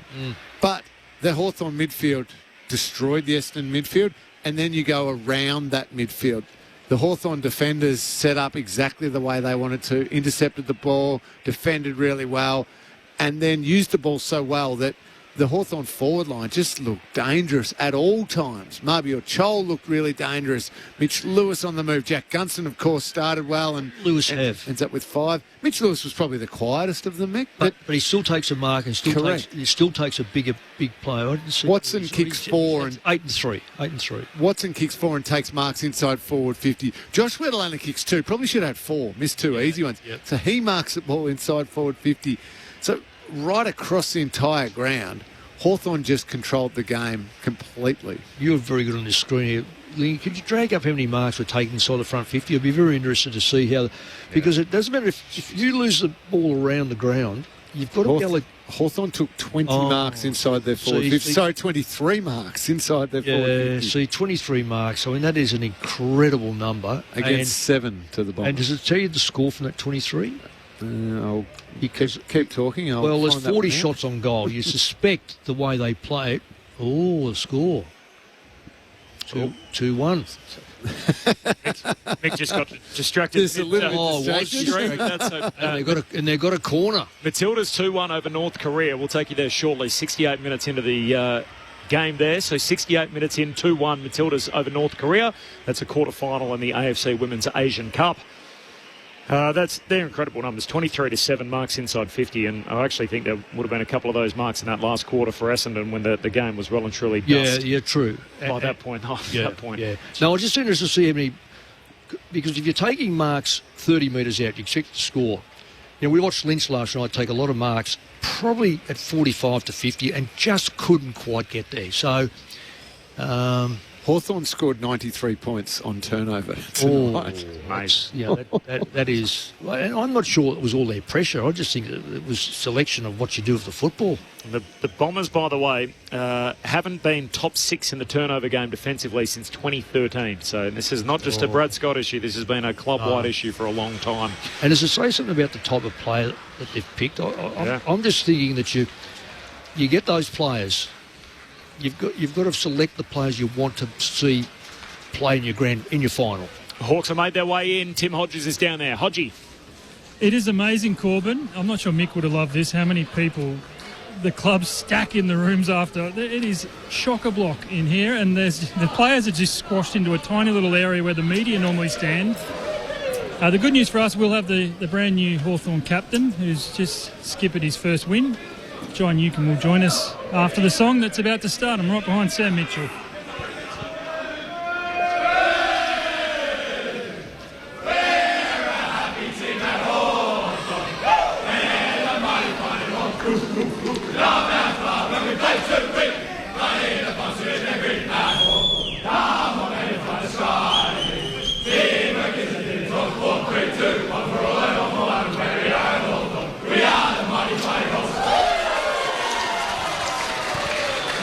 So once upon a time, guys, the footy club could just about take the entire rooms to sing their song. They've been squashed right into the corner near the coach's meeting room. I'm not sure if you can see that on the monitors.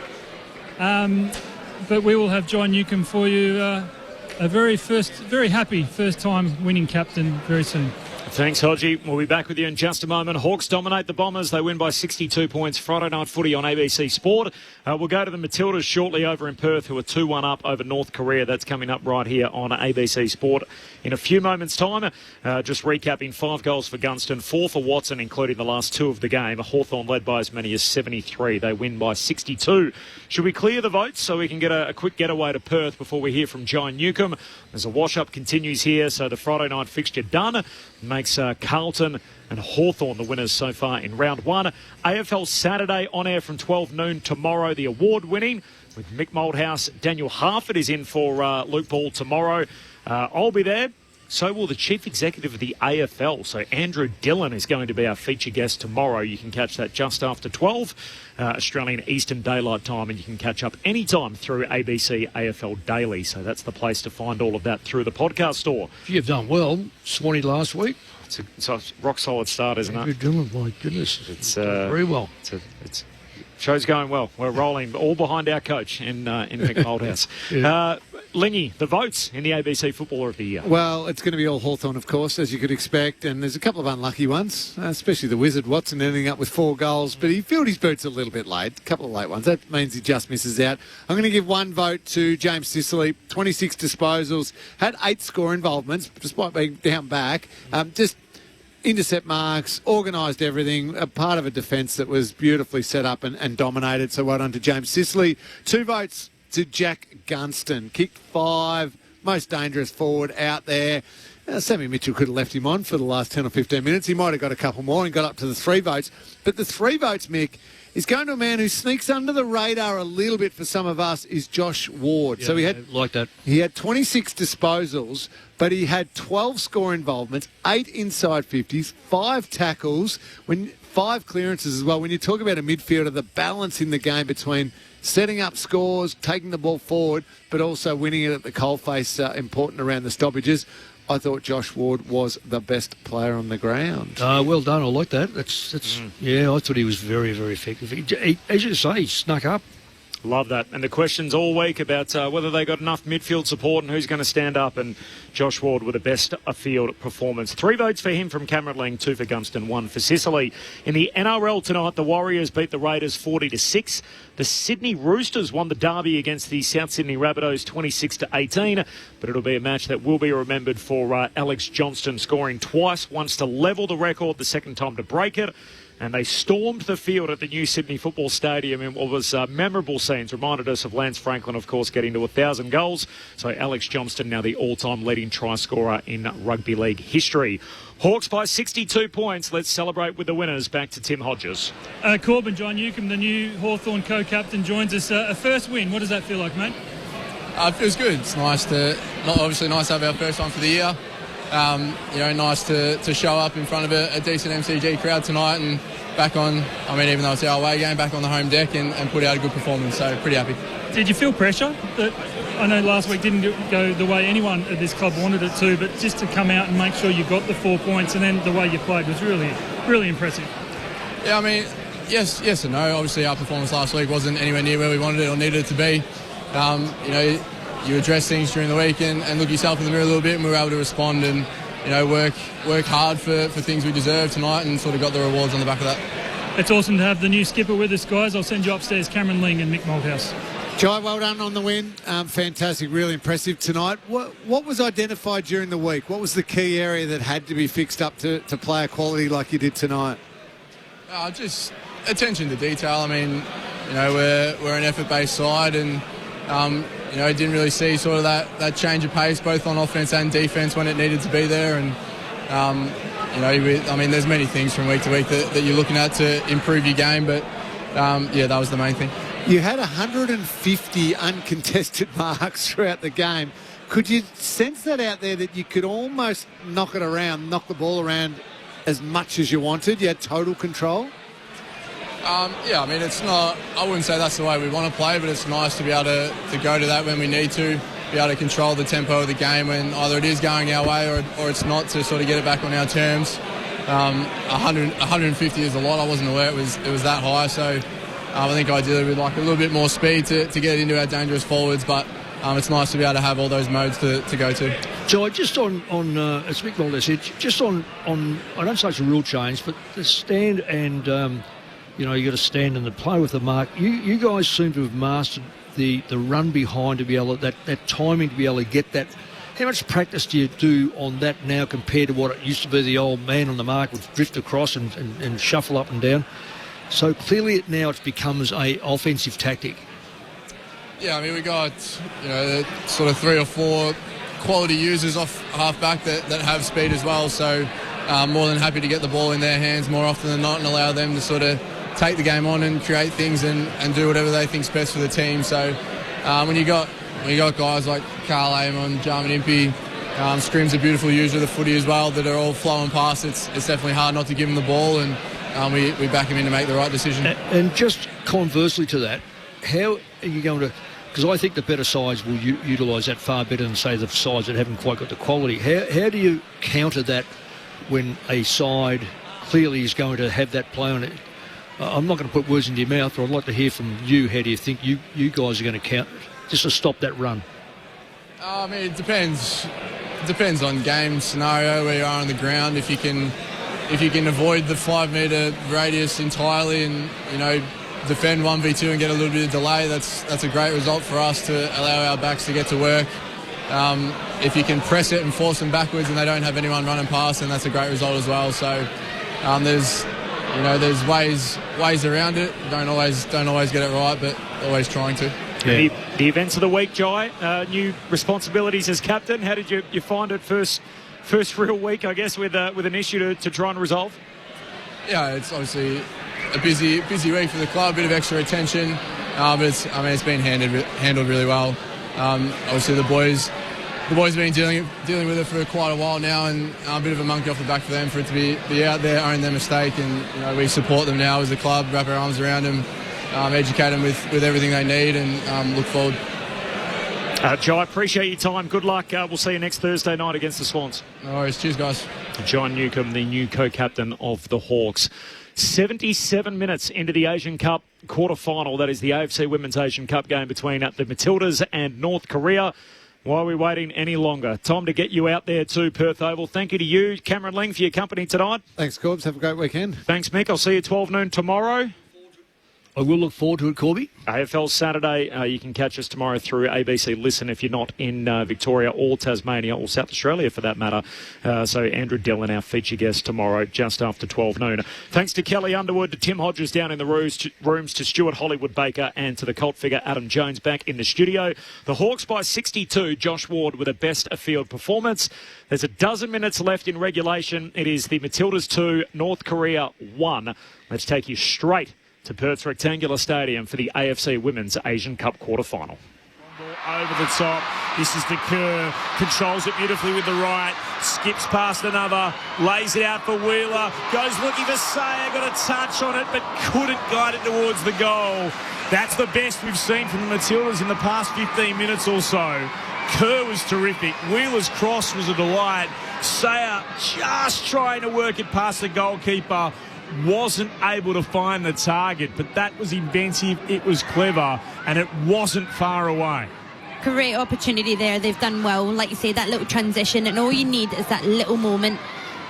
Hopefully we can scrape a little goal here in transition. Voice of Colette Gardner with you on ABC Sports coverage of the AFC Women's Asian Cup Australia 2026. International football on the Listen app. All the finals, you'll hear every one of them right here as we head towards who will be crowned the champion. Shot was a good one too from Un Yong. It ricochets away off of Matilda out to the right-hand side. Kyung keeps it in, tries to get it back, and then won away by the Matildas, just deciding to deal with it, Claire Wheeler, before Un Yong could put it back in towards the box. 2-1 the score. 80 minutes gone. The Matildas still in front. Goals to Kennedy in the 9th. Kerr in the 47th, and Un Yong making it 2-1 in the 66th. Here's the captain, Un Kuk Yong. Long diagonal ball out to the left. Carpenter dealt with it. Throw-in comes the way of North Korea. Chun Shim plays it towards the centre circle.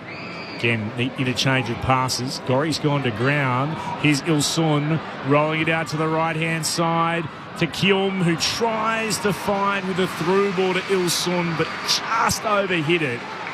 Il-sun's run was just to the right spot, but it was just overhit for North Korea, which allowed Arnold to claim.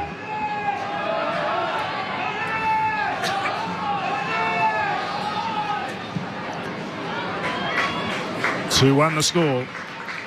81 minutes. As the Matildas forced to scramble defensively, Arnold will come out. It was a back pass, so she can only do no more than send it into Rosette on the eastern side of the ground, high up into the top level of the grandstand.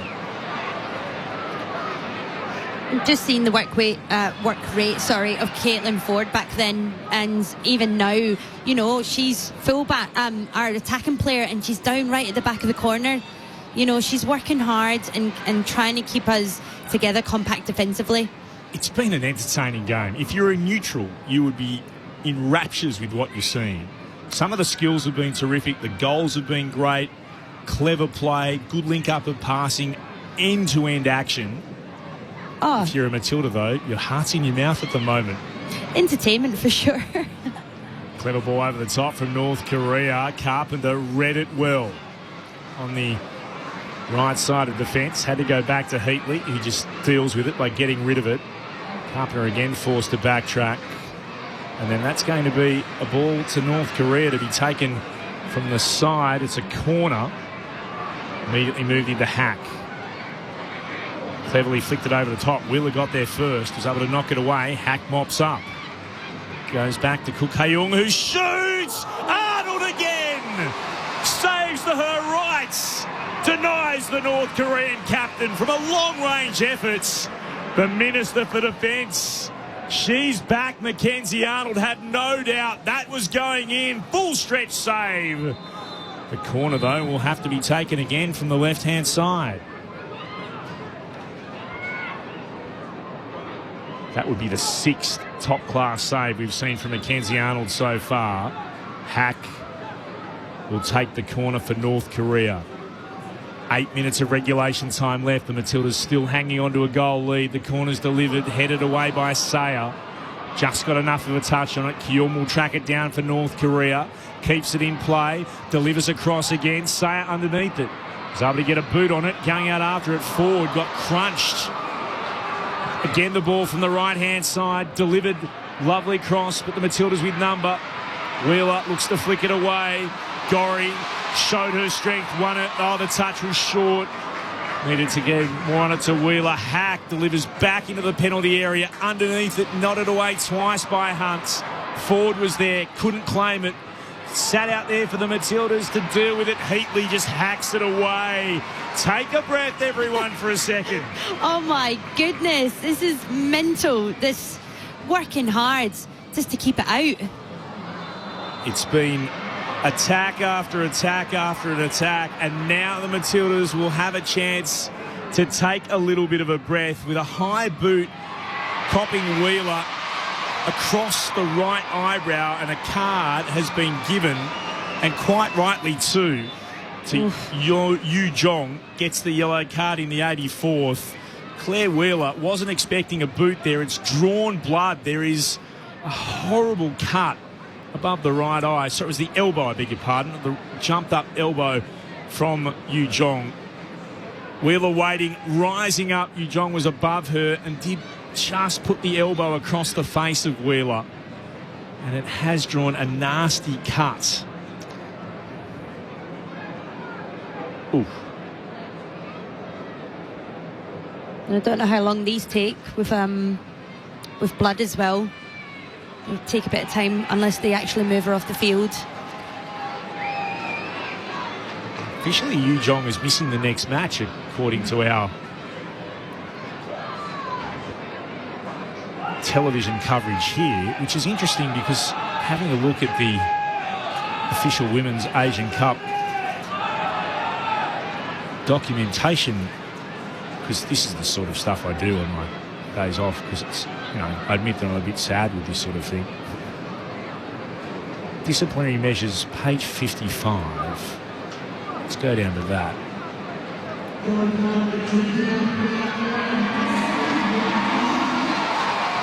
Like you said, at least it's given the Matildas a bit of time, bit of a break there, because that was a bit of chaos.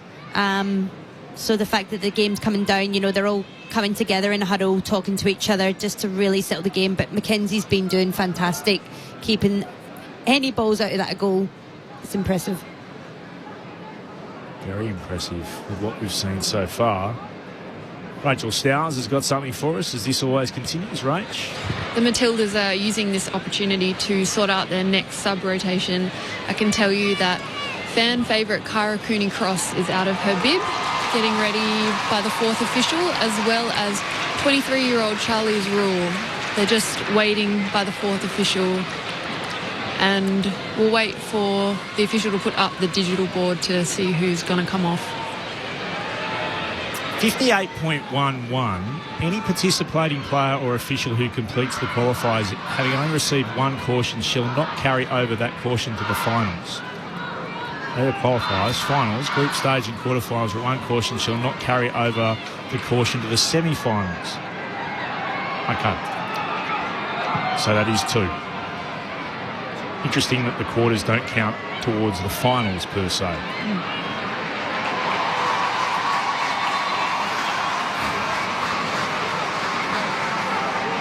So whatever happens now, Yu Jong will miss the semis if North Korea can find a way through. Ball down the left-hand side here, deep into attack for the Matildas. Kerr thought it's taken a deflection off the defender right next to her. She's certainly appealing for it. crowd in that corner thought so as well. Instead, it's out for what will be a goal kick, quickly taken. They move it down the left-hand side here. Again, nice passing from North Korea. Il-sung heavily involved to Kyung-yong. Getting in the way, though, was Hunt. Not the clearance she was hoping for, and there was a grimace. She sent it back out over the touchline. Claire Wheeler has got heavy taping and strapping across the injured eye. And again, a high boot from Kyung-yong. Referee lets them play. Ball towards the top of the box. Here's Hack. Goes short again. Looking to work it around. Yu Jong cleared away by the Matildas. Here's Kerr. Has two in front of her to beat. Decides to head out to the left touchline. Still going Kerr. She's got the captain of North Korea with her. Pauses for a moment to allow support to arrive. Wheeler is there. Comes back again. Trying to bustle forward was Ford. Has four North Koreans.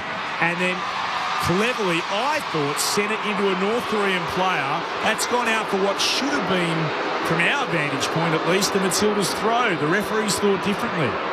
Oh, and you can hear the fans, they're not happy about it at all. I don't know how that wasn't, Matilda's throw-in, but it's obviously stopped as well for substitutions, so another settled time. As we heard from Rachel downstairs, Kyra Cooney-Cross and Charlie Rule both to come on. It's been a tremendous performance from Katrina Gorry. Her pressure led to the second goal of Sam Kerr to give the Australians a 2-0 lead. She has not stopped running. Now she makes her way off. And the other player who will join her, and listen to the cheer for this, the goal scorer, currently the Golden Boot leader, Alana Kennedy, coming off in the 89th minute. Tactical subs. Smart subs. And needed fresh legs in that midfield there. Those two have worked extremely hard in the midfield and Holden. So not long to go. Let's hope they can hold it off. Almost up to the 90 minutes. As it's seen out then by Rule. Throw in here for North Korea. They have threatened throughout the night. Again, Un-Jung looking to deliver across, forced to go back to Keom, to Hack, who controls it with a short touch, back to the right-hand side. 8 minutes of added time. North Korea had plenty of time left as Kerr, trying to work it forward, lost her footing and lost possession of the football. North Korea again goes straight up the middle this time. Ball pinballs around. Rule only sending it as far as halfway. Cook Ha-young won it down, the captain for North Korea. But out to the left-hand side. Warm welcome to our listeners who've joined us from wherever you happen to be. Right around the nation. WA, Victoria, SA, Tasmania and the Northern Territory. Ball to the right-hand side, delivered again by the Matildas. Sayer couldn't quite get to it. They lead 2-1. 91 minutes gone. 8 minutes of added time. The Matildas have another 7 and a bit to hang on. North Korea continue to press. Hack with it over the top. Arnold comes out and claims. In front of Yu Jong. Mackenzie Arnold has been inspirational in goal this evening. If you've just joined us, Kennedy scored the opener in the 9th minute to make it 1-0. Kerr in the 47th made it 2-0. And then Un-Jong made it 2-1 in the 66th. But Mackenzie Arnold has made 5 top-class saves for the Matildas in this game so far. Still, the pressure will continue to mount from North Korea, who have pushed and prodded and probed and have just continued to ask questions of this Australian defence. They've got the ball again on the right-hand side. Kyum on halfway. There's a second ball on the field. And the North Korean goalkeeper will come out to deal with it. And that spells danger because the Matildas have won the ball back. They've got it on halfway. Battling away with 2 to beat us forward. She's surrounded by red shirts. They eventually prevail. Looking for a way through Yu Zhong. Passes it out to the right-hand side. It comes again to Hack. On the right-hand side, Keum looks to deliver. Took her deflection, goes bouncing up in the air. North Korea still with it through Keum. Comes back again to Hae-gyong. Every Matilda back behind the ball. They park the bus here, the Matildas. The shot is ricocheted away from North Korea. It comes to Kerr, who'll clear into her attacking half. The ball sat there for a moment. Cooney Cross tried to win it down. Kook Kyung again, the captain for North Korea, has a long-range shot. Arnold backing back on her goal line. Got the gloves to it, knocked it down. She'll soak up every second she can. Oh, Sam Kerr, he's even playing left back and working hard.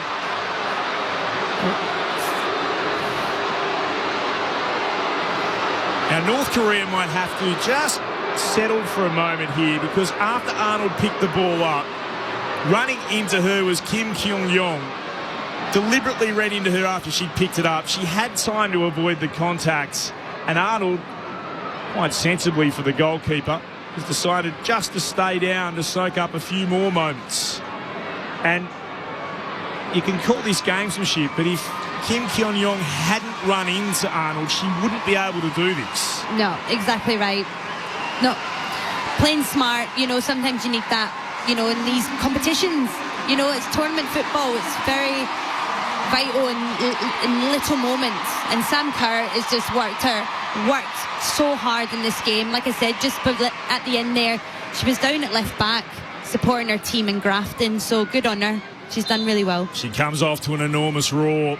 Everything she does is met with a roar from the Perth crowd. Sam Kerr, goal scorer in the 47th minute. She subbed off for the experience of Michelle Heyman. 4 and a bit minutes of the 8 minutes of added time have gone. North Korea continue to try and find an equaliser. Kyung-yong is there. Well done, Torpy. One possession of the football. Great tackle. Knocked it down. Tried to get rid of it. But here Cooney Cross has given away a free kick, upending Chun Shim. Not one of the places you want to give a free kick away. And especially at this time of the game, you don't want them to get that launch in. But this is where mentality, we're just going to be so strong here and keep compact. Don't let anything get in behind. So it's about a third of the way into the attacking half here for North Korea, and 20 yards in from the left-hand touchline. Dangerous spot to deliver. Hack does just that, deep into the box. Header on goal from North Korea, saved again by Arnold. Great effort once more, Mackenzie Arnold. Hae-gyong rose, got the header towards the Matildas' goal. Arnold in the right spot this time. Not the most spectacular of saves she's had to make tonight, but she stood tall once more. Mackenzie Arnold, what a performance in this quarter-final. 2-1, the Matildas lead. 96th minute, 8 minutes of added time. They'll head to the corner here. Wheeler, after copping the knock high across the head, continues to press. Perth in the semi-finals, within touching distance for the Matildas. Clint Wilden alongside Colette Gardner with you, wherever you're listening on ABC Radio and the ABC right around the nation on the Listen app. Heyman battles away again. Tries to hold it up against the touchline, deep in the left corner. It's taken a deflection off the Matildas. Throw in here for North Korea. The Matildas need to be careful they don't get caught out here. Every player was in their attacking half. It's belted forward by Yu Zhong, out to the left-hand side. Ilson underneath it. Plays it back. There's plenty of space to work with here. Chun Shim. To the left it comes to Ilson again. She'll roll it down the left channel. Meeting it there, Song-un. Back to Ilson. Carpenter in front of her. North Korea back into attacking midfield. Yu Zhong still with it. Look to play it forward. Kyung-song, was about to shoot. Lost it. Here's a chance for the Matildas to storm away. Cooney Cross goes out towards the right touchline, plays it inside, but then turns it over. Still, they'll have to hang on for another 60 seconds or so, the Matildas. Killion there, met by Sayer strongly. Aggressive challenge. Long-range effort over the top is an absolute waste from Cooney Cross. She saw Heyman, but couldn't find her. It went straight through to the keeper in Son Kyom. North Korea, they're running out of time. The Matildas desperately hanging on to this one-goal lead. Song Ung to the right-hand side. Cross is delivered from deep. Headed away there by Heatley. Ilson is there. She puts it over the crossbar. The Matildas can take a deep breath again. They'll soak up some more valuable seconds. We're about to go past the 98-minute mark. 8 minutes of added time. The referee's whistle cannot be far away. The Matildas leading 2-1. This was the game management Joe Montemuro spoke of after the draw against South Korea.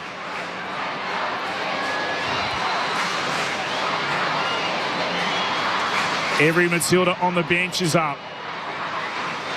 They've hung on, they've defended resolutely tonight. Montemuro desperately wants time calls. Ball's flicked over the top by North Korea down the left. Carpenter tracks it back and she shepherds it across the byline. Full time. Book your flights to Brazil. The Matildas are going to the 2027 World Cup and they're through to the finals of the Asian Cup. They've beaten North Korea 2-1. The first, a stunning strike again from Alana Kennedy in the 9th minute. Sam Kerr made it 2-0 in the 47th. And then they had to defend nervously after Unyong made the score 2-1 in the 66th. But delight for the Australians. Their journey continues in the AFC Women's Asian Cup of 2026. North Korea, their tournament ends here. What a performance. One of maturity. One of just, at times, desire to hang on to their lead. They've done what was required of them in tournament football. 2-1, the Matildas over North Korea. The Matildas are through to the semis. Just their work ethic, it was phenomenal. They just kept on grafting, kept on going. The game plan for them obviously wasn't there. I mean, North Korea, wow, their ball control, passes, movement were so good to watch. And they're a force to be reckoned with. They're a great team. And Matildas did fantastic to be able to hold them out for 90 minutes and get their opportunities when they had that transition to actually score the goals. You know, Alana and Sammy's goals is great. It's that transition. And like you say, tournament football, you only get these little moments every now and then, so you've got to take it. And they did tonight, and they've done fantastic to hold North Korea off. It was a professional performance in every sense of the word. They took the opportunities to soak up time when they were presented with them. They defended doggedly. Mackenzie Arnold was magnificent. As good as we've seen since the 2023 World Cup, when she was quite rightly nicknamed the Minister of Defence. What an incredible performance from her. The Matildas will face either China or Chinese Taipei at Perth Stadium. That's on Tuesday night, the 17th. China and Chinese Taipei up against each other here at Perth Rectangular Stadium tomorrow.